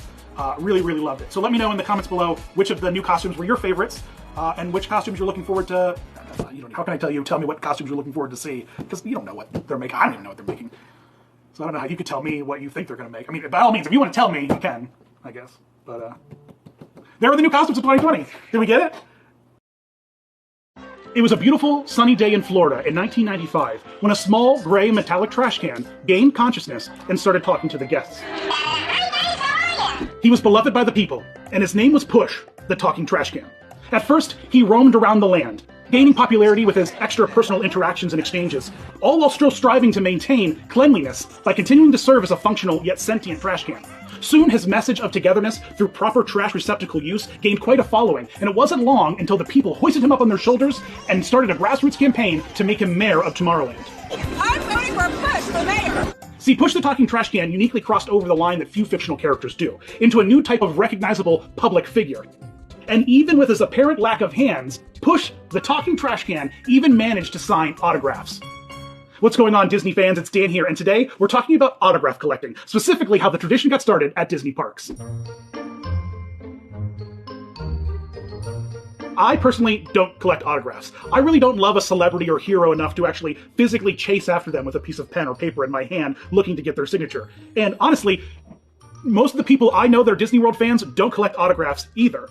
Yet, for some reason, all of us happen to have 1, 2, 3, 4 books filled with Disney World signatures from all of our past vacations, and I find myself asking, well, why? So I started down a rabbit hole of discovering the history of why we collect autographs, and stumbled upon how Disney inadvertently tricked us into making it part of every one of our Disney experiences. Some of the first autographs collected in Disneyland all the way back in 1955 when the park first opened weren't of Mickey Mouse or really any of his anthropomorphic farm animal friends, nor were they any of princesses, villains, or heroes. Instead, there was only one person that people went to Disneyland to collect an autograph from, and that was Walt Disney himself. As I turn this item over, is that it is signed by Walt Disney. Yes. The idea of an autograph has its roots actually in history, because as long as there were famous people of note, there were just as many people looking to capture some part of them and bring it home for themselves. Kings and queens, military heroes, generals, presidents, scholars, any sort of legendary human that made their mark on the world. Over the years, though, the concept of fame shifted wider and wider, and audiences adapted, having more immediate access to their new pop culture heroes. Collectors were more empowered, now suddenly chasing after people with glossy photos or posters, records, tapes, CDs, looking to get an autograph. Fast forward 30 years into the future of Disneyland, and the idea of autograph collecting in the parks has shifted dramatically. In 1988, Disney created Mickey's Birthday Land to honor the 60th birthday of Mickey Mouse himself. The land featured all sorts of attractions, from a petting zoo to live shows, but the land uniquely introduced an attraction that was the first of its kind. Kids could meet Mickey Mouse in his house in a highly immersive experience. And by the end of 1989, rolling into 1990, Mickey's Birthday Land had completely shifted gears into an entirely new experience called Mickey's Starland, where the red carpet was rolled out for you to meet all of your favorite Disney afternoon cartoon TV stars. And what do you do when you meet your favorite TV stars? You get their autograph. Nearly overnight, the idea of autograph collecting entirely changed in the parks. Going from a hobby that a lot of people were interested in, that you could find an autograph book tucked away in the corner of the stationery section in Main Street, into this highly merchandised machine. Every kiosk began featuring small shrink-wrapped books lined with cups of highly themed pens. Now suddenly, moving forward, every character was expected to sign at every meet and greet. These autograph books cost about $10. Some of them come with a pen. Some of the pens that you can get in addition to that are maybe another $5 to $10. It's a real simple way for you to, bring something home from the parks without investing a ton of cash. Ooh, play the sound. As I started researching about autograph collecting, I already knew a couple of tips and tricks about how to get some of the more rare and unique autographs. So a few months ago, when this whole process started, I headed down to Disney World only to be hit by the biggest wall of autograph collecting humanly possible, and that is social distancing. So unless you've got like a pool noodle with a Sharpie taped to the end of it, which isn't going to get you the best autograph, I'm just going to throw that out there. There's just no way you can collect autographs right now in the park. You just can't. You can see characters. They're on boats. They're on porches. They're in cars. They're all over. They're up on balconies. They're high up. They're all around. But you can't physically get to a character. And with that in mind, Disney and the parks right now in 2020 have actually shut down the entire concept of autograph collecting. All of the autograph books that you could find in the parks completely removed from merchandise kiosks. You can still buy pens. Still lots and lots of pens to select from, and they've got plenty of journals and books that you could ideally stag and get autographs in. But because of social distancing, Disney is just like, well, no, you can't meet the characters, so you can't collect autographs. So some of the tips I'm about to tell you, and some of these cooler, more unique autographs, and some of the tricks I can teach you about how to get them if you love those characters, aren't going to work until social distancing measures are over at the park. So don't try to pursue any of these until autograph and character meet and greets are kind of back in full swing. Getting up close to a parade float like that, and then snapping a bunch of pictures of the actual float, it's great. There's so much great detail that are just always stuck on that no one ever pays attention to. The parade float is so loud. It's almost as loud as the music. So let's rewind all the way back to Push, the talking trash can. One of the most unique signatures you could have collected in the parks. All he did was request you take your autograph book, open it up to the page you wanted him to sign, lay it on the ground, and he would drive over it. Yeah, that's right. People were like, yeah, I would love grimy tourist boogers and spit in the form of a tire track from a sentient garbage can. I don't know why people wanted his autograph, but they did, and damn it, I wish I had to. Push the Talking Trash Can truly was one of the most unique autograph experiences you could have gotten in the park. But he was just the tip of the iceberg in terms of the many things Disney's done with autographs over the years. Certain movies and events get released, and Disney promotes them inside the parks, and that results in a limited time interaction with a certain character, perhaps, from that property. But once that character's gone, And as long as that character never becomes popular again, in a significant way that Disney should feature them in the parks, their autograph is gone forever. So in terms of one-off characters, truly one of the best examples I can ever personally think of is Sora from Kingdom Hearts. Sora made appearances in the parks for after-hour Halloween events, with Goofy and Donald there in their Kingdom Hearts outfits. And while he's a little terrifying, you know how I feel about skin suit characters. They're just the dead eyes and, I can't really look at Sora too long. But what's really cool about Sora is he had a signature. Disney had to take the time to craft an autograph for a character that otherwise would have never signed anything. I don't necessarily imagine that to be an RPG move. Sign an autograph for the Heartless in order to destroy them, right? Sora's autograph wasn't necessarily a canon thing, but we made it canon because he appeared in the parks, and now he has an autograph. Which kind of rolls me into an interesting topic of discussion about a lot of autographs in the park that I call the impossible autograph. And now, these are for costume characters that appear in parades, live shows, what have you, and any kind of tangible appearance that could have potentially be touched or interacted by with the guest. If that costume is created, a character signature must be created alongside of it. And the best examples of these are Sebastian from The Little Mermaid, Flounder from The Little Mermaid, Cogsworth, Mrs. Potts. These are walk-around characters that otherwise would be impossible for them to remotely hold a Sharpie because they don't have hands, but they do have autographs. And these autographs are occasionally used. Sometimes they're thrown on promotional material, on the back of shirts, or on little letters that are sent out. All in all, they're really unique and special autographs. Take a look at Mrs. Potts and the wonderful use of line art to make it look like the steam spout of her teapot, or Cogsworth with the unique cog-type designs from his clockwork innards. Sebastian with that treble clef. Really, really unique autographs, but are otherwise impossible. And you might be asking yourself, how on earth do I get the autographs of these characters? Because I love Mrs. Potts. Well, there's actually a trick to that. If you go into the parks and you have a particular character that you would have loved to have met, would have loved to have got the autograph from, and you know that they exist as a costume character out there in the park somewhere, you could go to guest services with autograph book in hand, pen, and say, I really would have loved the opportunity to meet Sebastian. He's my favorite crab. I'm a choral director myself. Disney doesn't want to deprive you of the guest experience. And so if you go there with the book and a pen and hand it on over, you have a pretty good chance of getting Sebastian's autograph. And this goes even further. Let's say your kid loses their autograph book or gets damaged by water, which happened to me once with a park stroller at Epcot in Morocco. It flooded and my autograph book sitting in the bottom of the stroller got flooded, and suddenly all of our signatures were lost. I still have the book here, where all the pages got gooey and warped. And so what we did was head to guest services, and they took it, they looked at all the signatures, head on back and found all those characters once again and got all their autographs for us and refilled the book. It's a pretty great opportunity for characters that you really wish you had a little piece of but don't appear anymore. Eventually, Disney bit themselves in the butt by making the autograph collecting part of the meet and greet experience instead of just leaving it to the rare few who were really passionate about it. And what ended up happening was they started getting characters that just couldn't sign, specifically Pixar. Because Pixar was designing movies about toys. What you ended up having was, for certain characters that were brought into real life, were these entirely unrealistic gloves to wear for any character to hold a pen to sign. Look at Buzz Lightyear. He's essentially wearing 10 Sharpie caps as a glove. There's no way he's gonna then hold a Sharpie to sign with. And as a response to that, we got the invention of the stamped autograph. These characters would literally carry around a huge, Staples custom printed rubberized stamp attached to their belt like some kind of autographed Batman. They would just walk out and bam, and hit your autograph book with it, and off you went. This technique was actually used for a bunch of other characters, including even Figment himself, believe it or not, who, when he appeared as his own standalone costume, would do a lot of stamping. Another way that the autograph collecting sort of bit Disney in the butt was with their after-hours party events, such as Mickey's Not So Scary Halloween Party and Mickey's Very Merry Christmas Party. Here you had highly themed, exclusive character meet and greets that people really wanted to go and get their pictures with. But collecting an autograph, all the way back in 1990, changed the way the character meet and greets went. It used to be a 30 to 45 second interaction that suddenly turned into a 90 to 120 second interaction. And so autographs have to have been almost completely removed from the meet and greet experience in these after-hour parties. And as a result, we ended up with autograph postcards. Just cards with signatures on them that you got that were hopefully sized well enough for you to stick into maybe a plastic sleeve in some of the books, or maybe glue into the pages of your autograph book. It's like the magic was completely removed from the interaction. There's nothing like you meeting Jack Skellington and on your way out, he's got like a college intern handing out postcards with his autograph. The last autograph that I want to talk to you guys about is one of my particular favorite kinds of autographs, and that's the trick autograph. Think all the way back to the late 80s, early 90s, when Dreamfinder himself was appearing at Epcot for character meet and greets, and he had a friend with him, Figment. And that resulted in Dreamfinder only having one free hand to do anything with, because the other hand had to hold up Figment, of course, right? So how did Dreamfinder manage to sign autographs?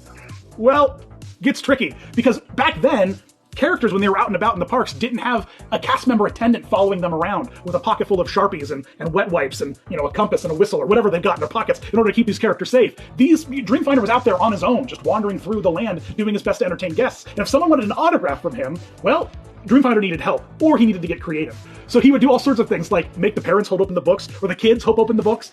Sometimes he would tell a kid to spin around, and he would open the book and slap it on his back and do his best to sign. There we go. Emily, hold your book right up here on the desk. A completely tricky situation in order to get a signature from Dreamfinder, but it brings up an interesting point about you collecting the best signature you possibly can, and that is come prepared. If you show up with a napkin from the Kona Cafe and a golf pencil from when you played mini golf last week when you were at Universal Studios and that, whatever the theming is of that golf course you go over City Walk, you're not going to get the best autograph. You need to show up prepared. Come with your book open, Sharpie in hand, pen in hand, preferably uncapped, at the page, ready to go, ready to just smoothly hand over to the character for them to grab it and sign it. The more complicated you make the process of collecting an autograph means the less time they have to autograph. So I guess that's how we ended up collecting autographs at the park. It became this affordable practice that a lot of us kind of appeared at the parks and just decided to go along with. You would stand in line as a kid and see other kids collecting autographs, and you would turn to your mom and dad and be like, hey, can we get an autograph book? And usually you end up with one. You guys tell me what some of your favorite autographs that you've collected in the parks are. What are some of your favorite autograph collecting memories? I'd love to see some of the autograph books you guys have, some of the rare autographs you have. Send them my way at Disney Dan on Twitter, Instagram, Facebook, Patreon. I want to hear your stories. I want to see your autographs. Show me all those cool pictures. And if you want more of me talking about autographs, there's still plenty to talk about. Lots of really fun and interesting autographs to dive into and explore. So let me know in the comments below or on social media all your questions and thoughts about autographs. Appreciate you guys watching. And as always, you rock.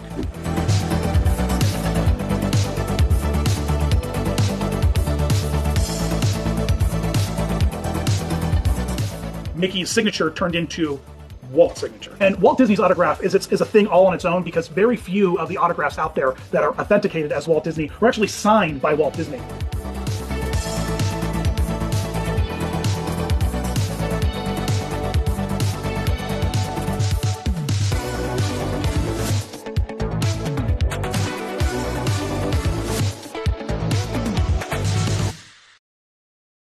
Because as adults get older, princesses become less engaging and villains become more identifiable and relatable. It's easier to empathize with villains as you become older and bitter. What's going on, Disney fans? It's Dan here, back in a new studio and finally bringing you the most requested evolution that y'all have ever put in the comments. Thanks for leaving comments, by the way. But everyone asks for the mistress of all evil, self-proclaimed, Maleficent. Get ready. It's time to dig into probably the most influential villain of all Disney history and lore. So let's take a look. It's Maleficent.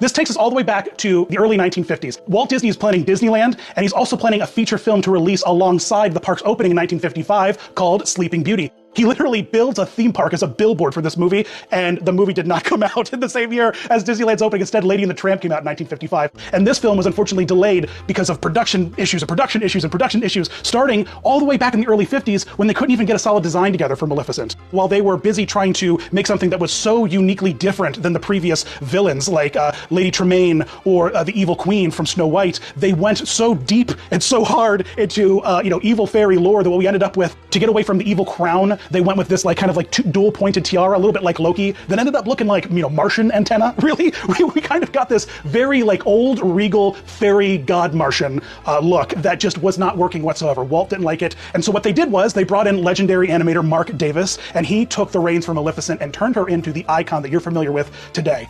His first revision, it maintained a lot of that Evil Queen regalness from Snow White, and Walt was like, absolutely not. And so they pivoted to more of a dark flame design with more sinister tones of blacks and reds. This beautiful, ornate, double-coned hennin is what the headdress is called, is a double-coned hennin. Soon those red robes would be replaced with purple to instill that kind of mystic regalness, but a dark, dark purple. And those yellow flames were replaced by green flames of envy and jealousy, and it really set the tone for villains moving forward. Maleficent is truly the ultimate Disney villain. There's a reason why she's used all the time in all the parks, because she's one of the most visually stunning villains, period. We don't get to see costume versions of Maleficent until the early 70s, but what a lot of people don't realize about animation is that they had to bring costumers in to design costumes based off of the sketches for the character work so that they could film actors doing references, and that's where we get the first Maleficent costume, is behind the scenes during the production of Sleeping Beauty in the early 50s. Maleficent was voiced by Eleanor Audley, who also voiced Lady Tremaine. She's just got like a laundry list of villains that she has done some voice work for. But not only did she voice Maleficent, but she also donned the costume that was designed and created by Alice S. Davis, the most infamous Disney studio costumer, made a true-to-form Maleficent costume that Eleanor put on and then performed scenes in, carrying the staffs and props for the animators to use as reference. This really informed the character and the way that the robes moved. Animation reference was used for almost every Disney film that was made. So Disney didn't really put villains in the park for meet and greets. It wasn't a thing. The 50s, the 60s, we didn't see villains available for you to kind of interact with on a regular basis. We did get a quick appearance of Maleficent in one of the parades, and this look with the headdress and robe really kind of set the tone for most of the costumes going forward. Strong makeup and purple accents in the robe. It wasn't until Disney started to do elongated storytelling, like in the early 70s with Disney on Parade, the touring live show, as Disney was hyping up the entire country to Disney, Disney, Disney, Disney World, Disneyland, Disney live shows. Come see Disney, come consume, become Disney fans. And that's exactly what we did. We became Disney fans. And in the third incarnation of Disney on Parade, they included an entire retelling of the Sleeping Beauty storyline, including a Maleficent costume, which is just phenomenal. So they ditched the whole purples and greens in favor of the original Maleficent look of the sinister reds and yellows, and gave her this massive set of horns, just this ungodly large set of horns. And a huge staff, because we were playing in arenas, right? Again, we keep going back to this. When you play to big houses, sometimes you need big costumes. I don't know if we needed them to be this big, but these horns were visible for the cheap seats, and you know what? If you got front row seats, you were in for a surprise. Truly horrifying Maleficent. Move forward to the early 80s, and again, we have a new version of Disney live shows touring the country, and that is Disney World on Ice. That's right, it's time for some Disney Ice-capades. Disney on Ice back in the early 80s was a bunch of individual segments, much like Disney on Parade was in the 70s. And so Sleeping Beauty didn't get a lot of showtime. It took a couple years for her story to eventually be rotated into Disney on Ice, just like on Disney on Parade. But in the early 80s, we get a full retelling of Sleeping Beauty, and with it, man, we get this neon, full-on 80s. Look at this Maleficent. Oh man, she is neon and bright. Much better use of the horns, right? We kind of got away from what essentially looked like, terrifying skinny rabbit ears, and really moved into more of that S-shaped curve for the horn. And Disney on Ice, we even got to see a Maleficent-like dragon form, which I thought was really, really cool. And her costume for Disney on Ice pretty much stays the same. Maleficent looks like this on ice in the early 80s, and she continues that look today. But now it's time for one of the most iconic moments in Maleficent's evolution. The early 80s, 1983, it's time to rededicate Fantasyland in Disneyland. They built Disneyland, and Fantasyland really wasn't what it was envisioned, and so a bunch of people got together in the early 80s and like, we're gonna do it for Walt! And they rebuilt Fantasyland like a lovely German village, and it was full of charm and magic, and it was rededicated, and celebrities were there, and the bosses of Disney were there, and everyone was having a great time. And after the dedication, who were to spoil the events but Maleficent herself? There was a voiceover, she cackled. As this woman wearing likely 300 pounds of fabric ascends on a scissor lift on like a cherry picker bucket draped in black fabric. Then she curses Disneyland. Thought that was a really bold choice in the writing, in the storytelling for this. She curses everyone. She's like, I hope everyone fails. They're like, that's an odd message to send after we just dedicated this place in memory of Walt and what he always wanted. But hey, you know what? I'll take it. Why? Because this laid the path for Fantasmic. And her more common appearance in the parks after that whole stunt were these green gloves, this very simple green face paint with this green prosthetic chin that would strap into the cowl that would go around her head. And this is where Maleficent kind of lived for a while in the park for many years, making brief appearances here and there on parades. As New Fantasyland was dedicated for an entire year, there was a big parade float with Maleficent on top, this very tall tower with this very cool staff with Diablo. Really, really fun design choices with the dragon and the parade float. And Maleficent started to kind of creep her way into the Disney parks lore. She started to be in demand. People wanted to see Maleficent. She just cursed the new opening of New Fantasyland. I want to meet this woman. Who wouldn't? It's the early 90s. Disney is desperate to get you to come to Disneyland. What they do is they organize truly one of the greatest VHS home releases ever orchestrated by Disney, and that is Disney Sing-Along Songs, Disneyland Fun. I know you all have watched it because it's on my channel and it's got like 1 billion views, all right? I'm not happy I'm about to talk about this version of Maleficent either because I have a hard time looking at her. I can feel it in my chest right now because her face, I can never tell if it's wet or if it's sparkly or if it's like gooey. It looks like she's melting a little bit. It's really just not okay. I don't feel good about it. It's like what the Blue Men look like when they perform. She was wearing a wet oil paint on her face in the middle of the evening. I mean, I bet she wasn't sweating. I bet it was a nice dry heat. Listen, can you tell how upset I am by the face paint on this Maleficent? Boy, oh boy. And so for the Haunted Mansion Grim Grinning Ghost scene and segment, we had Maleficent roll out there with a much more ornate and tightly woven headpiece, which was gorgeous and beautiful. And the cape, again, we lined it with more of a subtle purple. We're not going hard in the pants with these hot pinks like we've seen so far. We're kind of toning it down a little bit. We're playing with the more original tones and color palettes of her appearance in the film. But man, this Maleficent still haunts my dreams. All right, it's the moment you've been waiting for. It's 1992. Michael Eisner is in full force and he's partnered up with Maleficent to debut Fantasmic at Disneyland. You thought you've seen it all with Maleficents on scissor lifts. You ain't seen nothing yet. Fantasmic is one of the single greatest things Disneyland has ever done. When the sun sets, this island that you were just playing on turns into this massive stage filled with dragons and snakes and Mickey Mouse, Sorcerer Mickey, when he appears on top of that thing, and Maleficent. This is the best. This is what Fantastic version of Maleficent, in terms of making her the top villain for all Disney parks moving forward, and that legacy continues to this day, and it's because of Fantasmic. She is the ultimate source of evil and Mickey's greatest foe, as she appears on the stage, this telescoping pole that sends her high into the sky, carrying this pyrotechnic sword in this glamored and shiny, beautiful costume, battling Mickey. It's just absolutely fantastic. And then she transforms into the dragon, which back in the day was nothing more than just, a dragon head on a stick that they wiggled around. But later, eventually in the 2000s, they upgraded it into this really cool inflatable dragon that we have today, except for Hollywood Studios where it's a hot mess. Don't even at me with Fantasmic at Hollywood Studios. It's an unwatchable train wreck. But at Disneyland, it's absolutely fantastic. The 10th anniversary Tokyo Disneyland show, man. What a show. All right, we've got robot Mickey army soldiers. We've got Mickey teleporting in some sort of futuristic David Copperfield-esque pod scissor lift kind of contraption. And then Maleficent appears on the castle and just starts running amok on stage. Her outfit, though, is great. Lots of layers on the robe with a more refined headdress. This is one of the first stage shows that saw a headdress like this. Not too big, not too small, because it's either giant headdress for arena shows or really tiny headdresses for parades. And this is kind of this nice happy middle space. There's so many layers on the robe, though, that it's almost kind of stiff. It takes a lot of the character's movement in order to move the robe. Then the Mickey army returns, and we get Maleficent. She goes full techno dragon, and we get full Maleficent on stage dragon form. Tokyo Disneyland also debuts a nighttime parade that sort of combines Fantasmic and the Electrical Light Parade. And you get a pretty interesting sort of retelling of Fantasmic through this parade. It's not exactly for me, but what you get is this sort of Electric Light Parade kind of spin and variant on the Maleficent costume, which is awesome. It is so cool. This Maleficent is glowing, she's red, she's wicked, she's menacing. And she's up high and she's like underlit. Boy, this is a really cool Maleficent costume. They did some really, really cool stuff with it. Later on, as the parade gets introduced in Disneyland Paris in the early 2000s, the design of the costume gets mixed up a little bit. Not the first time and also not the last time we're gonna see them play with taking the purple out of the Maleficent costume and replacing it with this reddish orange. A magnificent battle between good and evil is coming to the Disney MGM studios. In 1998, Walt Disney World's Hollywood Studios opens up the subpar, garbage pile trash show that is their version of Fantasmic. They just had a blank slate. They're like, how can we make this better? And what they did was what they did. They don't do much to the Maleficent costume. They change her staff around. They give a little bit of a different detail to the top of the staff. And the dragon version of Maleficent in Hollywood Studios Fantasmic is, nothing more than just, a monster truck, dragon head that pops out of a wall with big piddly squat wings. It's just not a fan of Hollywood Studios Fantasmic. Not a fan one bit. And here's something that's gonna blow your mind.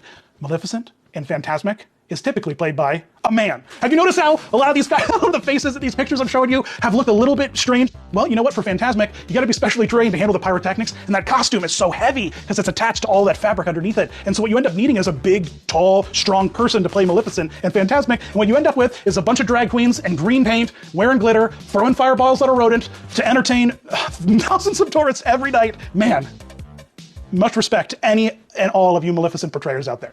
Over in Disneyland Paris, there was this really cool stage show that had Sorcerer Mickey retelling various classic tales. They had this giant pop-up book on stage, recreating Snow White, Cinderella, and Sleeping Beauty. And this is where we begin to see a very unique headdress for Maleficent, which kind of becomes the staple throughout Disneyland Paris. We're actually going to go into this headdress a little bit more specifically later on in the video. It's very similar to the costume that appeared in the Disneyland Fun Euro Disneyland sing-along song version of the DVD that was released in Europe.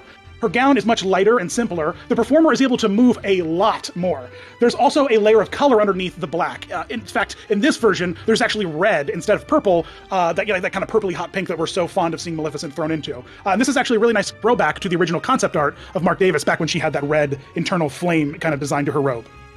Now it's time to get into the meat and potatoes of the modern Maleficent costume evolution.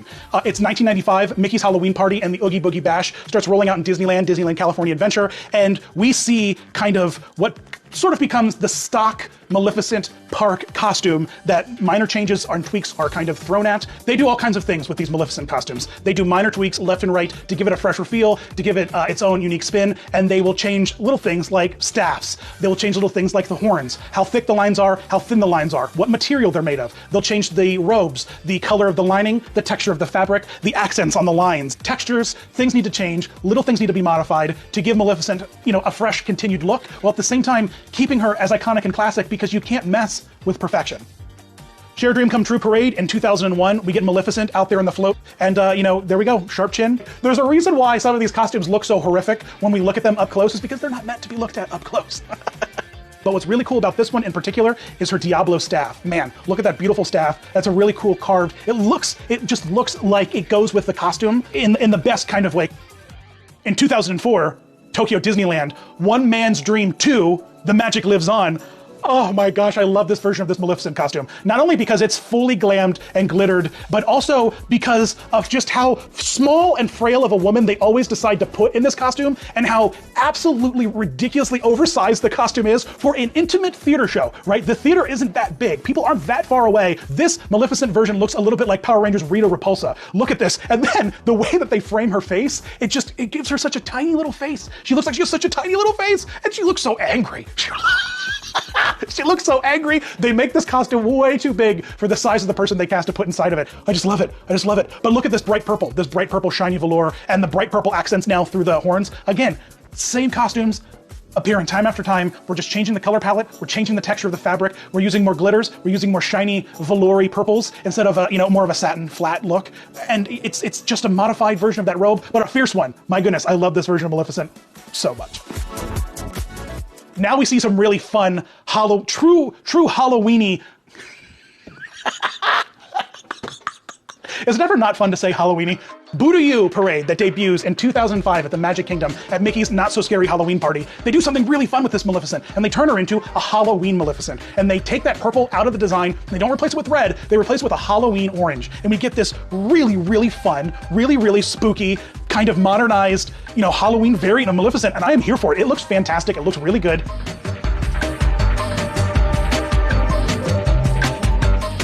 After that Angelina Jolie vehicle Maleficent dropped in the theaters, they redesigned Maleficent for the Boo-to-You parade to make her more recognizable, because people were now very familiar with a very specific Maleficent look.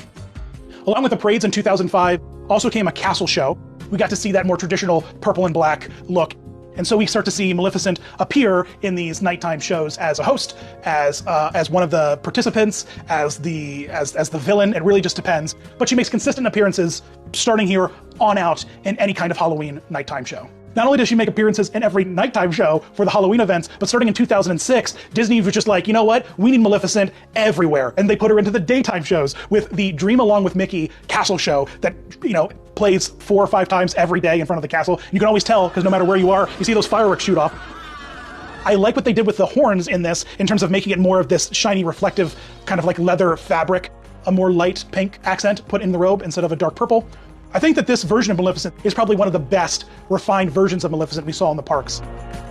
And now that I just showed you the most purest form of Maleficent, let's look at the fiercest form of Maleficent, which comes to us in 2007's Disney's Once Upon a Dream parade in Disneyland Paris. And there's a villain float in this parade that is magnificent, purely because of the fire costume they put Maleficent in on this float. Oh my goodness. Like, this is like Hunger Games beautiful, like fire dress kind of, like, boom! The makeup work that they do on it, the contouring, the texture and the design that they put into the horns and the cowl, it's just beautiful. It really, really is beautiful. It literally looks like Maleficent is wearing fire. It is very, very cool. One of probably the best versions and variants of Maleficent that they've ever made. Over in Hong Kong Disneyland in 2007, the Glow in the Park parade drops, and we get a new dragon form of Maleficent on one of the floats, as well as some Maleficent dancers with some fun kind of spins on the people who do this kind of stuff, between floats. When floats are turning corners, you know what I mean? They're always smiling. They're always smiling. Ugh, it must be exhausting to be those people. And the Maleficent we get on the float is the Maleficent we've been seeing. Black robe, green face paint, strap that chin on, pop those horns on, jump on that float. It's Maleficent. 2008, Disneyland Paris, we see this big Halloween soiree. We get a really great new version of Maleficent in this, specifically in the horned headdress. And what's also cool about this costume is it opens up for some dance moves, and it's lined with this very sharp purple underneath it. It very much built upon that look we saw earlier in the stage show. Probably one of the most unique and interesting variants of the Maleficent headdress. And what was really cool about these stage shows is that the costume characters have to walk through the park to get to the stage. And so there's lots of really great footage out there and lots of great close-up pictures of these very stone-faced women without the chin, because again, it's a very intimate stage show. So doing anything over the top in terms of the chin piece would just look ridiculous. So instead they took it up. These horns continue to get used. The costume continues to be layered on with minor changes as it reappears time and time again. Moving forward in 2010 for another nighttime Halloween party in Hong Kong Disneyland, the Inferno Dance Party, where they decorated the ticket gate with this very surprised Maleficent balloon. She's like, who put me here? Hold on.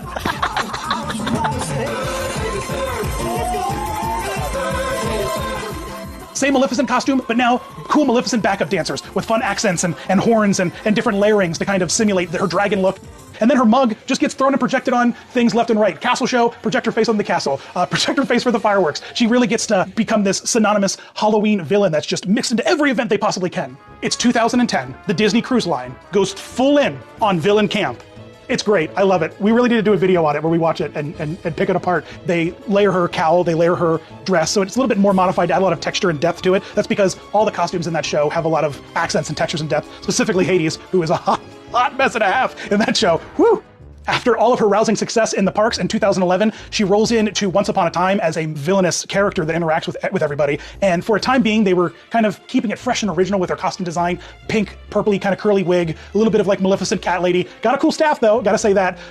But by about season 4, as viewership started to dwindle, they were like, you know what? Enough with our artistic vision. Let's just throw in all of the classic looks for these villains and characters as we possibly can. And we get a really nice looking Maleficent outfit that is very kind of warlike and much more sinister than many of the other Maleficents we kind of see, but is more or less a direct response to the live action Maleficent movie by season 4, which kind of aligns in 2014 when Maleficent, the revisionist retelling of Sleeping Beauty that doesn't make Maleficent seem like all that bad a character, wandering into baby showers, cursing infants, all because they didn't get an invite. It's like, come on. Who acts like this? Who behaves this way? What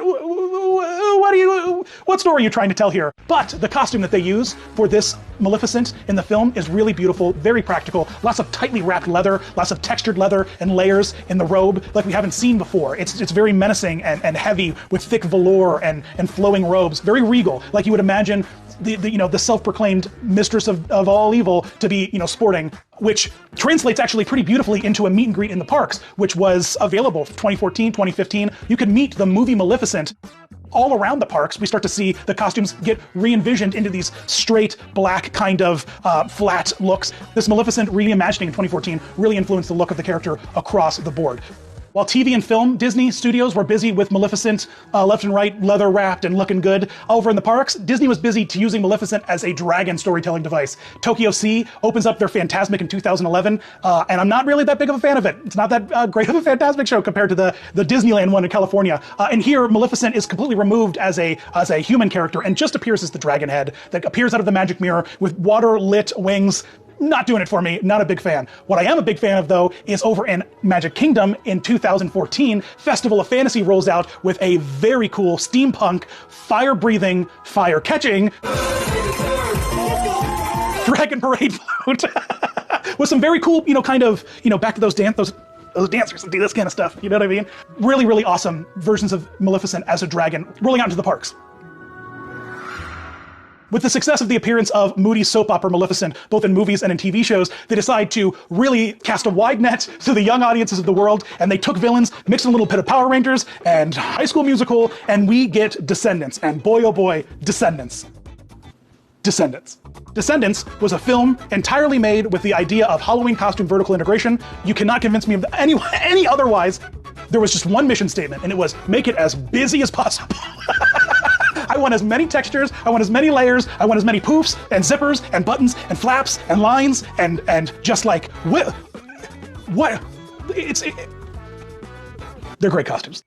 Club Villain rolls in as this amazing kind of pinnacle of villain Disney parks hype, where you could just meet all the villains. It was just villain, villain, villain. For the first time ever, it was this very villain-centric evening event, and it sold very well. People loved it. People went there specifically to just meet their favorite villains. Because as adults get older, princesses become less engaging and villains become more identifiable and relatable. It's easier to empathize with villains as you become older and bitter. And so ticket sales were great.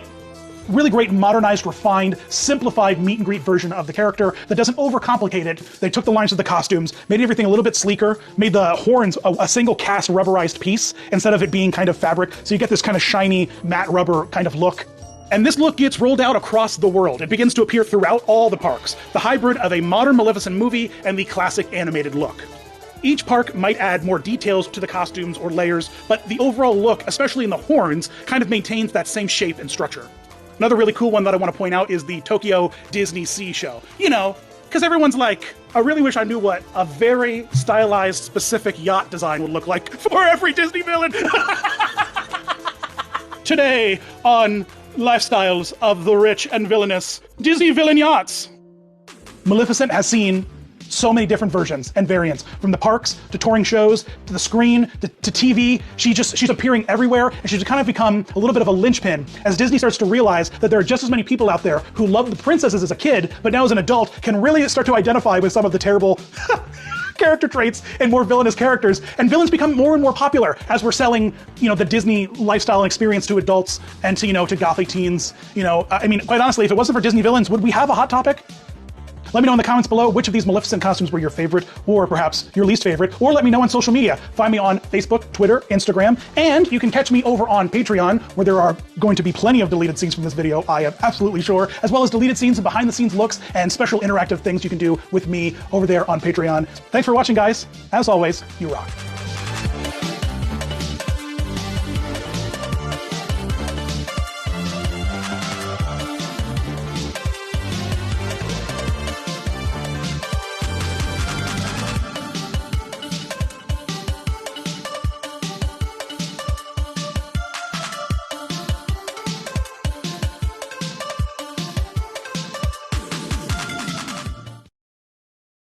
Clarabelle Cow got it. She was back on track, baby. The cow was back, and she was milking it.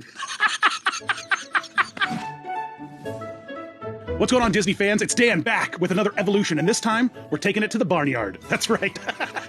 Over at the Magic Kingdom, they're painting the new castle pink and blue. What they really should be doing is painting it red and white, all right? Because if you really think about Disney in general, they all started as a little bit of a barn with horses and mice and ducks and cows. Right from the very beginning of Mickey Mouse and all of his shorts and things like Plain Crazy and Steamboat Willie, there was heavily featured this ambiguous cow character. This female cow, right, because she had udders, wasn't a bull, because very clearly in Plain Crazy, she's being drug around, right?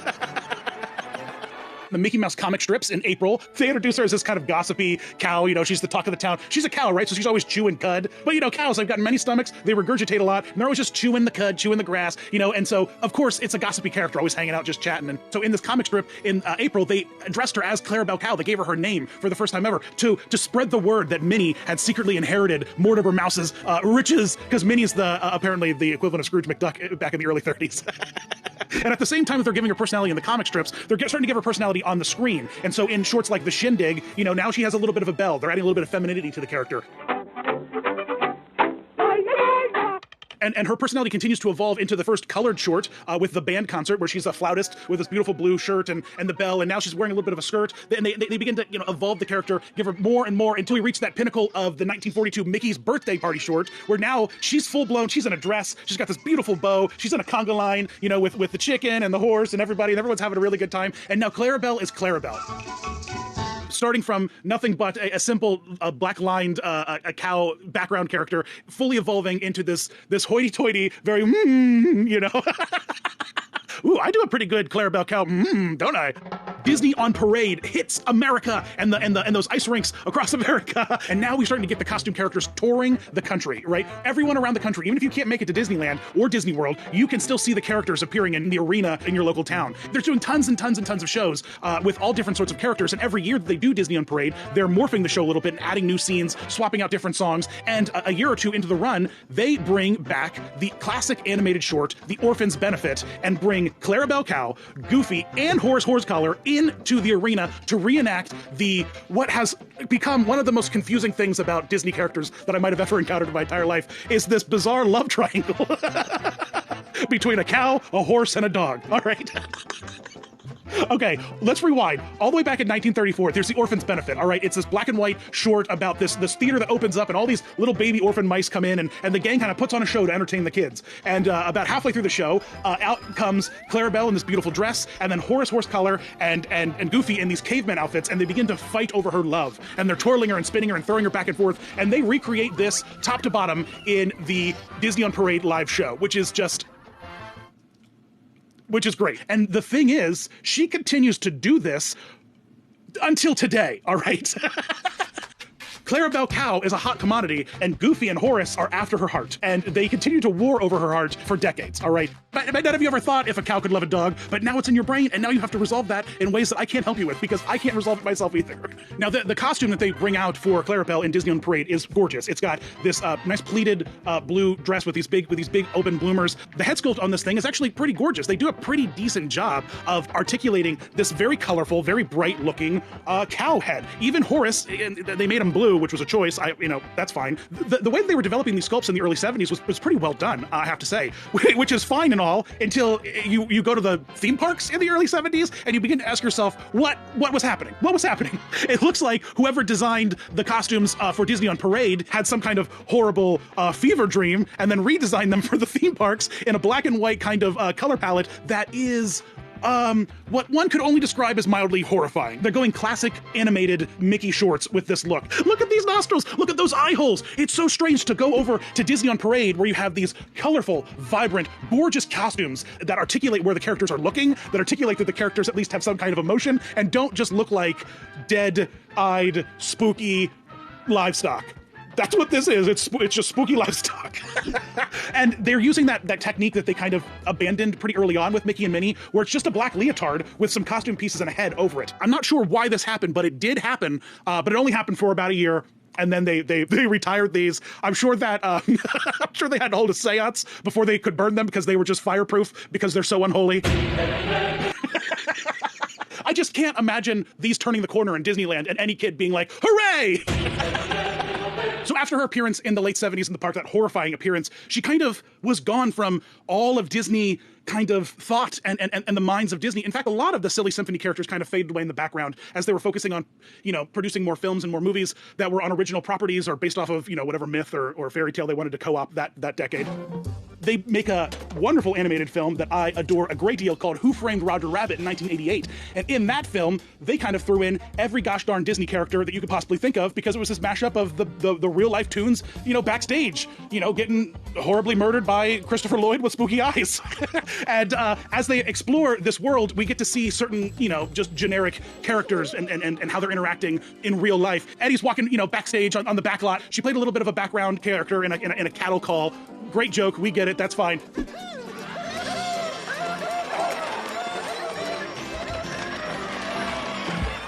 That year in Disneyland, they produced a special Roger Rabbit Christmas spectacular with Roger Rabbit and toys and Santa Claus and just everything that is to love about Christmas and anamorphic white bunnies in red overalls. And in that show, we get to see a bunch of ancillary backup characters. And in those characters that come out of the walls is like, a doll, a toy soldier, and a cow. A cow that looks suspiciously like Clarabelle Cow. Now, it isn't Clarabelle Cow because there's two of them and they're identical, but it's the mold and design clearly done and used and ready and prepped to be a replacement Clarabelle that was kind of like snuck into the budget of this show, which I think is a little bit genius. Now in the arsenal, in the warehouse of costume characters in Disneyland, thanks to this Roger Rabbit show, Clarabelle Cow suddenly had a new head sculpt and was ready to go and be used whenever she might be needed in a future parade or appearance. But before we got there, another cow stole the scene, man. Another cow rolled in 1990 and just took over, and her name was Minnie Moo. If you don't know about Minnie Moo, it was a real-life cow from Minnesota who was born with a Mickey on the side of it, and the daughter of the farmer was like, I love this cow so gosh darn much, I'm gonna write Mr. Disney himself and see if he'll save him. And sure enough, they did. They bought the cow, which started a small avalanche of people being like, well, I have a Dorito that's shaped like Mickey Mouse, and another person's like, well, I've shaved a Mickey Mouse on the side of my pet ferret. Do you guys want to buy? Like, everyone was trying to sell Disney anything that was just three spheres next to each other. And if anyone's been to the theme parks, you know how easy it is to hide hidden Mickeys anywhere, because it's just three circles. So believe it or not, three circles repeat themselves in nature pretty gosh darn often. And Disney kind of opened the floodgates to be like, sell us your livestock with three circles printed on them. But Minnie Moo is a beloved character in the parks. When she was purchased in 1990, she spent a lot of time in Mickey's Birthday Land that then turned into Mickey's Starland, where she lived in Grandma Duck's petting zoo at Mickey's Starland. And then Minnie was relocated to the Triple D Ranch at Fort Wilderness Resort, where she lived for 17 years, all right? There's a 17-year-old cow with Mickey Mouse on the side of her living in Fort Wilderness for the better part of a decade, and you had no idea, did you? You had no idea. Well, she lived to a ripe old age of 17 and then passed on to the great cow plains. I don't know where cows go when they die. I believe McDonald's. Or any real fast food chain, I guess. Oh, thank you, sire. Gosh, Nick's flipped his wig. That same year in 1990, when Minnie Moo was trying to take over the parks, Clarabelle Cow was rolling in with The Prince and the Pauper with another cameo appearance as Disney started to experiment a little bit more with the idea of using their original stock of IP characters, a little bit like the Muppets do now, to retell some classic stories. And The Prince and the Pauper was next up, and that essentially was her slow rise into getting her way back into the parks in 1992, when arguably one of the strangest parades that has ever been paraded in all of parades paraded at Disneyland. The World According to Goofy. If you don't know about this parade, just here. I'm just going to talk about one segment, the segment with Clarabelle Cow in it. And the imagery that you are about to see might be so disturbing and confusing to you that you may run for your lives, all right? Because this parade featured things like the Goofy golf ball, which is an image that now you'll never be able to get out of your head, because I can't. No one who's seen it has been able to. This parade essentially had several sections: a dinosaur section, a Cleopatra kind of like putt-putt golf section, an artist section, and it allowed them to fill the parade with variants of Goofy. Just Goofy.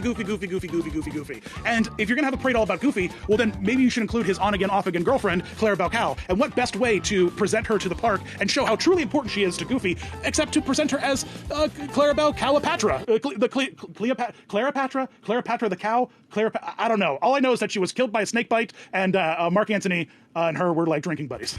Clarabelle Cow, the Cleopatra on the King Putt parade float, and isn't she beautiful? Isn't she gorgeous? Isn't she just lovely in gold with the eyeshadow? And this is that head sculpt we saw from the Roger Rabbit show, brought to life now officially as Clarabelle with the right color eyeshadow and the right attitude, mind you, the right attitude, because she is up there delivering full Clarabelle sass like she does 24/7.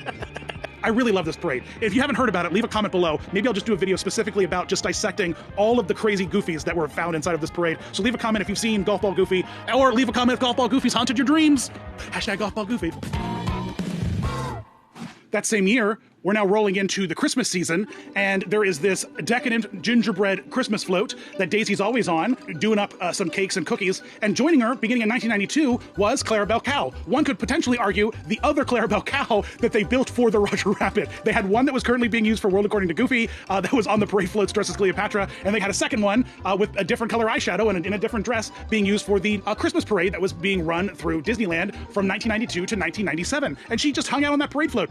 Clarabelle Cow has just found her way into everything Disney Park and Christmas. Before we get too far, we have to point out that in 1993, down at Mickey's Toontown in Disneyland, Clarabelle Cow took it up a notch in a way that a lot of characters don't get the opportunity to, because she got her own frozen yogurt stand, all right? I mean, come on, that's just marketing that writes itself, folks. let me just take this moment to say that chocolate sprinkles are the worst thing ever, and rainbow sprinkles are the only way to go. I don't know why that was a hill I chose to die on with sprinkles, but you know, I haven't really had the platform to talk about my sprinkle choice until today, when we're talking about Clarabelle and her yogurt stand. And so all I'm saying is, and it's okay if you want to call them Jimmies. It's okay if you want to call them rainbow Jimmies. I'm fine with that. That's fine. But just chocolate sprinkles. If you want chocolate things on your ice cream, chocolate chips. But why do we need to bring sprinkles into it? Okay, the truth is you can't trust that one of those chocolate sprinkles isn't a rat turd. All right, that's it. I finally said it. I said it publicly. You can't trust all the rainbow sprinkles. If you see a little brown nugget floating around in your rainbow sprinkles, you know that doesn't belong there. But chocolate sprinkles, it's camouflage, man. Why would you do that to yourself? For Tokyo Disneyland's 15th anniversary, they held this awesome castle show called Viva Magic. And in this show, they brought to life the band concert Silly Symphony original short, including Clarabelle Cow and Horace and the pig and Mickey. Band leader Mickey in this outfit it's a gorgeous outfit. They put all the characters in their classic band uniforms from that vintage short. And what is kind of interesting about that is that Horace and Clarabelle and the costumes that they get from this Viva Magic 15th anniversary show in Tokyo end up kind of becoming their default costumes throughout all of the parks. And if you really look closely and pay attention to this long red skirt, this blue top with the yellow detailing, even Horace's big green kind of jacket with the big golden collar, they're band uniforms. When you kind of look at the bigger picture and look back at what they were wearing in the band concert, it's like, oh, yeah, they're just wearing their band outfits, which I guess is fine, because that was the first time we saw these characters in color back in the day. This was the first time we saw the characters with a little bit of personality, so attaching them to this original kind of look and style, it's kind of heartwarming and endearing, and a send-off to that beautiful classic kind of look that they had and persevered to this day, to the late 90s, where it was being used in Tokyo to celebrate the 15th anniversary. And in the 2000s, man, Clarabelle Cow got it. She was back on track, baby. The cow was back, and she was milking it. If you roll the tape back in slow-mo, you will catch, I'm almost positive, the moment where my eyebrows raise and I caught that pun. That headpiece continues to be used for quite a long time.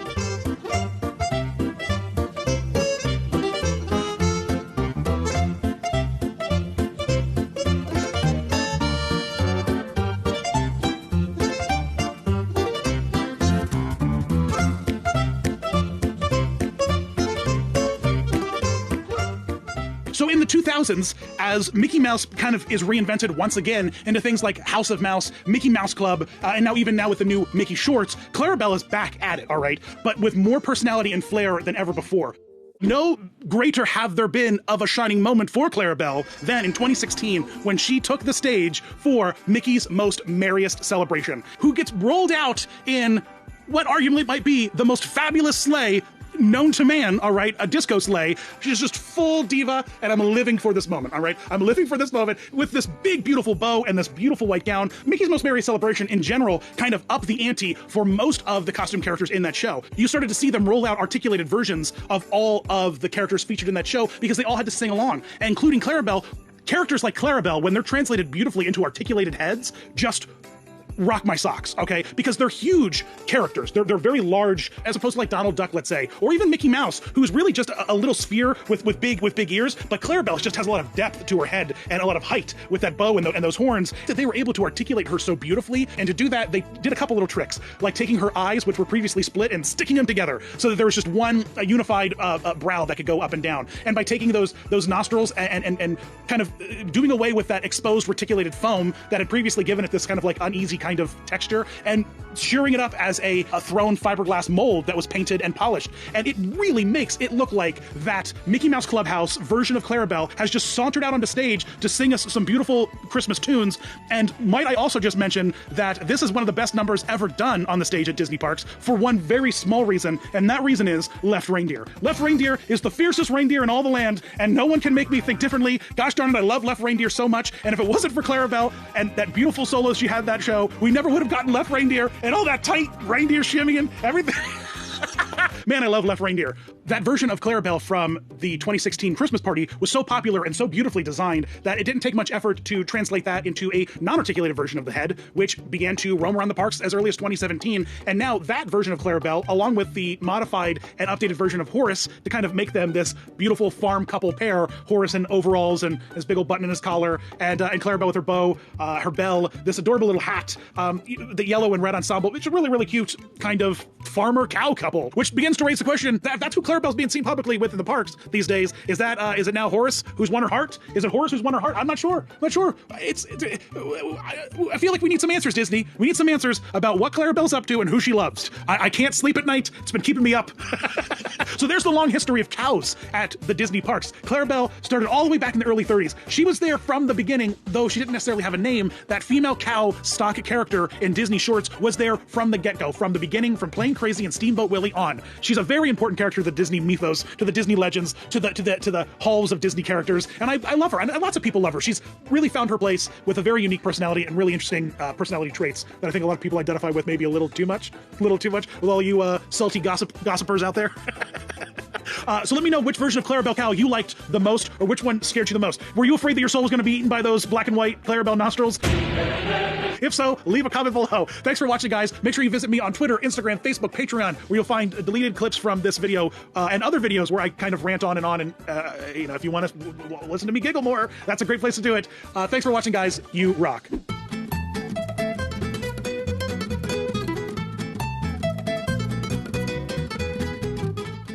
It goes Hitchhiking Ghosts, Big Al, Left Reindeer. That's how it goes in my book. Okay, we have gone way too off topic again. Although, Left Reindeer, close and dear in my heart. Hey, if you're this deep in the episode, I'm pretty sure you're on the train ride with me in terms of all of my bizarre thoughts. And so hopefully you enjoy my little rant about Left Reindeer. Let's get down to business. To evolve Mulan. Did they make her costumes? Yes, they made a ton. What's going on, guys? It's Dan here. It's time to talk about the evolution of Mulan. Drop the stick. Li Shang would be so upset with me dropping the stick. Let's go back to the late 90s, back when all we were afraid of was an invisible computer date changing. When Y2K was our biggest fears, and Disney releases Mulan in 1998. Man, and it's gangbusters. Christina Aguilera, Reflections. Got Donny Osmond. Let's get down to business.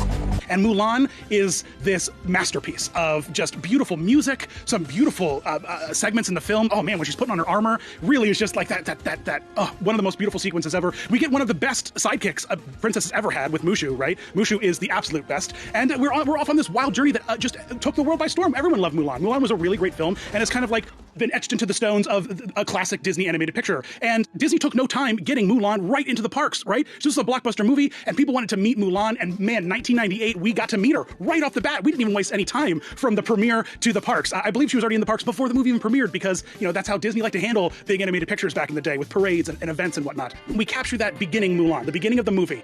And this is a really great costume because it's, again, one of those things I'm always talking about, how Disney likes to take characters, just kind of pull them off the screen and drop them into real life. And that's what we did here with Mulan. These colors are vibrant and beautiful. It looks like she is a cartoon almost in a way. Her wig is really big and strong with that really defined clip in the front of it. And the easiest way to catch her in the parks back in 1998 was at MGM Studios in the Mulan Parade, the parade that celebrated the release and just took things to the extreme to kind of market the film in the parks. And leading that parade was none other than Mushu, and his costume was absolutely fantastic. He kind of served as this hype man for the parade. He had a rickshaw guy pedaling him around. He was wearing one of these like Backstreet Boy headsets. Mushu's the ultimate hype man, right? He's the ultimate companion that is like, come on, girl, you can do it. We gotta wake up the ancestors for the celebration of the century, the delight of the dynasty, a parade, everybody. And that's what he's doing to the crowd. He's like, come on, guys, you excited to see Mushu? Who's excited to see Mushu? Let me hear it. It's the longest pre-show to a parade that has ever existed. This costume of Mushu is beautiful. It was so beautifully done, in fact, that they really haven't had to change it since 1998. It's still the same costume. You might catch it in slightly different outfits. Sometimes they'll dress them up. Sometimes they'll just leave them bare. And sometimes when they rebuild it, they refurbish the heads because the core of the heads can always be fixed and then just be reskinned and repainted and whatnot. And so sometimes you'll see variants like his nose will be shadowed a little bit heavier, or the color of the red on parts of him might be a little bit darker. Minor stuff, but the design and the simplicity of Mushu kind of rolled out and has endured forever. And it's one of the best costumes that has come out of the 90s. I really, really love Mushu. Way better companion costume than someone like, Abu from Aladdin. My goodness, that costume's got a lot of problems. Mushu is like the pinnacle of companion costumes when it comes to Disney parks. And this parade was fantastic, and it's a lot of height and it's a lot of interesting stuff. The parade starts with the matchmaker with a little cricket, and then evolves into some buildings that are dancing around. Because every kid's like, let's go to Disney World to see buildings with feet. So we get this archway with Mulan's parents. It's beautiful. There's a lot of beautiful ribbon dancing. It's just a lot of elegance. And then the parade takes a sharp turn, and we get this massive, horrifying Shan Yu parade float. It's like, all right, we have the budget to build a Macy's Parade Day float-sized thing of the villain from Mulan, but we do not have the budget for the 60 people it takes to operate it, so we're just going to strap it to a pickup truck and drive it through the park, and it'll be horrifying that close up. It's so bad. The only thing I could possibly reason it with is that, like, the buildings in front of him are kind of like this forced perspective storytelling, and so I'm thinking that maybe it's what Shan Yu sees as he's rocketing through the sky just before exploding into fireworks. I don't know. Add on to the fact that Shan Yu's already super weird looking. I can't believe that they did this in the park. We have Mulan's sidekicks, right? Yao, Ling, and Jian Po. When they kind of drag it up at the end of the film, they got super gratuitous with, dad joke, big melony melons, jiggly, open, exposed melons. It's just like, what? How did they even get away with this? One of them's got watermelon, one's got cantaloupes, and one's got like gourds, and they jiggle around, and then they're just like, oh my God. When I was researching, after not really knowing that much about it when this scene happened, I just kind of got a little bit wide-eyed, and then I was like, oh my gosh, they're full melon boobing it at a Disney theme park. Man, I love this parade so much. And then we get followed up by this beautiful Mushu dragon dance. It starts off looking gorgeous and beautiful and elegant, and have these very sharp lines, beautiful color, but then you start to realize that the dragon is the Great Wall of China. Oh, now we know why there's the little weird buildings and the weird idea about perspective. They definitely had to have this idea, this beautiful Great Wall of China dragon, Mushu. I think that this is the defining part of the parade. And then we get followed up by one of the most extremely ornate parade floats I think I might have ever bore witness to. I mean, this thing is gorgeous and stunning and horse-drawn. Like, it just feels so powerful. This float feels so powerful. It's incredible. And on that float, of course, is Li Shang and Mulan. And then we get followed up by this emperor. And this float does such honor to him by putting him up there in this magical place. It's 1998. This parade is rocking and rolling in Hollywood studios. And so over in Disneyland, they decide to open up a Mulan parade there, like a month or two after it opened in MGM Studios. And so with this new Mulan parade that they're rolling out, they wanted to really play with the idea of a nighttime parade. And this is where you start to see the design elements of this parade that we saw only in daylight at Hollywood Studios, MGM Studios. Oh gosh, I gotta get that right. This parade lights up with personality and just shines. It is a magical parade from the first moment of that float rolling out. And it's different. It's different because it is nighttime. They've added a couple floats and they've played with the idea of night.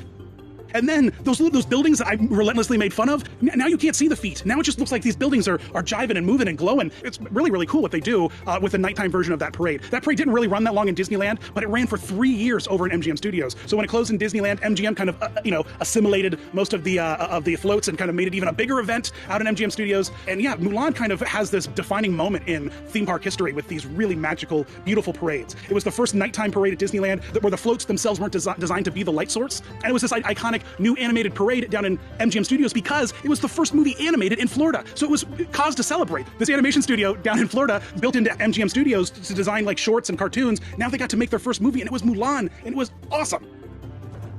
But it wasn't just America that got all the Mulan fun. In 1998, over in Disneyland Paris, or Euro Disneyland, they had a little Mulan parade, and it was more of a kind of a soldier's march instead of a big float-heavy thing. The budgets just were not there out in Paris at the time, so this was a kind of like a low-effort thing. And what was really cool about that was, because it became this marching kind of parade, it became more military, what we got instead of Mulan was a Ping appearance. We got our first appearance as Ping, right there along Li Shang on the horse, which was really cool. It's not just the elegance of Mulan that's being represented, we also are getting that, like, super, butt-kicking, let's go kick some honey buns, kind of vibe. And I love that. I love that we're getting some Ping action in the park. And then Ping continues to kind of appear as novelty appearances here and there, or if they're doing a brief retelling of the Mulan story in something like Chinese acrobatic stunt show, then maybe we'll see a little bit of an appearance of Ping. Oh, and it's actually so funny I mentioned a Chinese acrobatic stunt show that retells the story of Mulan, because in 1999, out in Disneyland Paris, bing bang boom, we have Mulan, Legende, La Legende, La Legende, Le Legend. Mulan Le Legend is what I'm gonna go with, Mulan Le Legend opened in 1999 in Paris, and you might be thinking to yourself, where would be the best place for me to see an acrobatic Chinese stunt show about Mulan? And the answer of that is France, apparently. And it ran for a little bit, and it was actually kind of cool. It was that Cirque du Soleil kind of vibe of spinning plates and doing cool, vaults with, like those tall bamboo sticks that are all like anchored. Here's the thing that's kind of important to realize about the Mulan costume, and all the costumes for Mulan and these parades and everything, is that they're real costumes. We're not stretching far to make these things, right? This is fabric and designs and like tradition that has been passed down for thousands of years. theaters. They're not difficult to access. And here we are with Mulan now kicking butt, doing this Chinese acrobatic show. Ran for about a year or two. But what was really cool is, because it was such a tumbling show and Mushu was such a big part of it, they gave Mushu a kind of an alternate costume, which was more or less just a red jumpsuit, a red like kind of tumbling suit, but with this cool helmet, this Mushu helmet, kind of like those Goofy hats and Donald hats from the 90s that just kind of had the face of the character that you could kind of click on. But it was a soft kind of like, bouncy helmet that allowed him to tumble and roll and do some silly Mushu acrobatics. And I thought it was kind of like a fun interpretation of the character. So back in MGM Studios, as the parade begins to wind down, as they know that Mulan's about to kind of not have this big spectacle, now it needs to become a thing where it becomes a meet and greet. We can meet Mulan and Mushu and Li Shang. We also need a villain, right? You need that villain. Every movie, Hercules got Hades meet and greet. Aladdin got a Jafar meet and greet. You got to bring the villain into the parks. It lets the boys get excited to get the villain signature. It becomes like this thing like, oh man, this guy may murder me or he may sign my autograph book. I can't tell and I can't wait.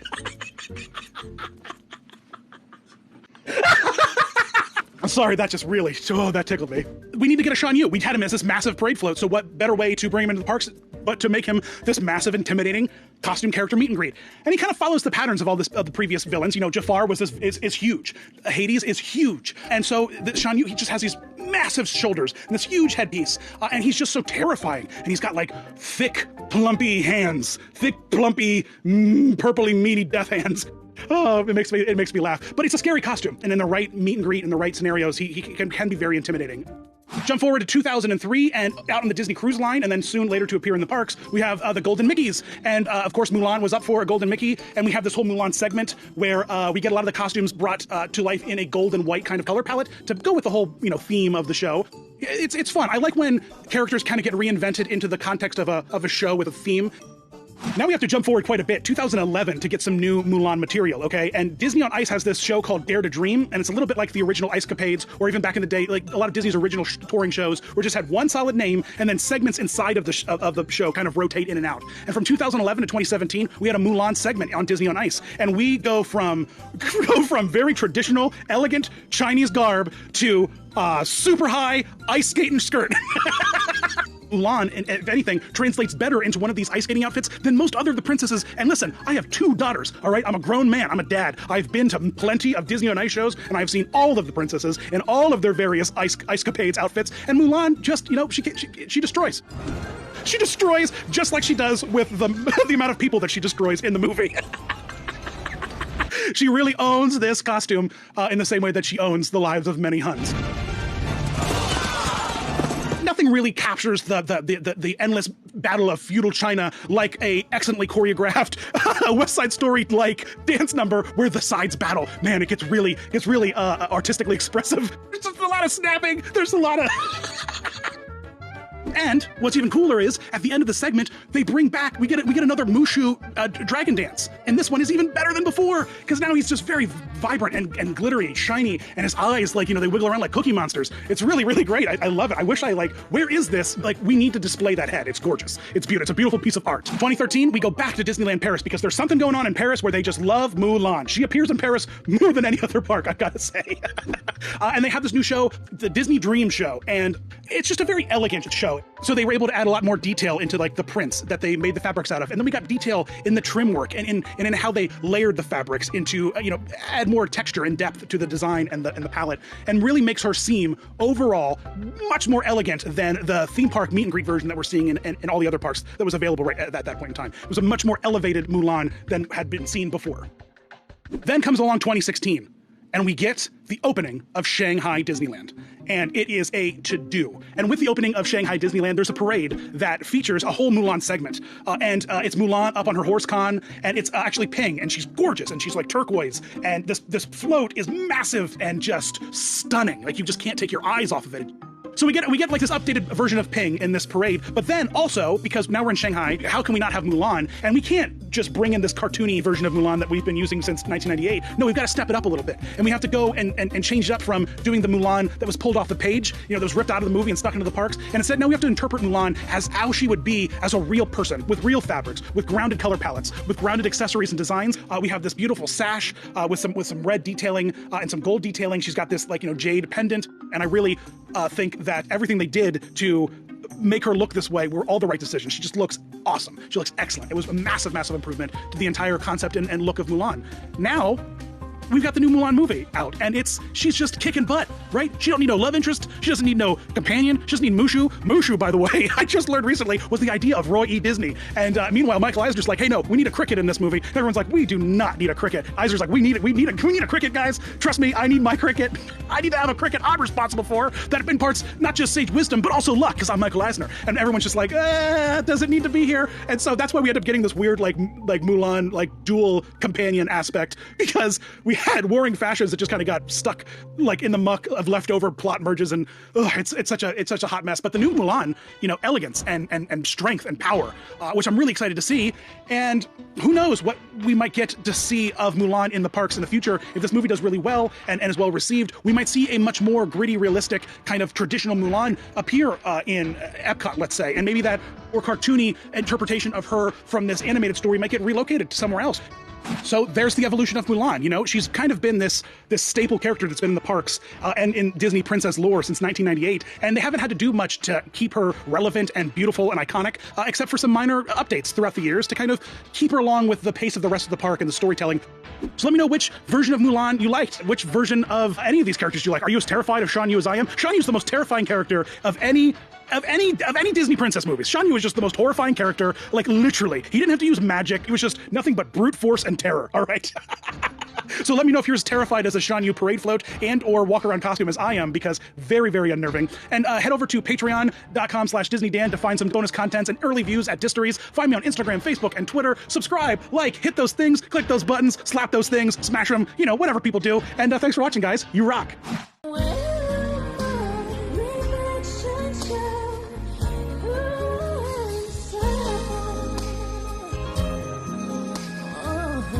Oh, my first choreographed opening. How I've grown. To look back now at the Dan 2 years ago, would he be singing and dancing on YouTube? No, he'd be mortified. Believe in yourself, kids.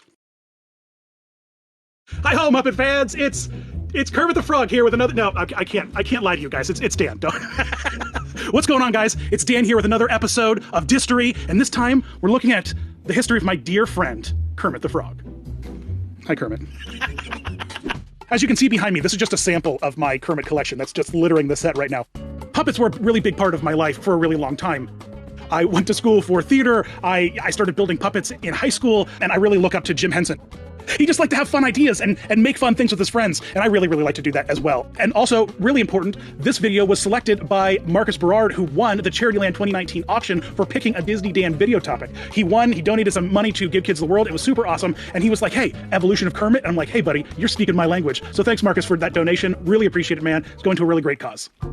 So to start at the beginning of Kermit the Frog, we have to go all the way back to 1955, the same year that Disneyland was built, because a very young Jim Henson in Washington, D.C., back home, was rummaging through his mother's rag bag, is what she called it, essentially a bag of old clothing. And in that bag, he found this old turquoise coat, had a couple of ping pong balls, and he cut that coat up, sewed it up, did a dance, and made some magic. Instantly created history, right, with Kermit. But back then, Kermit wasn't a frog. Kermit was more of an abstract lizard. And the reason for that was because he was part of a public access show that a very young Jim Henson created called Sam and Friends, where we had Sam, this humanoid character, and the wild amount of ridiculous characters inside Sam's brain. There were all these kind of abstract characters, and Kermit was one of them. Her name is Luna. She's a peach, but don't leave food within her reach, or baby. Originally, Kermit didn't even have a voice. It wasn't Jim Henson's voice. Sam and Friends was mostly lip-syncing to comedy albums, children albums, pre-produced stuff. It was just a fun way to make fun of songs, records, comedy bits, comedy sketches, but interpreted them differently with abstract characters and weird scenarios. And that was on WRC-TV. So the first Kermit that Jim built for Sam and Friends for this public access show was really nothing more than a glorified sock puppet. It was just a long tube with a mouth at the end that was just two pieces of cardboard kind of glued into some fabric to give the mouth a little bit of rigidity. But otherwise, it was just an arm and a hand covered in fabric. And Jim Henson had massive hands, huge hands, to the chagrin of many a puppeteer later in life that needed to puppeteer Kermit while Jim was on stage doing another character. And so what you end up getting was this very articulate kind of expressions and movements in the head and face of Kermit the Frog, because it was literally all four of Jim's fingers kind of morphing and moving and changing up and down. So it took about 10 years for Kermit to figure out that he was a frog, right? It took Kermit about 10 years to find his legs. Boom. Okay, I cannot give myself my own rim shots in the episodes. That's just not gonna work. Remember Kermit the Frog? Yeah. It wasn't until Johnny Carson introduced Kermit as Kermit the Frog in December of 1965 that Kermit kind of became identified as a frog. And when these characters became so popular on this public access show, it didn't take long for the news to get all the way up to New York. And before he knew it, Jim was on the Ed Sullivan Show or with Johnny Carson performing these Muppet bits for the nation. It wasn't just a Washington, D.C. local thing anymore. And as Kermit began to grow up, he was rebuilt shortly after his big national TV spots started to drop, as he started to appear at all these talk shows. And he got this red sweater, right? They just threw him in this random red sweater, maybe to give him a little contrast, have him stand out on TV. The first toy that was made of Kermit in 1966 was him wearing his red sweater. But hey, when is he gonna get green again, right? He didn't sing a song, it's not easy wearing a red sweater, all right? And that happens. That happens just shortly after that in the late 60s when a little thing called Sesame Street starts to get created, right? Joan Gans Cooney in the late 60s is like, hey, let's start to create this developmental show for children that's educational, that's smart, that's actually going to benefit children. But how are we going to make this fun? How are we going to make this interesting? And the answer to that was puppets. And so they wrestled up Jim Henson and brought him on board. And Jim started to create a bunch of original characters for the show. Bert and Ernie, Big Bird, Snuffleupagus. But a couple of characters from his original kind of catalog of Muppets kind of came along with him, primarily Kermit, right? So Kermit came to Sesame Street, but he never was officially a Sesame Street character. He was kind of like a visitor. As long as Jim was around, Kermit could be around. And with Sesame Street's late 60s premiere, we got a brand new Kermit, right? Kermit gets kind of completely rebuilt. This is where we get the iconic green Kermit collar, okay? He didn't always have it. As you've seen so far, we've been missing that collar. He ditches that sweater and he throws on this collar. And what this collar does is really help hide the otherwise very obvious neck seam around where the head of the puppet connects with the body of the sewn puppet. And here, now as Kermit's being rebuilt, we lose that whole kind of sock puppet design, and Kermit begins to get more of a shape. He gets a belly that's built out with a little bit of foam, makes him a really fun, versatile character, and his time on the street was spent, as the news reporter. Pardon me, sir. Can you tell me, are you really indeed Prince Charming? And Kermit was huge on Sesame Street. He was a huge character. He was super, super popular. What are you talking about, my dear girl? It's simply the name of a frog. When Kermit appeared in this made-for-TV special called Hey Cinderella, right after the second season of Sesame Street, there's this big uproar about the commercialism of Kermit the Frog. But when he came back after that controversy, again, he got another rebuild. And one of the big significant kind of changes in that rebuild was his collar kind of got dual layered. He went and got a nice contrasting color around his neck instead of that matching green tone. And so by adding that yellow layer and kind of separating and differentiating that color palette, it made Kermit stand out a little bit more. The collar didn't last long, and it disappeared shortly after it appeared. Another thing that they did was they kind of tweaked and modified the eye placement of his eyes to kind of play around a little bit with the eye focus of the character. Because as a puppeteer, when you're working and puppeteering into a camera, you have a monitor below you underneath the set, so you can kind of see where your character is looking. And the thing with Kermit was he was a frog, and frogs are these wide-eyed, things. Their eyes are kind of looking in two different directions, right? So how they catch flies is so gosh darn good. As that character became more human and less abstract, one of the things they did was kind of focus its eyes more inward to the point of its face. And this is a thing that they call the Henson triangle, or the eye focus triangle. And what you're doing is, hey, hold on one second, I have a friend to help me. So what that means is essentially, yes, I happen to have a 5-foot-tall Kermit plush. Deal with it. What you see happen in the Sesame Street third season rebuild is that his eyes kind of are turned in a little bit more to match up with the tip of the nose. And you can see that if you put the pupil to the tip of the nose, it forms a triangle, right? And that allows the puppeteer to kind of understand where the tip of the puppet's nose is in relation to his hand. You can then very quickly understand where your character is looking, and it really helps establish a more life to the character. Sesame Street takes off. It's a huge success, and we're moving into the late 70s now, where Jim branches off of Sesame Street and wants to make something a little bit more adult, something a little bit more fun and entertaining, because that's what he was used to doing with the public access and Sam and Friends. It wasn't necessarily a kid's show, but puppets were involved, and Sesame Street really kind of set the stage of being like, puppets are for children, and Jim wanted to kind of break through that and be like, no, they're for everybody. There were some Muppet specials he did, the Muppet Valentine's special, Muppet Sex and Violence. It's two specials that, kind of didn't really take off and get seen or appreciated. And one of the interesting things about both those specials was Kermit was not the host of either of those specials. Kermit was a background character, just another one of the gang.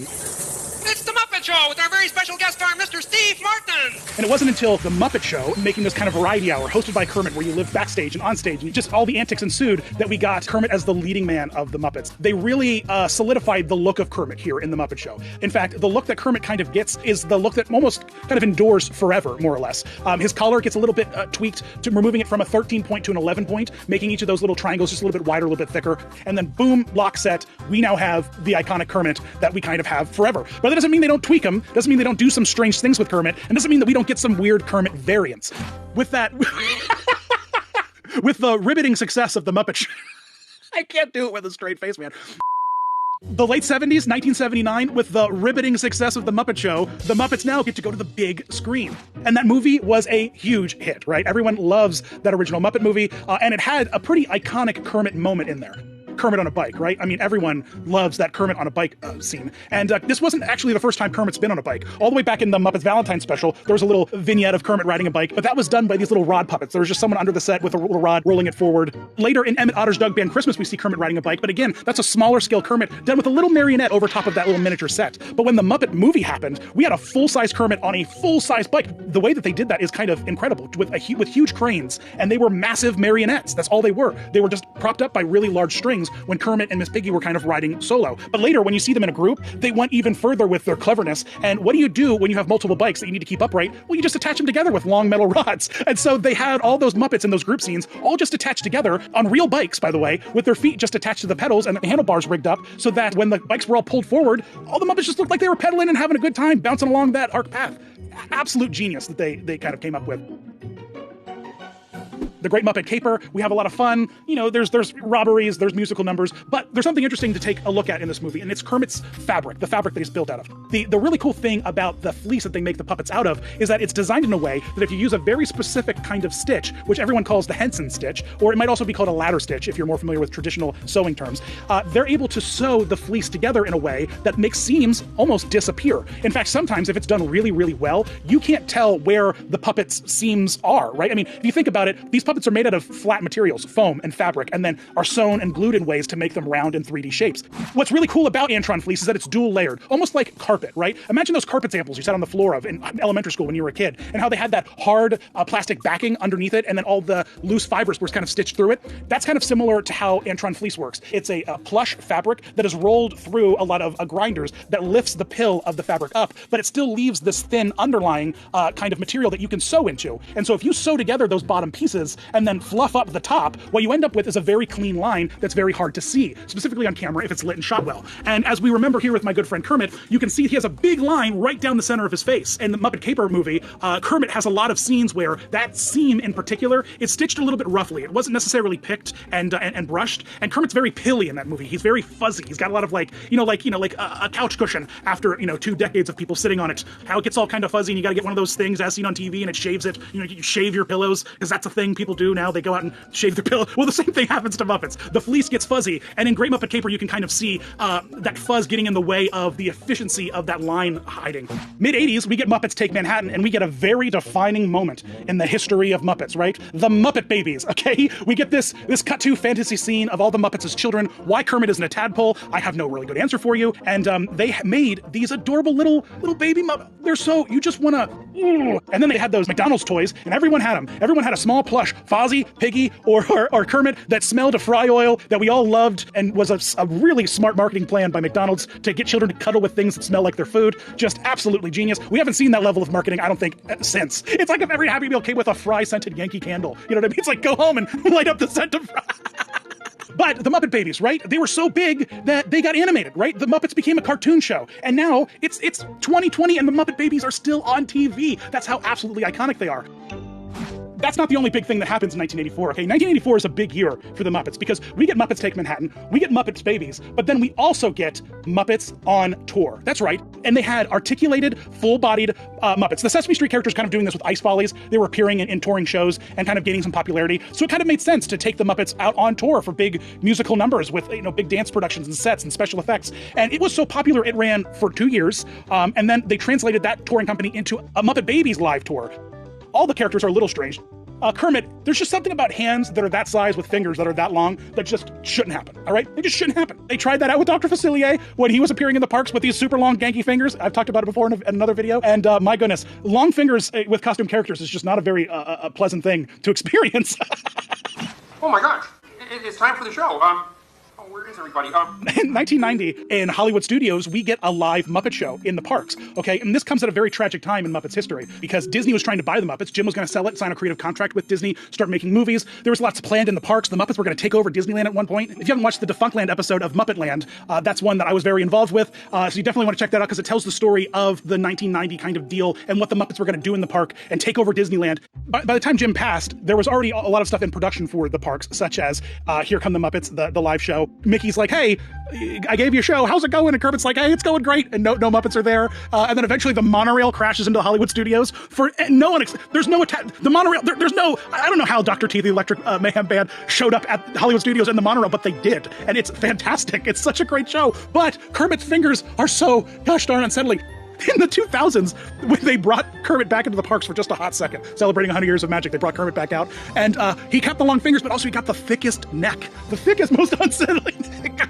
Kermit just doesn't work like this, guys. We need to stop trying to translate Kermit into a walk-around character. It's not going to work ever. Please stop. Everyone, please stop. Hi-ho, Kermit the Frog here, and welcome to Muppet Vision 3D. Muppet Vision 3D was the last thing that Jim performed as Kermit and directed, and so it's kind of this very iconic place in Muppet history for being this last performance of Kermit by Jim. The fire truck that comes in at the end with that Kermit on the end of the fire truck, really great example of another variation of an RC-controlled Kermit that was being puppeteered off stage behind the camera, but was this really great little articulate robot that Jim was able to puppeteer. Muppet Vision 3D is just one of the best parts of the parks. I mean, really, I absolutely love Muppet Vision. It's one of the best attractions. The early 90s, we get this passing of the torch from Jim puppeteering Kermit to Steve Whitmire puppeteering Kermit, and the kind of the change begins to happen where we begin to realize very clearly that it wasn't just Kermit that was the star. It wasn't the Muppets that were the star, but Jim Henson himself was an iconic superstar. Everyone knew who he was, and everyone was in love with him. Losing him really impacted the role of Kermit with the Muppets and kind of impacted the Muppets in general, because after Jim went, the movies then quickly became about the human star of the movie, because the Muppets just didn't have the star power to keep their own movies afloat. And the Muppets kind of became a cover band. Mid-90s, we kind of get Muppets Tonight. Kermit kind of stays the same. There's a little bit of a modification with the build on his head. His head shape changes a little bit. His eye focus, again, is tweaked once again. The location of his eyes are moved. In the early 2000s, we get Swamp Years, right? We get to see what Kermit looks like as a teenager. And he just is so gosh darn cute. And they do some really fun stuff by making his eyes a little bit bigger for the smaller puppet to give him this kind of more of a youthful look with the placement of the eyes, the size of the eyes, because that's why we think babies are adorable. They have gigantic eyes and tiny heads. And that's the same way that Muppet babies work, and also the same way that little teenager Kermit or little young Kermit, who finally left the swamp and started talking to humans for the first time. A few years later, we get Muppets Wizard of Oz, and we get a really fun variant of Kermit as Scarecrow Kermit. Kermit is so iconically simple and recognizable, they can play with the simple idea of Kermit and say, dress him up like a scarecrow, or give him a bunch of teeth and have him be a big scary dinosaur. It's really incredible how universal the design elements of Kermit kind of translate into whatever kind of variants they want to make. In 2010, the Muppets hosted a huge event for Walt Disney World with volunteering. In fact, if you volunteered for a day of your time to a charity, specific charities, what you ended up getting was a day in the parks for free. And the campaign was hosted by the Muppets. And there was a parade in the parks with all the volunteers that was led by Kermit and Piggy in their own unique parade vehicle. And this was a new Kermit that was built specifically for the parks that was bigger than any Kermit had ever been built before. It was probably about 120 to 130% larger than say the standard Kermit, because it was really high up on a float, so that they read a little bit better from the top of that parade float. Disney's all about forced perspective, right? He's just really built strong because he's practically weatherproof, because he was outdoors a lot, being used quite regularly. The thing you might not realize about puppets in general is that they tend to break down and become in need of desperate repair after a certain point of time. You can do that. You can skin a puppet, completely rebuild its innards, replace all the foam, replace all the hinges, then re-sew everything back up. Things like theme park puppets, that's not necessarily in the budget. So they're going to build these things like tanks. And so this was a little bit of a Kerm tunk. The minute I said that he was built like a tank, I then knew that I had to combine the words Kermit and tank, but I couldn't figure out what it would sound like, what that word would sound like in my head. And the minute that it came out of my mouth, I was so in love with it. So this puppet was essentially the Kertunk. And Kertunk lives on... Boo. Muppets Most Wanted had an interesting kind of twist on Kermit with Constantine, right? Performed by Matt Vogel, who now is the primary performer of Kermit, took over for Steve in 2017. And what's really fun about Constantine is that they just make very minor modifications to the design of Kermit. Again, coming on the simplicity of Kermit, just by taking his eyes and twisting them inward a little bit, kind of like, cartoon eyebrows when they're a little bit more menacing. When Matt Vogel puppeteered him, he kind of kept the nose pointed down where Kermit's nose is always forward and, having a good time. Very, very minor performance variations and then design variations to differentiate Constantine and Kermit the Frog. Of course, that mole, right, obviously. But if you don't think about that mole, there are other things that went into making Constantine stand out and be unique. Another thing about Muppets Most Wanted in that movie is we got old Kermit, right? We have a really wide range of what Kermit looks like throughout his entire life. So there you go. There's Kermit. He had a lot of changes for someone as so simple, but those changes were very subtle over the years to refine that character and make him more streamlined, more fun and friendly and connectable. And what's really kind of tragic was losing Jim and losing that presence and that status that Jim brought to the Muppets and to Kermit himself. Now that we've passed the torch to Steve, and then from Steve to Matt has the world in front of him now, kind of being a little bit of a leader like Jim was in a way behind the camera, not just in front of the camera, And so who knows what Kermit is going to see and do next. In fact, Disney Plus has Muppets Now, which is a really fun kind of live improvised Muppets thing. But I didn't really dig too deeply into the history of the Muppets in this episode because I already have. I helped Kevin over in Defunctland make a 6-part Jim Henson miniseries. So go over there and take a look at really the life and times of Jim. And check out Uploading Walt Disney World, my buddy Kenny Johnson, who has in my office that is full of Kermit stuff, or patreon.com/DisneyDan, where I'll have some behind the scenes look at my massive Kermit collection because I just have so much. This is just a schmecken of my Kermit, of my Kermit paraphernalia. I have Kermit silly bands, all right? Kermit silly bands. So thanks for watching, guys. Find me on Instagram, Twitter, Facebook, Patreon. Come say hello. Let me know in the comments which Kermit is your favorite. What appearance in a movie or TV show? What silly Kermit gag? What's your favorite Kermit song? Tell me about your favorite Kermit memories. I can't wait to hear them. Thanks for watching, guys. You rock.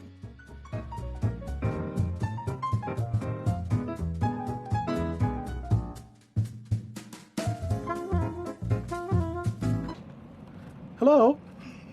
Oh, I'd like to inquire about my annual pass and what I'm supposed to do with it.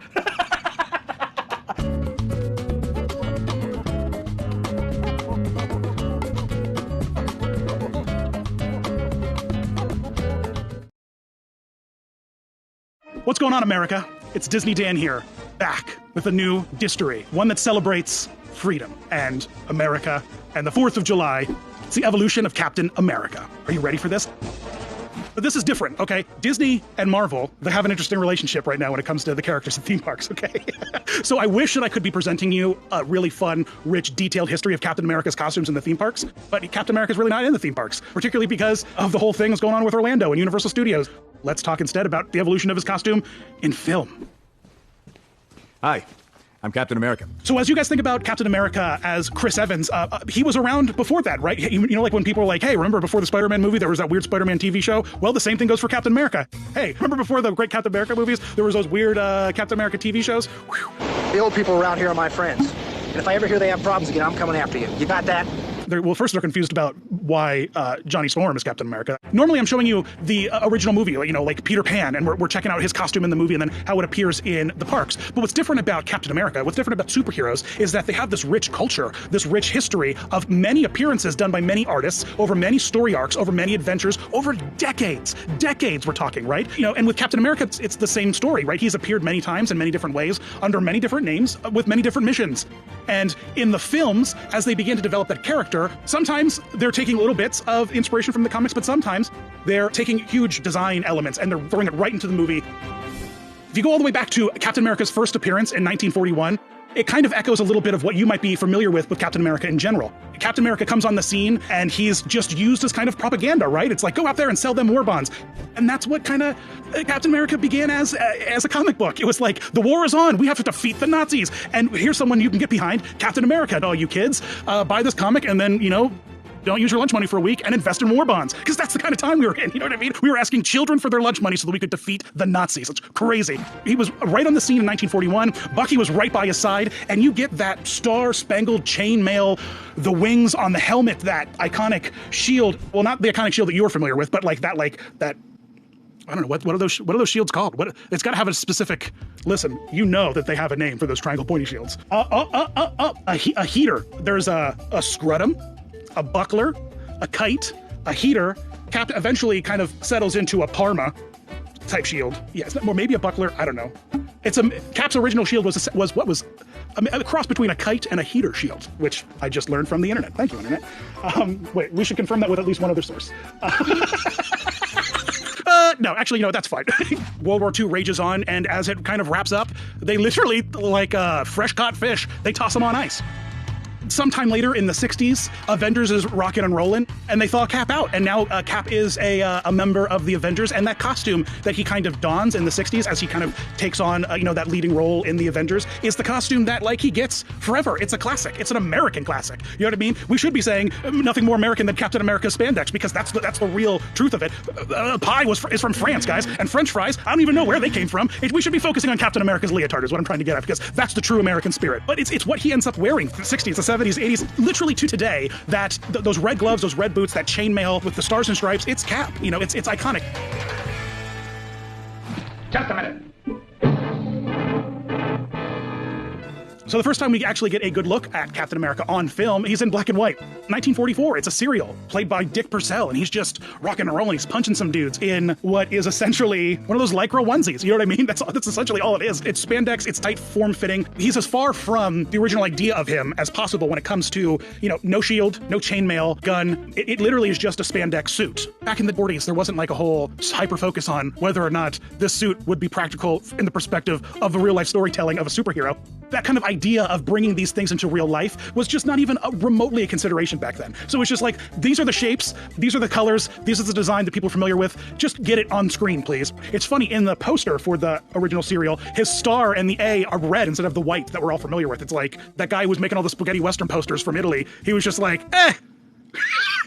The 70s, though, right? We're coming off the high of having Batman on TV, being awesome. The Hulk, he's just like losing his mind and turning green and punching people. He's like, get Wonder Woman on the screen. She's there and she's doing the spinning and all that kind of stuff. The 70s are kind of like this bizarre boom of made-for-TV miniseries, TV movies of superheroes. Similarly echoed the 2000s. You know what I mean? That kind of gold rush of like, get these rights. We got to adapt these with what the audience wants.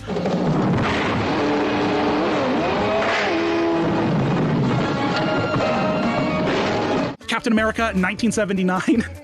Someone was just like, hey, what should we do with Captain America? Well, I don't know. He lives life on the edge. He's a dangerous man. He'll punch anyone who gets in his way. He's a little bit like Evel Knievel. I guess he is Evel Knievel. And so they just made Captain America Evel Knievel. They put him in a motorcycle helmet. The suit with like these suspenders and this spectacle. The movie is strange, right? And there's another one immediately after it. Captain America 2, Death Too Soon. It's kind of like that Batman-esque kind of spandex material like we saw, in the 40s, and this acrylic clear shield, because if it could be made out of clear acrylic in the 60s and the 70s, there was somebody there asking, well, why don't we? So 1990 rolls around. We're fresh off of Tim Burton's Batman, right? Tim Burton's Batman in 1989. Everyone's just like, what? This is gorgeous. This is beautiful. It's fantastic. Look at that Batman suit. It's all like rubbery and strong. He's got like defined definition. Studios everywhere kind of got the whole like that fever again to start making some superhero movies. It's like, oh man, we got this super successful thing. What can we bang out? Through a confusing turn of events in the 80s, the movie rights to Captain America wound up at 21st Century Film Corporation, and they had a ton of issues during production. They couldn't even really finish making the movie, and what they ended up having to do was sort of cobble together this film in post-production that it brought to life Captain America, but it ended up going straight to home video. Okay. We've got Red Skull. We've got like a hardcore Red Skull. You think that the reveal of Hugo Weaving, you should see this Red Skull, all right? There's this little bit of a horror B-movie unsettling look. And he's Italian, because that's a choice. And it seems the Americans have made a poor choice for their champion. Pity him. He is like a child. But they decided to put this Captain America in a rubber suit. He looks like they just found like a huge blue whoopee cushion and just like powdered it out. It's like, yeah, that'll do, I guess. It's just I just get like, the more I start to think about how uncomfortable it must be to wear a whole body rubber glove. Imagine like just slipping on a kitchen sink dish glove. And what's so interesting about the choice to put him in this rubber suit is like, at what point in time did anyone be like, hey, you know what army guys wear? Rubber. He's not a Navy SEAL. He's an infantryman. You know what I mean? He's running around on the front lines. Whoever was like, let's put him in rubber. But again, we're in that place where it's the 90s. It's fantasy. It's over the top. It's spectacle. There was nothing real about Burton's Batman. There was nothing that had to be real or practical about Captain America other than the fact that he looks like a rubber glove fighting crime. We jump forward to the meat and potatoes of the Captain America lore, right? What you're all familiar with. It's 2011. We've had Thor. We've had Iron Man. We've had a confusing turn of events happen with the Hulk. And now we're looking for the leader of the gang, and we get Captain America, the First Avenger in 2011. And his journey is interesting, right? You just don't know when to give up, do you? You're like this all day. Stanley Tucci, with whatever wonderful accent he's using in this film, he stacks a very thin Chris Evans with some serum, some bright lights, and he comes out a hunk. What I don't understand is, like, what did it do? Make his bones grow? Because he literally gained a foot. I mean, like, did it just increase the amount of muscle space between each vertebrae and just spaced him out a little bit more? I don't get it. Was Steve Rogers, did he have scoliosis? And the secret serum just kind of straightened out that S-shaped spine, thus adding a significant amount of height to his stature? I'm not sure. There's that scene in Captain America 2 where he's in the, you're a foot shorter than Wimpy, Steve, and then he turns into a giant. It's like, how did they explain that? I would take answers. I would take pseudoscience answers. I would even take you bringing in some weird god who's just like, how does Bruce Banner turn into the Hulk and keep his pants on? That's another question that's been plaguing me for years. And in the films, this is fine. We're so far off topic, I have to stop. Who's strong and brave here to save the American way? Immediately thereafter, he's put into military-issued uniform where he's used as a propaganda piece. He's wearing essentially a military-made costume, like a theater costume. And then when he gets out there onto the front lines to save his best friend, he takes all that World War II issued gear and kind of throws on a pantsuits, a paratrooper outfit over top of his otherwise ridiculous costume-pieced uniform, tosses on that cheerleader helmet one of the girls is wearing.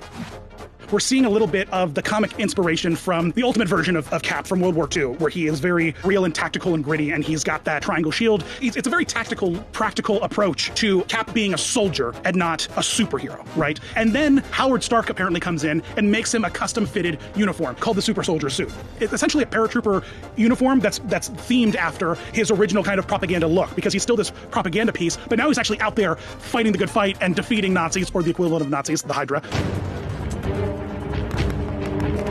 The suit's actually made out of mostly nylon. There's some canvas in there, but it's made out of stuff that the military would make straps. We were trying to get more of like a Kevlar weave sort of feel to it, so it would feel like an actual battle suit. And I would just kind of come in every couple weeks and try a new outfit on, and they would poke and prod and measure and cut, and I'd kind of stay out of it, and then finally they got it where they wanted it.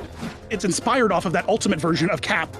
Put some gray on the costume, give him some tactical boots, give him a tactical belt, put him in the real life scenario of being a soldier. And so that's kind of where that super soldier costume was pulled right off the page and put into real life. We got Captain America, First Avengers, that's 2011. Next year, everyone's hyped, we're ready to rock and roll, the Avengers are here. Led by our new hero, our new champion, Cap. You know, he got thawed out, he woke up. Costuming becomes a very specifically interesting piece of storytelling and character development without you even being remotely aware of it. The costuming that they, use in this film, it allows Cap to be in very modern environments and very easily say to the audience, this is a man who's not of this time, because of his very simplistic design costume. Now, everyone hates this costume. And for good reason, right? It's odd. It's an interesting look. It's a little bright. It's a little weird. It's a little well, let's talk about it. Why is Captain America looking so ridiculous after we had such a cool Captain America from the first Avenger? We had this tactical Cap. We had this guy who was out there. He was prepared. He had leather satchels all over him. What are in all those leather satchels? I have no idea, but things that are going to stop bad guys. That's what I know. And then we get this new modern Cap, and they kind of Batman him. They give him this like little utility belt with like these little pockets for all of his iPhones, maybe? I don't know. That's what they all are. He's literally wearing a belt full of BlackBerry holsters. Is essentially what he's doing.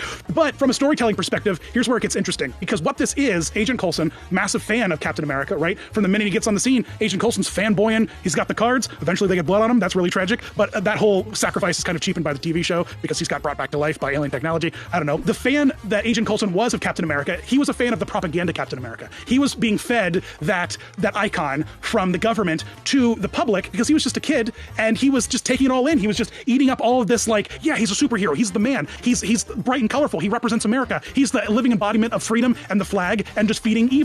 And so in the storytelling of this film, Agent Coulson designs this costume to be another kind of propaganda icon piece. It ends up being this reiteration of that theatrical costume he had to wear and parade around to, raise money for the government. Like, this is what we imagine is good for you, instead of what is actually practical for a hero to get work done. And we see that very shortly after his appearance in Avengers. Winter Soldier comes out and that costume is gone. It's never spoken of again. Well, in Endgame, they really tear into it, right? And at least they're apologizing by letting us all look at Chris Evans' butt, I guess. It's like the apology for how terrible that costume was. But that is America's ass.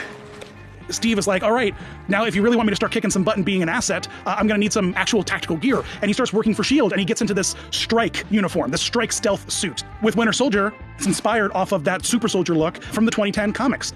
He had this very neat, all kind of like dark blue commando suit. Because at that point, Steve wasn't Captain America. Bucky had grown up, gotten his big boy pants on, and he was Cap, and he was fighting the good fight. And Steve Rogers was promoted. He was Commander Rogers. In the movie, this whole strike suit it's literally almost exactly that, right? We ditch all of that, the red, white, and blue, and we go very much like stealth. The CIA, that kind of like secret agent kind of look and feel. You can't be Captain America sneaking around, Uganda, dressed in red, white, and blue, getting stuff done. Yeah, we compromised, sometimes in ways that made us not sleep so well. But we did it so that people could be free. This isn't freedom, this is fear. We have this strike stealth suit, and it's not Cap anymore, right? We've lost the red, white, and blue. It's a little bit of Cap losing himself in the big machine that is S.H.I.E.L.D. S.H.I.E.L.D. is now issuing him the suit. S.H.I.E.L.D. is sending him on the mission, and who does S.H.I.E.L.D. end up being but the enemy? It turns out that S.H.I.E.L.D. is nothing more than the people he's been fighting against his entire life. And so this suit kind of represents, once again, this guy who's out of his element, out of what he was originally fighting for, out of his time. And when he goes back into that museum, and he cracks that case, and he puts that poor man's job in jeopardy, I am so fired. What he's doing is taking back his identity, taking back his own moral standards. Because before, he was fighting for good. He was fighting with his moral compass. He was fighting for America. And it turned out that S.H.I.E.L.D. wasn't America, right? By shedding that, otherwise stunningly handsome suit. I think even Chris is like, hey, I look pretty good in this thing. But we had to abandon it so we could get back to the good old US of A, Steve Rogers fighting for what was right. Really kind of a beautiful symbol when you think about this guy recapturing his identity by putting that suit back on and doing what he believes is right, faced up against insurmountable odds, right? I mean, that's the story of Captain America, But don't fret if you really like that suit and how handsome and form-fitting it was with those shoulder straps. He looked really good. It just was it has had really great lines and really great patterns and textures.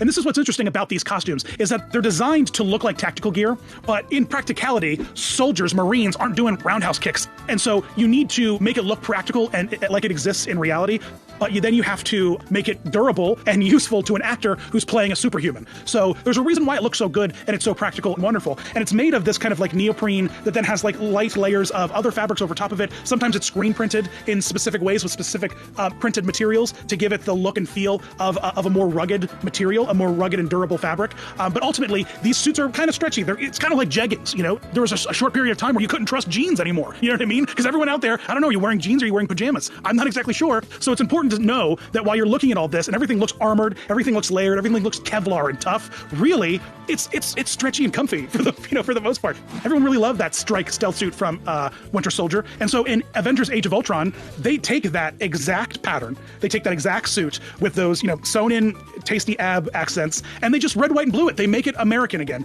but they don't go so egregious as the first Avengers film. From here on out, this is Cap's suit. This is a suit that we now get from the rest of the MCU on. Avengers? So with Avengers 2, Age of Ultron, you see Steve Rogers kind of find his stride. You see him kind of find the true mission, you know what I mean? He's not with S.H.I.E.L.D., and he's honoring his red, white, and blue, kind of heritage in this costume made for him by Tony Stark. He's with the Avengers, who we think are a bunch of like-minded individuals, but the lessons he begins to learn in that film, in that story, start to make him question all of that. But at the beginning of that film, you see that heroic version of Steve in this tactical red, white, and blue suit. It's pristine, it's beautiful. It was the symbol of everything that was good and what he represented and what he thought the team represented, right? It represented him. He was wearing the Avengers branding. He was the front man for the force that saved the world, time and time again. And as the film starts to progress on from that tipping point of Tony and that shield around the world and who's responsible for that, you begin to see the costume tell as much story as Chris Evans is, because we have this pristine version of it in Age of Ultron, and then it begins to just deteriorate. The colors begin to fade. We even lose the red, white, and blue. The A from his shoulders are gone because he's not next to Tony Stark, who made it for him originally, could just toss him a fresh one and help him out. And now the only thing he has left is just to be a hero.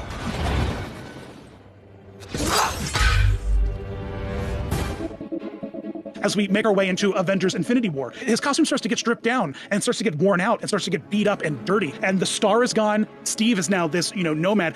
A lot of comparisons are often made to that stripped down costume that he wears as this kind of this nomad thing. Nomad's got this cape and these big shiny buttons that I'm not really sure what they're for. If you look at the original comic books around issue 450, where Steve gets fired and begins this arc of a man without a country, and he ended up wearing just this black suit. It had nothing on it. It was this symbolist silhouette that he was out there still fighting. Get this man a shield. slowly come to find out is that he's become buddies with the Wakandans, right?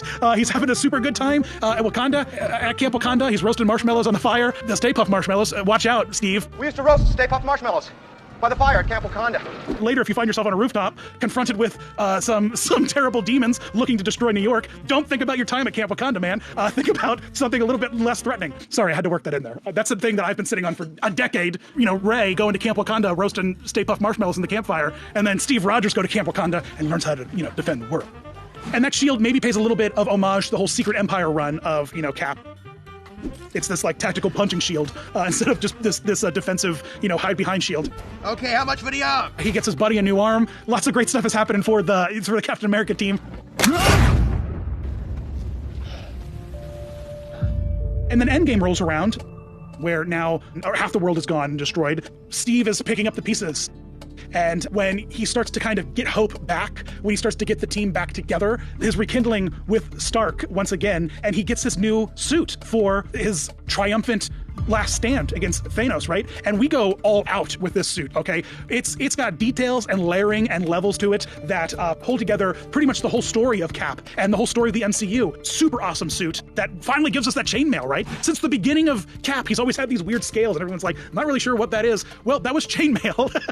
It's like, ooh, that looks good. He looks strong. He looks like he's properly defended. And I'm not talking about like the 70s disco jumpsuits they all wore to time travel in. Him, Chubby Thor, and Tony, they're rocking and rolling in these three dynamically fresh and really sharp looking suits. It's Cap reclaiming all of that symbolism of everything that he's always stood for and finally has people around him to stand for as well, right? That star is back on his chest, that A is back on his helmet. He's got the team back together and they're all on a unified mission and he's the champion to lead everyone on their way. And it's a really striking and beautiful final suit for him to be the hero that he is. Avengers! Assemble. Man, he's been on a journey. He's had a lot of costumes, hasn't he?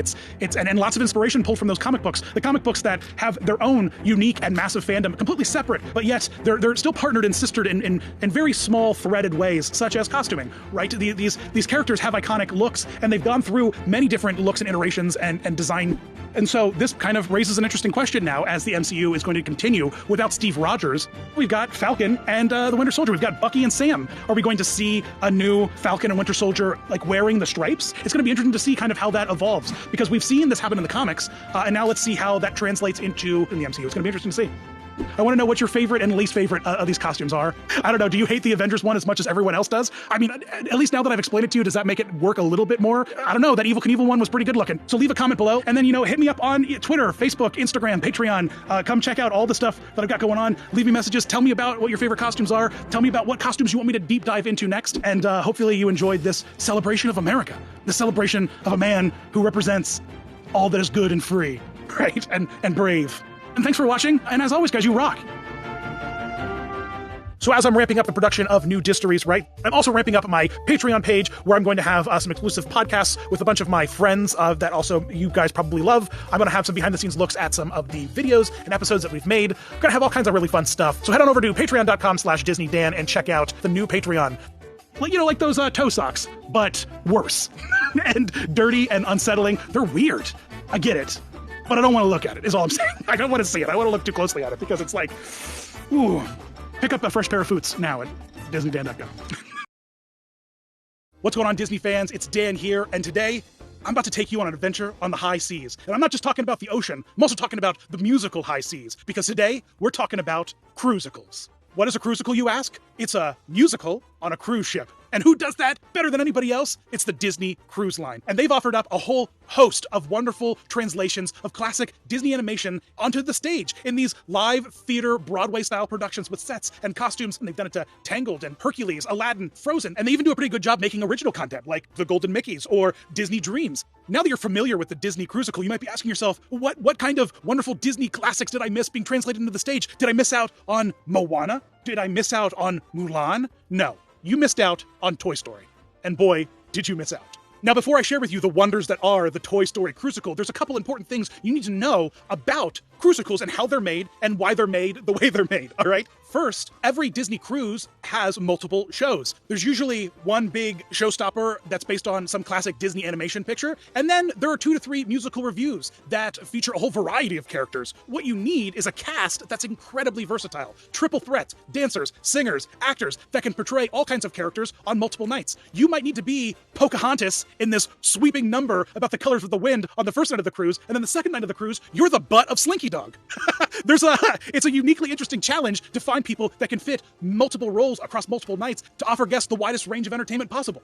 Number 2, these shows are only around an hour. And so while half the ship is at dinner eating, the other half of the ship is in the theater watching the show. And there's 2 shows every night. So because of this, you don't need an intermission. You don't need the entire audience getting up and leaving halfway through to come back in and sit back down again. You need to get everyone in the theaters, seated, give them a 50-minute experience that is going to blow their minds and make them hungry and send them out for dinner. And then subsequently, the second show, you need to give them a 50-minute piece that's going to give them some time to digest all that wonderful food that they just ate. It's kind of like what they do in the parks. They don't really want people to get up and leave and then come back. You need to do crowd control. And they're able to do that pretty perfectly with this 2-show dinner reservation kind of tango back and forth. And because cruisicles are the same duration as the shows we're seeing in the park, what we end up seeing is park shows being turned into cruisicles and cruisicles being turned into park shows. And not only are things going to get cut, but when you're taking a non-musical movie such as Toy Story and adding music to it, you're going to end up losing even more story. The third thing to consider about cruisicles is that they're must-do entertainment while you're on the boat. At the parks, you could be on your 5th, 6th, 7th visit and not even have seen half the live entertainment that the resorts have to offer. But on the cruise line, every time that you go, you're going to want to take in everything that they have to offer. In fact, it's almost sort of expected of you. While people are at dinner, you're seeing the show. And then you go to dinner while they see the show. It's something that everyone that's on the boat is going to be experiencing. And then when they come back the next year, they're not going to want to see the same show again. So what you end up having is not just a fleet of Disney Cruise Line ships, but also a fleet of original musical theater entertainment on each of these boats. Each of them have their own unique showstopper pieces to kind of encourage you to get a little variety in your Disney Cruise Life experience and visit other boats and check out other itineraries. Because of the demand for all this variety, the cruise line has to constantly be changing out the entertainment and trying new things, such as Toy Story the Musical. The biggest thing to consider is that you're on a moving vessel. And this is live theater with sets and pyrotechnics and special effects, and you're moving. This is a unique challenge that not many actors have to face.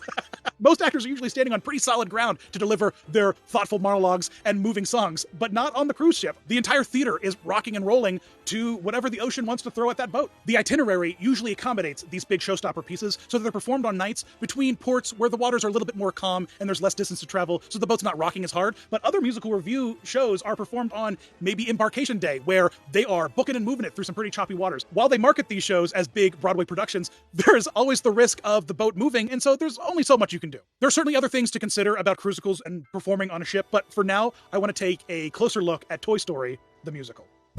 Toy Story the Musical officially opened on April 10th, 2008 on the Disney Wonder. It was marketed as the largest theatrical production at sea. The music was written by a group called Groove Lily, composed of Valerie Vigoda and Brendan Milburn. They have such classic tunes as... well, I don't know.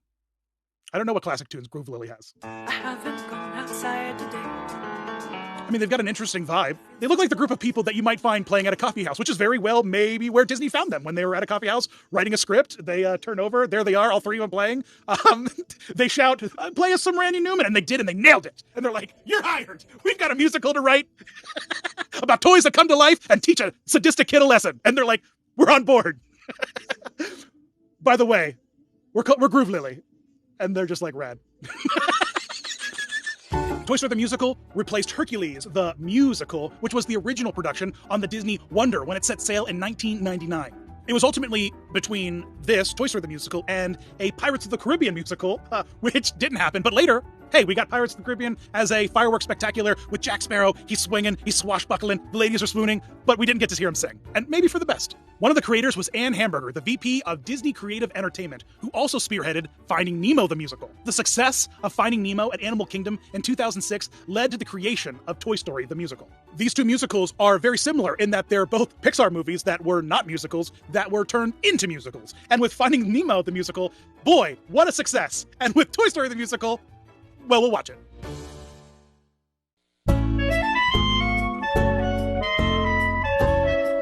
Hey, Woody! Let's go, partner! The show starts, of course, with Andy, deep in the throes of puberty, doing a brief product demonstration of all the toys you can find at the gift shop. Andy, put your toys away and come help me get ready for your birthday party. Okay, Mom! Now, Andy. I'll be right there, Mom! You got Andy, I said now! You got a friend in me.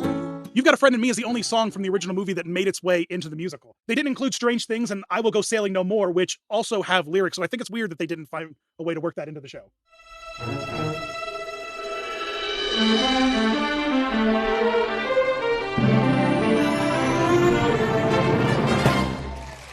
Honey, I shrunk the audience. Pull my string, his birthday party's today. There is just enough branding missing from that grand box to avoid a lawsuit. Looking good today. Thanks, Em. You're in the pink yourself. A wonderful combination of both tracked character voices that are controlled by the stage manager during the entire production. It's not one long, continuous 50-minute track the live actors are performing with. Everything about this is individually fired off by a stage manager.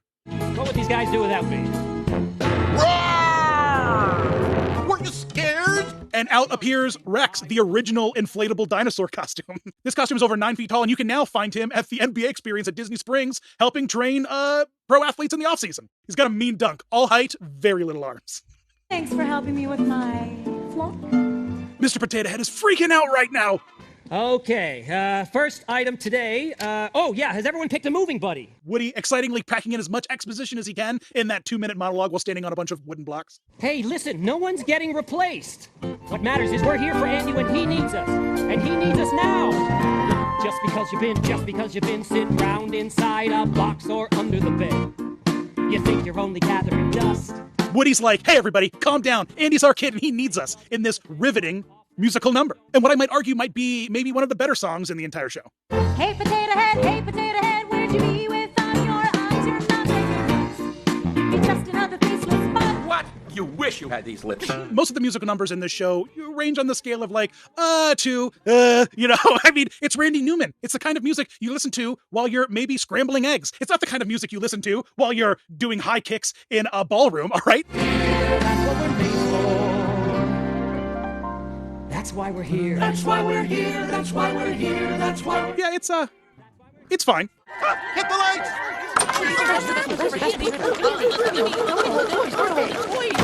There's some theatrical design that should actually really be celebrated in this. They do a lot of really great things. These costumes are gorgeous. Some of these set pieces are really unique and innovative. And the use of lighting and projection and this backlight screen, you're able to do things like present a horde of children running in for a birthday party. It's kind of fun.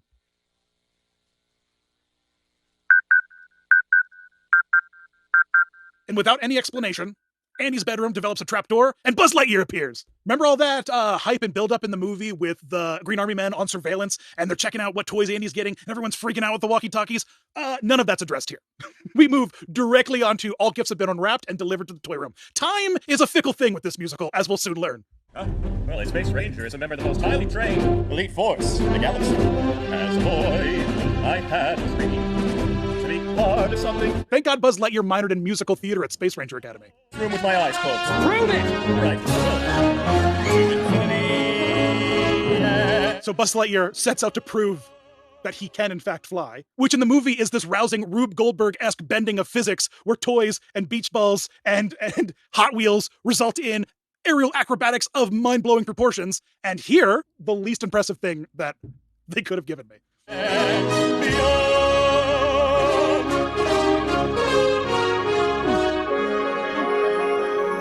As the stage crew prays to Poseidon, as the actor is hoisted a few feet off the ground. That was falling with style. Now go ahead and make sure you unclip his safety harness directly into your mic. Come on, future Space Rangers. Everywhere I turn, I see Space Rangers and rocket ships. For 2 days now, it's been buzz, buzz, buzz. What do you mean 2 days? It's been like 18 minutes. Andy, where are you? I'm packing, Mom. What do you say to dinner at Pizza Planet? Pizza Planet? Oh, cool. Can I bring a toy? You can bring one toy. Okay, I'll go get Buzz. I'll be right there, Mom. One toy. He didn't have a lot of time reacting to that news before jumping into song. There by the explosion. Trapped. It's gonna be no time to lose. I don't see anything down there. He's there. Just keep looking. Oh, what was that?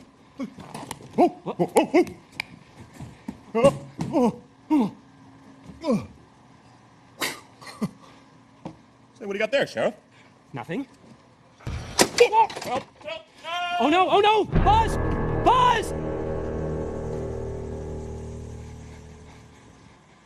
What have I done? What happened? Yeah, what happened? I'm just as confused as you are. And I've seen the movie. Now might be a great time to bring up the fact that what you're watching is the official Disney recording of this show that plays in the staterooms in the evening when the show is happening live on stage, to give the guests the illusion that while they're in their staterooms, the TV is airing a live stream of the performance that's happening on stage. But really, this is the first cast of the musical in one of the first performances it had publicly. And a lot of things go wrong, as you can see here. And what's so great about it is that this is the cut they chose.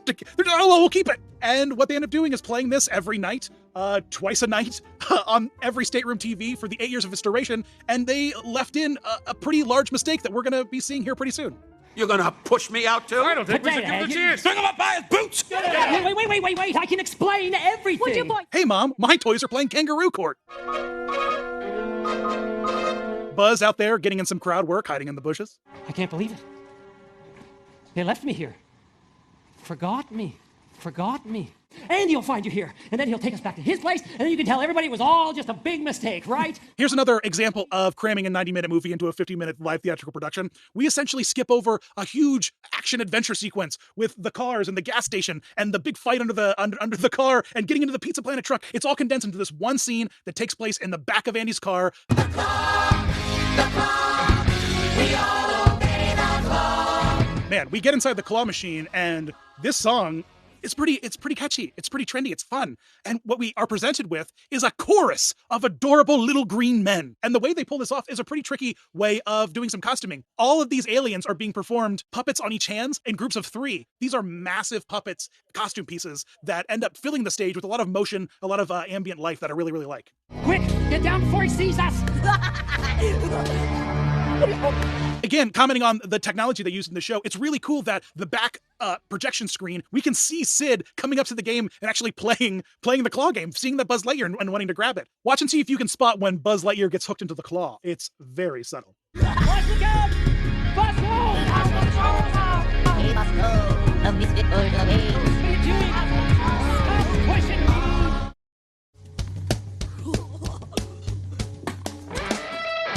This is actually a pretty catchy song. It's one of my favorite songs from this musical. I'm the Da Vinci of destruction. I'm the Van Gogh of violence. I'm the Rembrandt of wreckage. He calls himself the Da Vinci of destruction, the Van Gogh of violence. This kid, while troubled, has an excellent art history education. Sid! Where are you, you rotten kid? I'm out here, Ma. Well, come in here and help me scratch my back. I love it. They're like, we need a relatable thing for Sid's mom to yell at him to get him out of the yard so Buzz and Woody can start talking again. What does she need? Does she need maybe the garbage to be taken out? Maybe Sid needs to wash the dishes or walk the dog. He's got a dog, right? Maybe Sid should walk the dog. No, how about Sid scratches his mom's back? What? What kind of challenge did you have, Rick? No, Buzz. We must get out of here. Oh, if you thought this scene was creepy in animation, buckle up.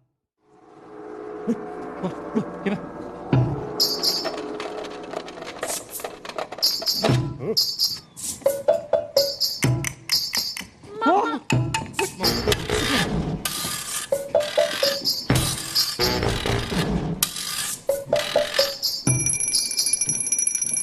Can you imagine being like a 4 or 5-year-old in the audience watching this? Being like, Mom, what are you doing to me?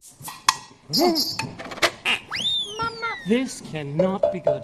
The costumes of Sid's creations are particularly unique. They do some fairly interesting things to bring them to life. What I'm most interested in is the fishing hook with legs, because if you take a close look at the side, it looks like it was almost pulled right out of the movie and thrown onto the stage. But as it turns and it walks around a little bit, really interesting look at how the design of the costume makes this seamless kind of stage illusion to make it look like there's these extra long pair of legs. But really inside, it's just, a regular person with regular sized legs. Buzz, what are you doing? What I was born to do.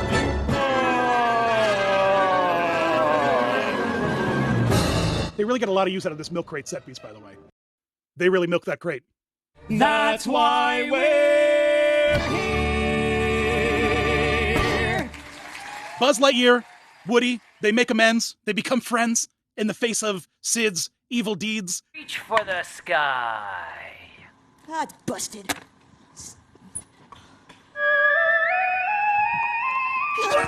No kid is buying a Woody toy at the end of the show. That is horrifying. Now we're entering Sid's nightmarish dreams. He's shrinking to the size of a toy.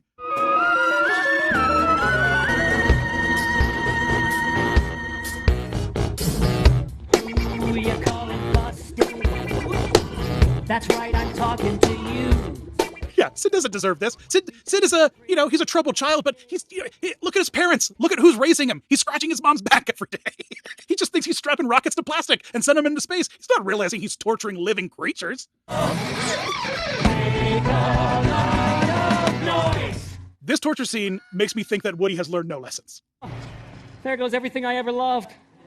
And now comes to what is the most important part of the entire Toy Story film, right? It's that triumphant moment where Buzz Lightyear finally flies, and Woody admits that Buzz Lightyear is flying. And Buzz looks back at his good new friend, and he's like, no, buddy, this is falling with style.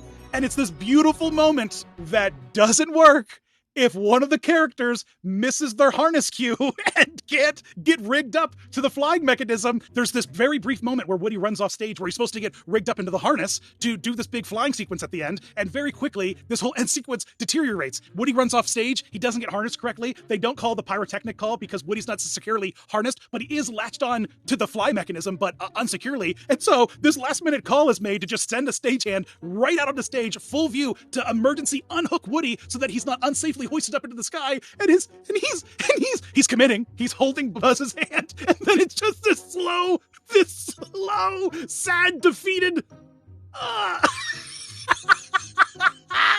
And Buzz Lightyear just flies off by himself, and Woody's like, "Hey, Buzz, you're flying," and Buzz is like, "Yeah, I know." And what's the best part? What the best part about this massive fluke? That can happen. It's live theater. Anything can happen. The show must go on, right? Except they recorded this and then aired it twice a night in every stateroom for 8 years. We didn't think to maybe get another take. We didn't think to maybe do a pickup of that massive moment where we light the rocket and it explodes in a fury of pyrotechnic wonder. And here's what it's supposed to look like, right? The one-armed man runs over, he strikes the match, it explodes in flame, he lights the rocket, boom, it goes. And here's what was officially recorded. That's show business, baby. But when he's just like, well, I guess this is happening. I'm not sure how the plot will progress from here. And then Buzz just floats by. Just floats. Because, I guess the costume's rigged in a way that through Woody holding him, he can get, a little bit of an action pose, which is just completely lost as he just dangles hopelessly.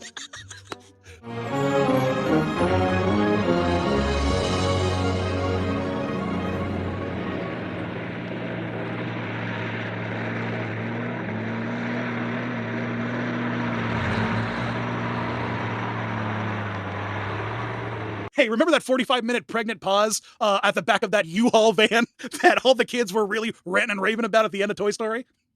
Me too.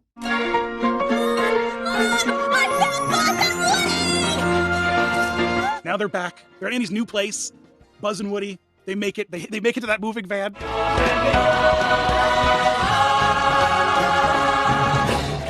And that is Toy Story the Musical. Toy Story the Musical played for 8 years on the Disney Wonder until it closed in 2016, being replaced by Frozen, a Musical Spectacular. Speaking of Frozen, a Musical Spectacular, it was the show that ended up replacing Aladdin at the Hyperion at Disney's California Adventure. Interestingly enough, there was another show slated to replace Aladdin at the Hyperion, and that was Toy Story the Musical. In 2010, they announced that Toy Story the Musical was on its way to the parks. We had just gotten Toy Story Midway Mania opening. Toy Story was just theme park magic sauce at this point, and they were just trying to throw it everywhere they could. And the response to the announcement that Toy Story was going to come in and get rid of Aladdin after the parks have already been saturated with Toy Story attractions was not good. People came out in force and very vocally opposed anything happening to Aladdin the Musical, which was beloved by locals. Josh says, quote, "I'm really sick of Disney making all these rides and shows based off Pixar movies, instead of just using their brains and designing rides that are original and not rides that are based off of Pixar movies. It's really annoying." Steven says, quote, "I feel like a bit of me just died. Aladdin was an amazing show that always kept it fresh and new with the genie's pop culture jokes. There's already too much Toy Story at the parks with Buzz Lightyear Astro Blasters and Midway Mania. Disney listened, and they kept it. And Aladdin ended up running for quite a long time, ultimately being replaced by Frozen, a Musical Spectacular. So Frozen took out Toy Story in multiple ways, both in the parks and on the cruise ship, which I think is pretty fascinating. What's sort of amazing is that right when this film was being produced, Joss Whedon, one of the screenwriters, pretty eloquently put into words why Toy Story doesn't work as a musical. Saying, quote, it would have been a really bad musical because it's a buddy movie. It's about people who won't admit what they want, much less sing about it. After Toy Story was released, another movie that kind of followed the same musical format was released with Tarzan, right? With Phil Collins coming in, rocking and rolling. And when Tarzan was translated into a theme park live stage show, we got a Phil Collins band. Maybe it would have been cool to just roll out, a Randy Newman impersonator with a piano. I don't know, maybe that would have been better. Well, there you go. There's the Toy Story Crucicle and all of its wonder. Let me know in the comments below what other crucicles you've seen, or maybe you want to see me talk about and take a deep dive into. And let me know what you think. Come say hello to me on Facebook, Instagram, Twitter, Patreon. And as always, guys, I appreciate you watching. You rock.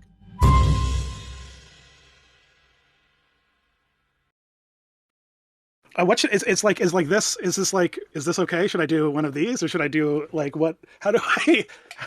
What's going on, Disney fans? It's Disney Dan here in a new space. It's me. You can see me now. I'm not a puppet. I'm not just this ethereal voice that makes you giggle. It's me in the flesh. And I'm so used to looking at my microphone when I talk to you guys, but now I can actually look at you guys when I talk to you. So this is great. Listen, do you ever sit up late at night and think about the delicate subject of what Disney parks do when male characters that are topless need to be translated into costume characters? How does Disney parks handle the male nipple? I think about this all the time. I don't really think about this all the time. Here's why I think about this. It's because not too long ago, I saw this interesting photo of Mowgli on the internet. He was making an appearance in the parks for a meet and greet, and it was just this college kid, pretty much never nuding it. He was wearing these skin tone dance shoes. He was wearing a loincloth and a wig, and he was pretty gosh darn naked. And I'm like, man, I suddenly started thinking, there are so many characters with nipples in Disney movies. How does Disney handle that? What's the metric? What is the guidelines between whether or not you show male nipples or don't show male nipples? I mean, you might think this is a strange thing to think about, but think about the fact that Disney Parks is this family establishment, right? There are some people who are very up in arms about nipples. Some of you right now may be watching this video and like, why is my favorite Disney YouTube channel talking about nipples? Because we need to talk about it, all right? Because it's interesting, there's history, there's decisions that were made there, and there's some fun stories to tell. You go back to Fantasia, and you've got the centaurs, you've got Chernabog, you've got all these bare-chested characters. Almost all of them lack any kind of nipple definition, or really any kind of definition at all. Like the centaurs, they're kind of like this amorphous blob. You see some nipples drawn with Chernabog, right? Because he's this massive imposing force on the top of a mountain, and so he's got muscles, and they take the time to add that definition and give all those details. But with things like Fantasia, you're not getting any kind of recognizable character that you're going to want to meet in the parks, right? So what was that first example? And I think that's Jungle Book. I think that's Mowgli. I think that Mowgli was our first kind of bare-chested character that gained a lot of popularity. He's a character that people want to meet. People love the Jungle Book. People love Mowgli. And there are 3 great examples of Mowgli. There is a park version of Mowgli. There's a Disney on Ice version of Mowgli. And then there is, believe it or not, a Disney Broadway production of The Jungle Book that never made it past kind of preview production out in Chicago. But it was there. Disney produced it. And there was this little Disney Broadway Mowgli. And it kind of illustrated 3 interesting sort of choices that Disney has to make when they're representing their characters to the public, right? In the different ways that they're going to provide you entertainment. So in the parks, Mowgli has had some interesting things because he's naked, right? Except for when it's cold, because every character like this has a cold weather alternate version. And so they take this college kid, throw him in this burn victim compression suit. And sometimes the kid's lucky and it matches his skin tone. Sometimes the kid isn't lucky and it does not match his skin tone. And that's kind of where there's an interesting interpretation with what the parks do and how they're going to tell the story of a character. And with Mowgli, with face characters, they go all in with a realistic translation of that character into the parks, right? They're taking the character off the screen and they're dropping it into the parks. And that means it's a guy shirtless, right? In a loincloth if you want to meet him.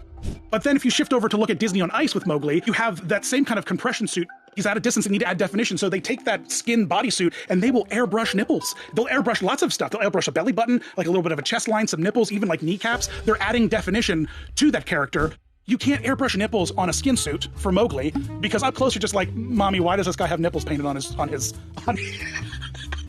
leotard? And there's no real good answer to that when a kid asks you that question. So I mean, really, I think in the parks the solution maybe should be when it's too cold, Mowgli just stays inside, because it just it raises too many questions.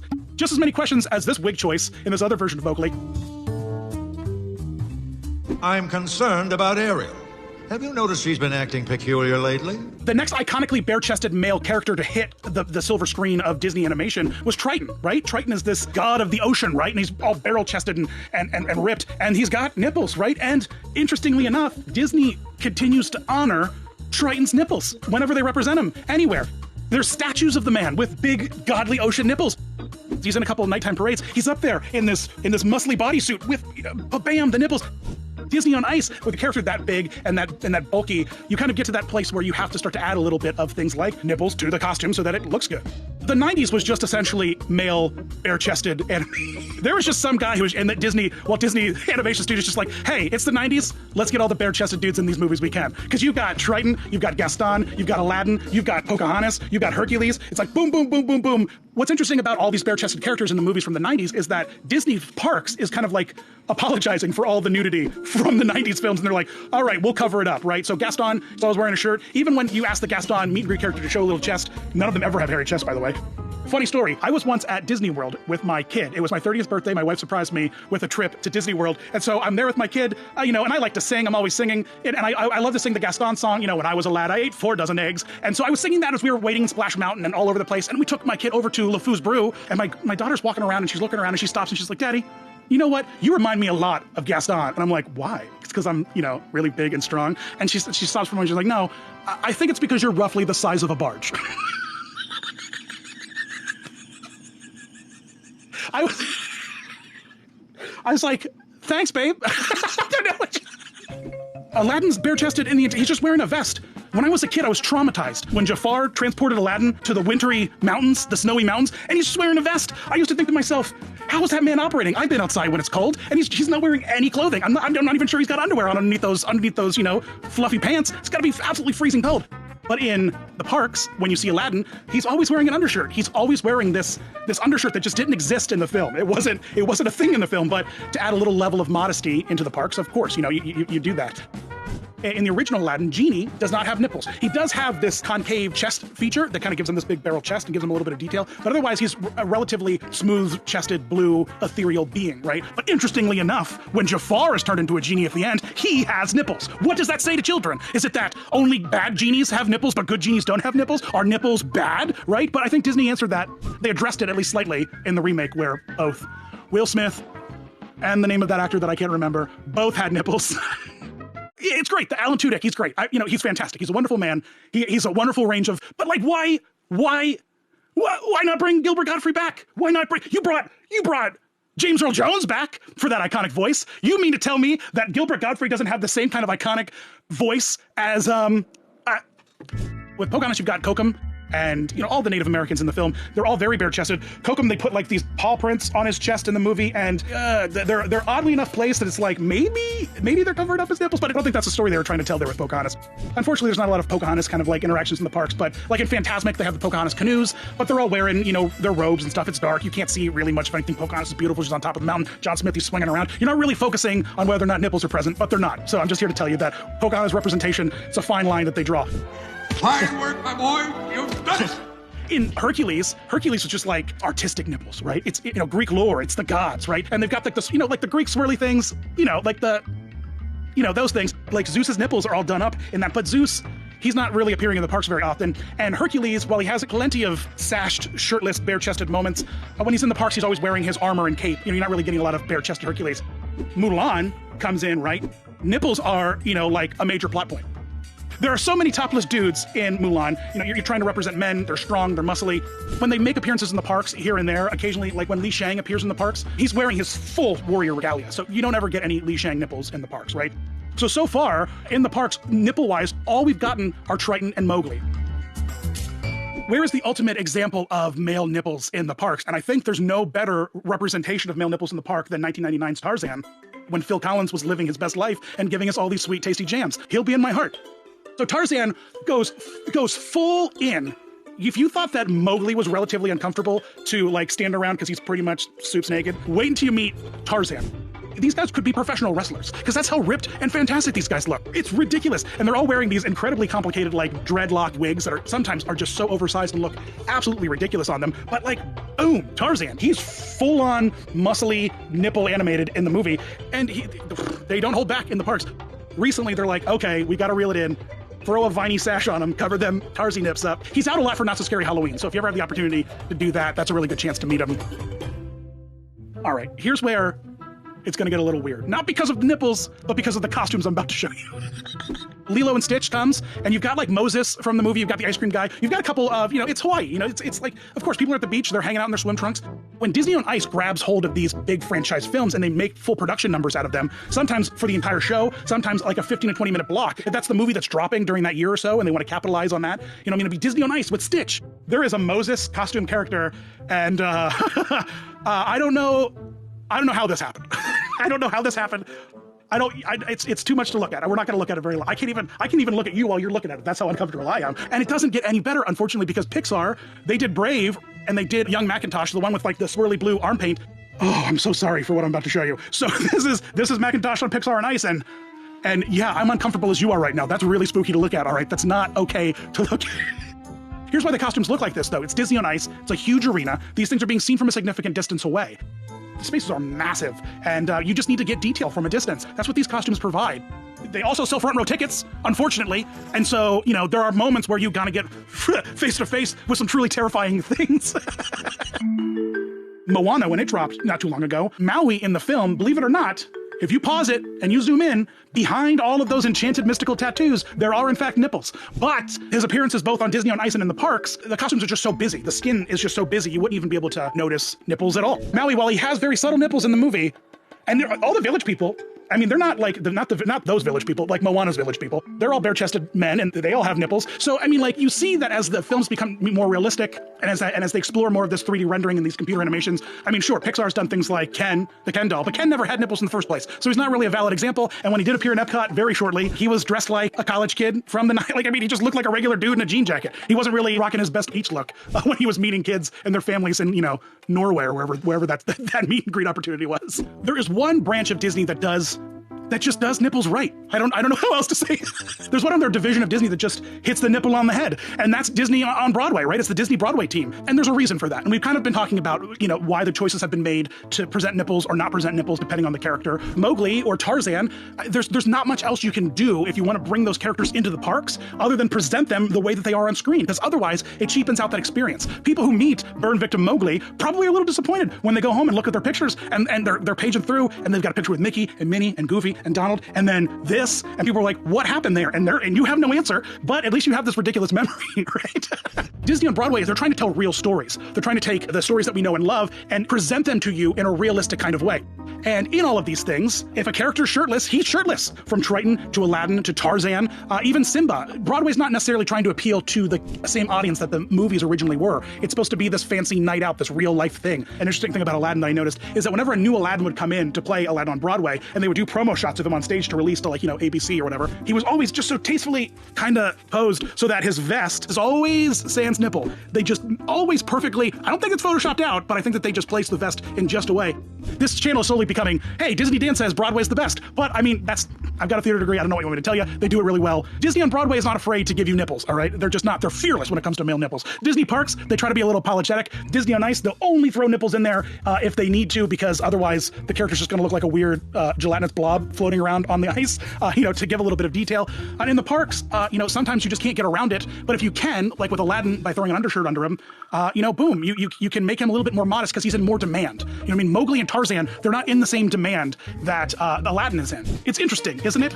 You didn't think that nipples in the parks would be something that would be so thought-provoking and strange, but it is. It's something that is weird. It's super weird. If you really boil it down to, it's what characters are in demand, what characters are iconic, and what characters, people want to meet. And then they have to make those decisions and kind of go from there.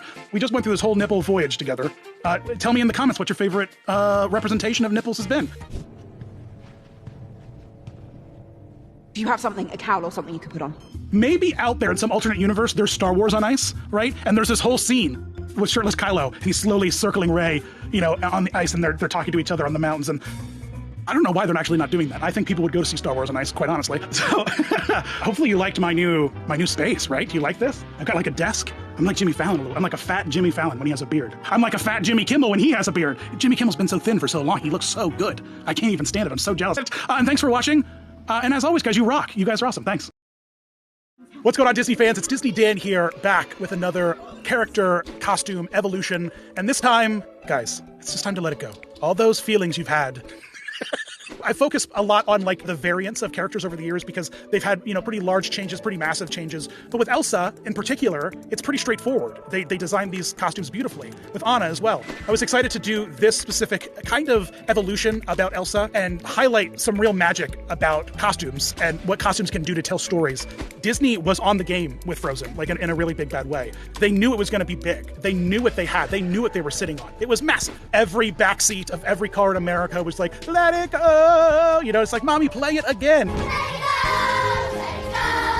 Prior to it even coming out, it was already being featured in the parks in Disney California Adventure in the World of Color show, their nighttime show. Like, it was like a movie's dropping and we are integrating it into a nighttime spectacular immediately. It was like one of those like, boom. And then right across the street in Disneyland, they immediately dropped Anna, Elsa. From the get-go, we have had Elsa in the parks. What Disney didn't do for Baby Yoda, they did for Frozen.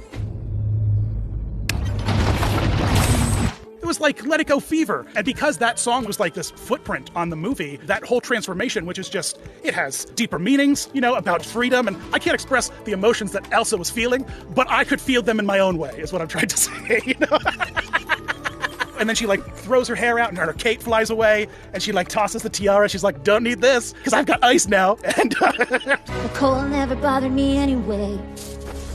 And so, of course, when you're doing this live, right, you've got to deliver that moment. It's the moment everyone's waiting for. So Frozen comes out November 2013. They have them in the parks, and it took a little bit less than a year. They had a Disney on Ice production locked and loaded. This was a Frozen, full-out retelling of the story, bookended with a little number with Mickey, Minnie, Donald, Goofy, and Daisy. This transformation is super simple. What they do is they take this cape, her gorgeous royal purple cape, and it has this very thin, kind of like, lycra, spandexy kind of material that's just printed of her coronation dress, kind of like hidden underneath the costume, and it's just kind of pinned together. And Elsa is literally more or less holding this whole cape transformation costume piece together. And then she gets up on the corner platform. All she has to do is kind of release this elastic material, and it kind of just snaps back, and her cape falls back behind her. And so, she's supposed to be catching this like, dry ice haze in her cape as she swirls it around. It works. It gets the job done. They have injected the Let It Go number into, I think, like 4 or 5 Disney on Ice productions now. It's continuing to live on many times over. And this is how they do the transformation. It's about the beauty of skating.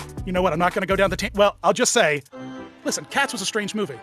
Cats was a strange Broadway musical. But the Broadway musical was about ballet and poetry and, like artistic expression. And the movie was about ballet and they were dressed as cats. I don't know what you wanted them to do, all right? So sometimes it's just about the ice skating, like it was about the dancing. That's all I'm saying. If you swing forward a bit, you have 2 Disney cruise ships, the Disney Magic and the Disney Wonder. They're sister ships. They both have a musical on the ships called Disney Dreams and Enchanted Classic. I actually think it's really creative and clever. It's about a girl, she's reading a book, she's got Peter Pan taking her through her imagination and adventures, and we're stopping in The Lion King, we're stopping into Aladdin. We're like checking out a couple different locations. And so in 2015, suddenly Disney Dreams and Enchanted Classic got like a facelift. It disappeared for a second and came back with whole new musical numbers in it. On the Disney Wonder, it came back with this whole Tangled sequence. On the Disney Magic, got Frozen musical numbers put into it. You've watched my Olaf evolution, you've seen that Olaf puppet, and then you get this whole Let It Go number, right? And this one is a massive improvement on what they did with Disney on Ice, because now we're in a much more intimate environment than a stadium, than a hockey arena. Now we're in a 1,500 person theater, right? Maybe a 2,000 person theater. The stage is designed to have a big open pit that big set pieces move in and out of, and a stagehand is there behind her to grab a cloak.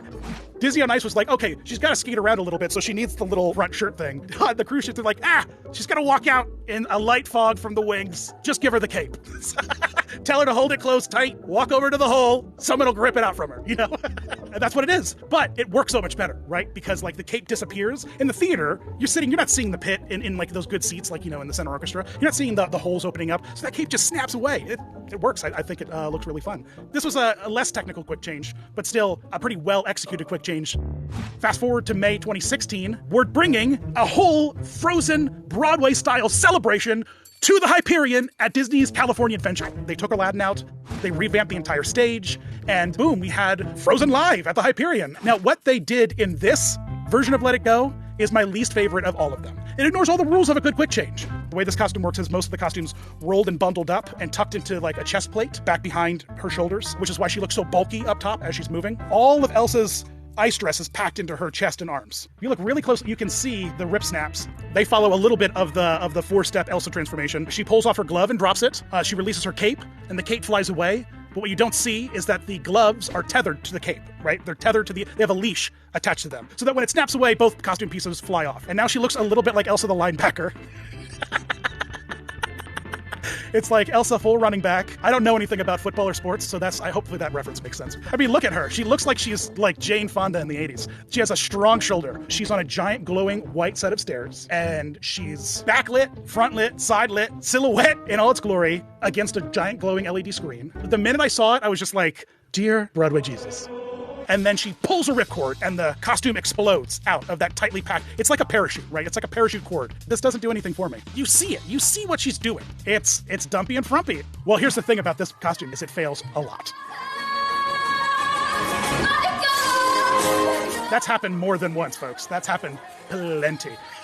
It's like, children, I've been possessed by an ice spaghetti demon. And I must wrench it from my chest like some kind of Ridley Scott-esque terror. In November of 2016, a miniature version of the Hyperion show opens up on the Disney Wonder, which got the Tangled musical numbers put into their main stage instead of the Frozen ones. And it's called Frozen, a Musical Spectacular. Just as offensive as the Hyperion. And they just were like, hey, we don't have the budget for the giant ladder. Okay, so let's just put a spotlight on her in the middle of the stage instead. That's rough, all right? Maybe that's just a bad, no, come on. And I guess, you're on a cruise ship, you got a tiny stage, you're working with a very limited situation, right? You can't blame them, they've got to do with what they've got to do with, but it's just the Hyperion costume in your face. There's no trying to hide it with a blackout. Out in Disneyland Paris, this is one of the pinnacles of Disney live shows. And I've talked about this before. You've seen me talk about it with Genie, with Olaf. It is a real magic show, but using Disney characters to do magic. It's phenomenal. It's fantastic. They use that to kind of justify bringing Elsa in there because she's got this quick change magic. We're trying to get a perfect Elsa transformation. We want cape action, we want glove action, we want hair action, and we want ice magic action. This theater is a magic theater, right? It's dark in all the right places. It's lit all the right ways. It's got all the right hazing fluid machines working overtime. We're doing that X-Men thing, you know what I mean? Professor X is like, Storm, we got some sneaky stuff going on. Lay down the fog. And she's just like, you got it, Professor. And she just lays the fog down. They kind of lose a little bit of points for me on this one because it's just like, throw the glove, throw the cape, throw the crown. There's a stagehand crawling through this fog, picking all this stuff up. So anyway, there's a projection screen as a background. These are fancier. These are like magic LED panels. Maybe a little OLED-y. People make fun of me because I love OLED TVs. We get some projection mapping on her costume change, which is cool. And now she's kind of going to do like a The Hills Are Alive with the sounds of Elsa kind of spin. It's the best transformation they had done of Elsa since, right? We're getting strobes, we're getting distracted, we're getting fogged. We're not getting Elsa on a big white glowing ladder in the middle of the stage. This is really, really well done. I think they did a really, really great job. And only to be outdone by Broadway. Elsa's continued to be a huge surprise for me because when I was cast, I could tell that it was a role that I'd be able to dig into, but I didn't quite understand the magic of this girl. Disney knows how to do it on Broadway, right? They bring their A game. Casey Levy, Broadway star, Broadway sensation, as Elsa on Broadway. They nail every point of the Elsa transformation, right? Glove, cape, hair, dress. So this was a produced piece for ABC that they did for The View. The whole stage of Disney on Broadway is projection mapped, like the castles, like Magic Kingdom, or Disneyland's castles are projection mapped. She's able to do ice magic, and it's being projection mapped around the theater, across the stage. Her glove flies off stage. It has its own cord. It's not tethered like the Hyperion. It has its own gimmick and gag, and off it goes by itself, tastefully, beautifully, slowly. This is some tasteful union string pulling choreography, all right? Her cape has another string in it, gets pulled off. It looks great, it looks beautiful. So she's center stage. That's going to allow her to execute the costume change.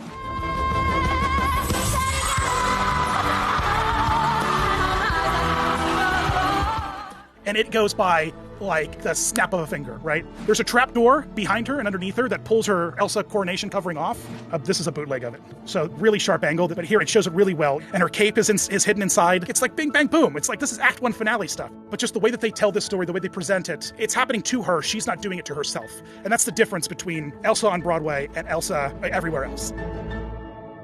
There's all the Elsa Let It Go costume transformations that are out there. From the parks, to the cruise ships, to Broadway, to all of the hockey arenas, large and small across America. Don't get me wrong, I think that every costume serves its purpose. Every costume has a budget, every costume has a need. And so when I make fun of certain things here and there, it's not because they're bad. It's not because they set out to be weird or clunky but all of these costume changes filled a purpose and used all the resources they could in the houses they could.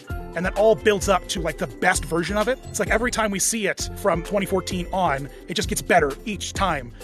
So which of these Elsa transformations has been your favorite? Let me know in the comments below. Hit that like button, subscribe if you have not already. Come find me on Instagram and Facebook and Twitter. And as always, you rock. The French just are like, Monsieur, Mademoiselle, it is with deepest pride that we do some magic for you. So pull up a chair. As the French proudly present your Elsa. Let it go, let it go. There's a series. Other characters singing popular Disney songs. Bravo. What's going on, Disney fans? It's Disney Dan back with another Universal history. Although this isn't necessarily a Universal history, I should say, because I think this is more of a DreamWorks history. But listen, Trolls 2, it just came out on home video. Everyone's watching it. Everyone's loving it. That follow-up to that Poppy wonderful Glitterfest Trolls that dropped in 2016. And you're thinking to yourself, man, I wonder what Poppy looks like in the parks. And I'm glad you tuned in because I'm happy to give you some of that information. Let's go all the way back to the beginning of Trolls. It's 2016. Trolls had a particularly interesting way that they rolled out the release of the films. They took this over-the-top pop kids movie and they had a world premiere at the Cannes Film Festival. Did I say it right? I didn't say it right, did I? Cannes.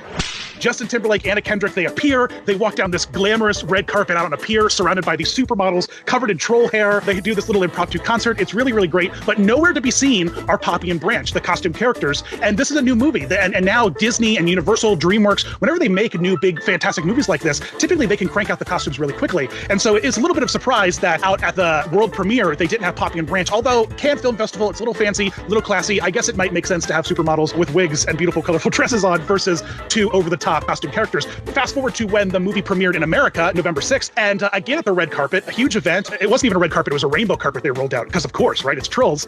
But nowhere to be found at the American premiere were Branch and Poppy, and there's a reason for that, because they're on a cruise ship. That's right, the Royal Caribbean, Harmony of the Seas, had a partnership with DreamWorks to have their characters on the boats. And so, as Trolls premiered live to America, out in the middle of the Atlantic Ocean, on like day 3 or 4 of a cruise, suddenly appears Branch and Poppy on the boat, handing out 3D glasses to all the families to head over to the movie theater on the ship and be like, hey, everybody, it's time to watch the world premiere out in the middle of the ocean with Branch and Poppy. And that's what happened. And they lived on those boats for many, many months, in fact. And there was no other opportunity to really meet Branch or Poppy and get your pictures with them unless you were on a Royal Caribbean cruise. Fast forward to the next year, June 2017, something like 8 months later, finally, Universal Studios is like, all right, Hollywood, we've got this Universal Plaza. Let's make some good use of it. So right there in the center of the plaza, the showpiece of the whole event were Trolls, this massively popular movie. Now you can come and meet the characters. And boy, people came out in droves to meet these characters. And let's break down the costumes because they're relatively simple. They're kind of how Mickey and Minnie work, right? We've got a team member inside. They're not cast members because this is Universal and DreamWorks. So we've got a team member inside. Their head is, of course, inside of the prop head of the character.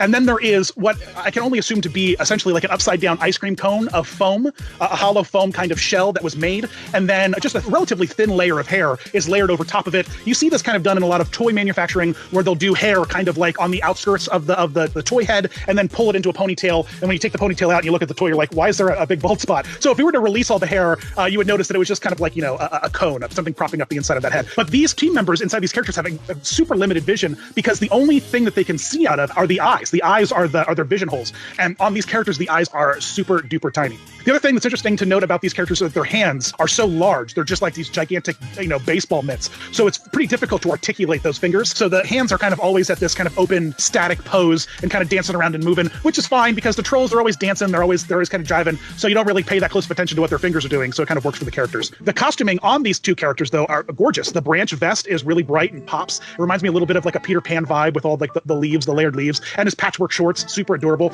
Over with Poppy, she's got that really great flower headband. These two characters are really impressive examples of costume productions of popular movie characters.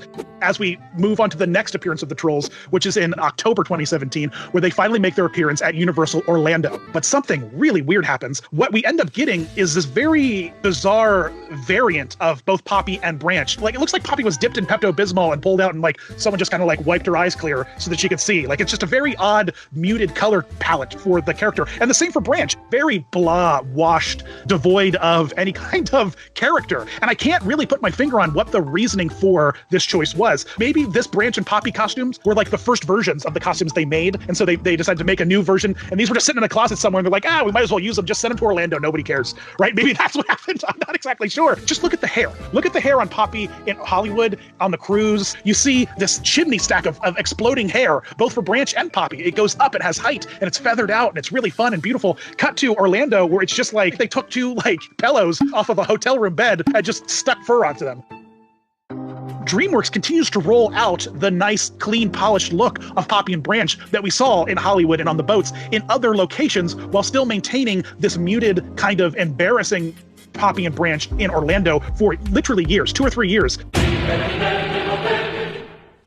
A couple of months later in Singapore's Universal, they rolled out this whole troll celebration, troll musical number. There was a stage covered with ample amounts of glitter. And again, here we see that Hollywood Universal boat version of these characters drop. They've got the beautiful detailing. They've got the beautiful hair sculpts. What's super fun is that at the end of the show, Poppy even becomes queen finally. And so she has this really fun crown add-on piece that wraps around her head. If I was the one now making the decisions after they added this crown piece on in Singapore, I would just leave this crown on her all the time. It looks really, really nice. It fills in that kind of bright blob of pink that you see in all the photos that's kind of aggressive on your eyeballs. Let's move forward now from March into the summer of 2018 over in Dreamworld, Australia, where the Troll Village opens up. This was a big to-do, right? Where they came into Dreamworld and they just took over a corner of it and they just built a troll kind of experience. Sort of what they did out in California for Frozen. When that movie first dropped, they kind of did like this Frozen adventure in one of their studio buildings where they built a bunch of scenery and had the characters come out and you could kind of dance and explore and have fun. But what's interesting about the Troll Village in Dreamworld is that the Poppy Branch kind of dynamic expands and we get a new troll character that only appears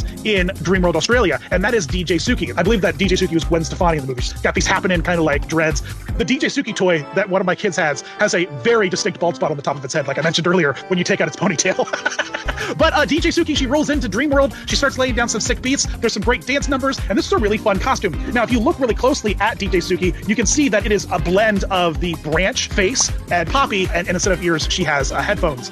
Now, we're going to take a step forward to a new experience that's completely outside of theme parks, and that is in New York. DreamWorks in late 2018 had this really fun idea to open up a Trolls experience. Now, you've kind of heard about these things. You've seen like they've done with Harry Potter, with like a studio tour. These kind of ideas and things are popular. The Trolls experience is essentially a glorified Chuck E. Cheese, and you're rolling in there for a bunch of photo ops to meet Poppy, to watch 1 or 2 3D movies, to little playgrounds. And here, DreamWorks is like, all right, let's pull out the big guns. Let's completely redesign Poppy and let's give her a fresh, super screen accurate look. And they did it, and they did it with an insane amount of success. This new Poppy costume is gorgeous. The biggest thing here, and really if you look super closely at it, you'll notice that the body, the costume, more or less all the same. All the work really went into the head, and they completely redid some of the proportions of the head and some of the eyes. They closed her mouth so she doesn't have this big gaping kind of like toothy grin all the time. She looks kind of more regal, right? They eliminated that upside down ice cream cone of foam above the character head that they covered in fur and replaced it with this really cool kind of like umbrella of hair above her head. This awesome top knot. I guess the more I think about it, Poppy has a top knot, which makes me have a little bit less respect for Poppy, I guess.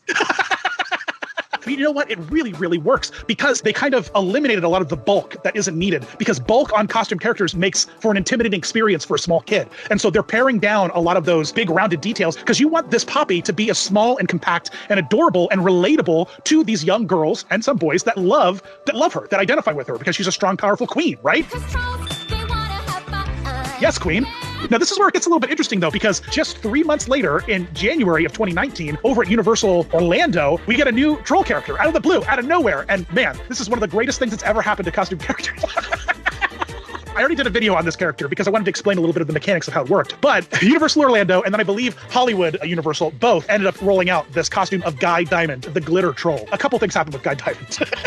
We get our first exposed butt crack of any costume character that I can think of, and it's great because Guy Diamond is fully nude, because Guy Diamond is a glitter troll. He's made of glitter, he breathes glitter, he thinks glitter, he farts glitter, and they brought that to life for serious in the parks because they took the generic fleece that they used to wrap all the characters in, and they just sort of preschool finger paint kind of idea with the glitter and just rubbed it in, right? Because it's fleece. You know, I'm sure you have stuffed animals that are made of fleece or blankets that are made of fleece. Take one of those blankets, or perhaps don't, but imagine taking one of those fleece blankets and just rubbing it with glitter, right?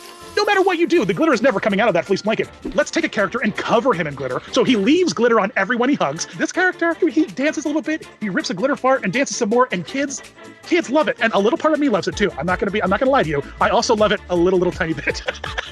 All right, I'm getting off track. Guy Diamond was kind of like a ruse. And what we didn't realize was that they got rid of the law version of Poppy and Branch and rolled out the versions of Poppy and Branch that look like Poppy and Branch. They dropped them into Orlando, finally. What I can only assume the reason for this being is that they built this Guy Diamond costume and they put him next to the Poppy and Branch, and everyone's just like, this is not gonna work. It's like putting the Mona Lisa on display next to two paintings of a 3-year-old trying to paint the Mona Lisa. But then, in late 2019, DreamWorks kind of gets the itch, the Disney on Ice itch. And they're like, okay, let's do a Trolls live show. And that's what they did. They did the Trolls live tour. And so this is a little bit like the Sesame Street live tours, the Disney live tours. It's a cast of characters, a little tiny stage. There's a couple little montage videos, but more or less it's just a dance show. This is where they kind of go full out with the Trolls costumes, I think. This is kind of the best versions of these Troll costumes to an extent. Let me clarify that. I mean to an extent, in that they articulate the Trolls. So Trolls Live is now fully articulated. You've got all the characters from Branch, Poppy, you've got Cooper, you've got Guy Diamond, you've got those trolls that are like attached together with their ponytails. This is essentially the 2020 version of a horse costume, right? Because these two actors are permanently linked together. And it makes me sad that the show had to postpone and hasn't been running live, because I would guarantee by the end of the tour, there would be a video out there of one of them falling. And it kind of makes me sad that I don't have that to cut to right now. And he's about to crash through the rail. Soft rain succotash. And so these trolls are gorgeous, right? They all can articulate. They can blink. Their mouths can move. They can dance around. They've got a lot of really fun stuff going on. They even got that one little troll that's just nothing but hair and feet. If you look a little bit closer, you can see clear as day. They're kind of vision spots. You know, with Cooper, he's seeing out of his neck. The only thing I could say is that I'm not particularly thrilled with Guy Diamond. The actor inside of this costume has to move, has to groove. So what you end up with is like a gray, shiny, naked guy dancing around a little bit.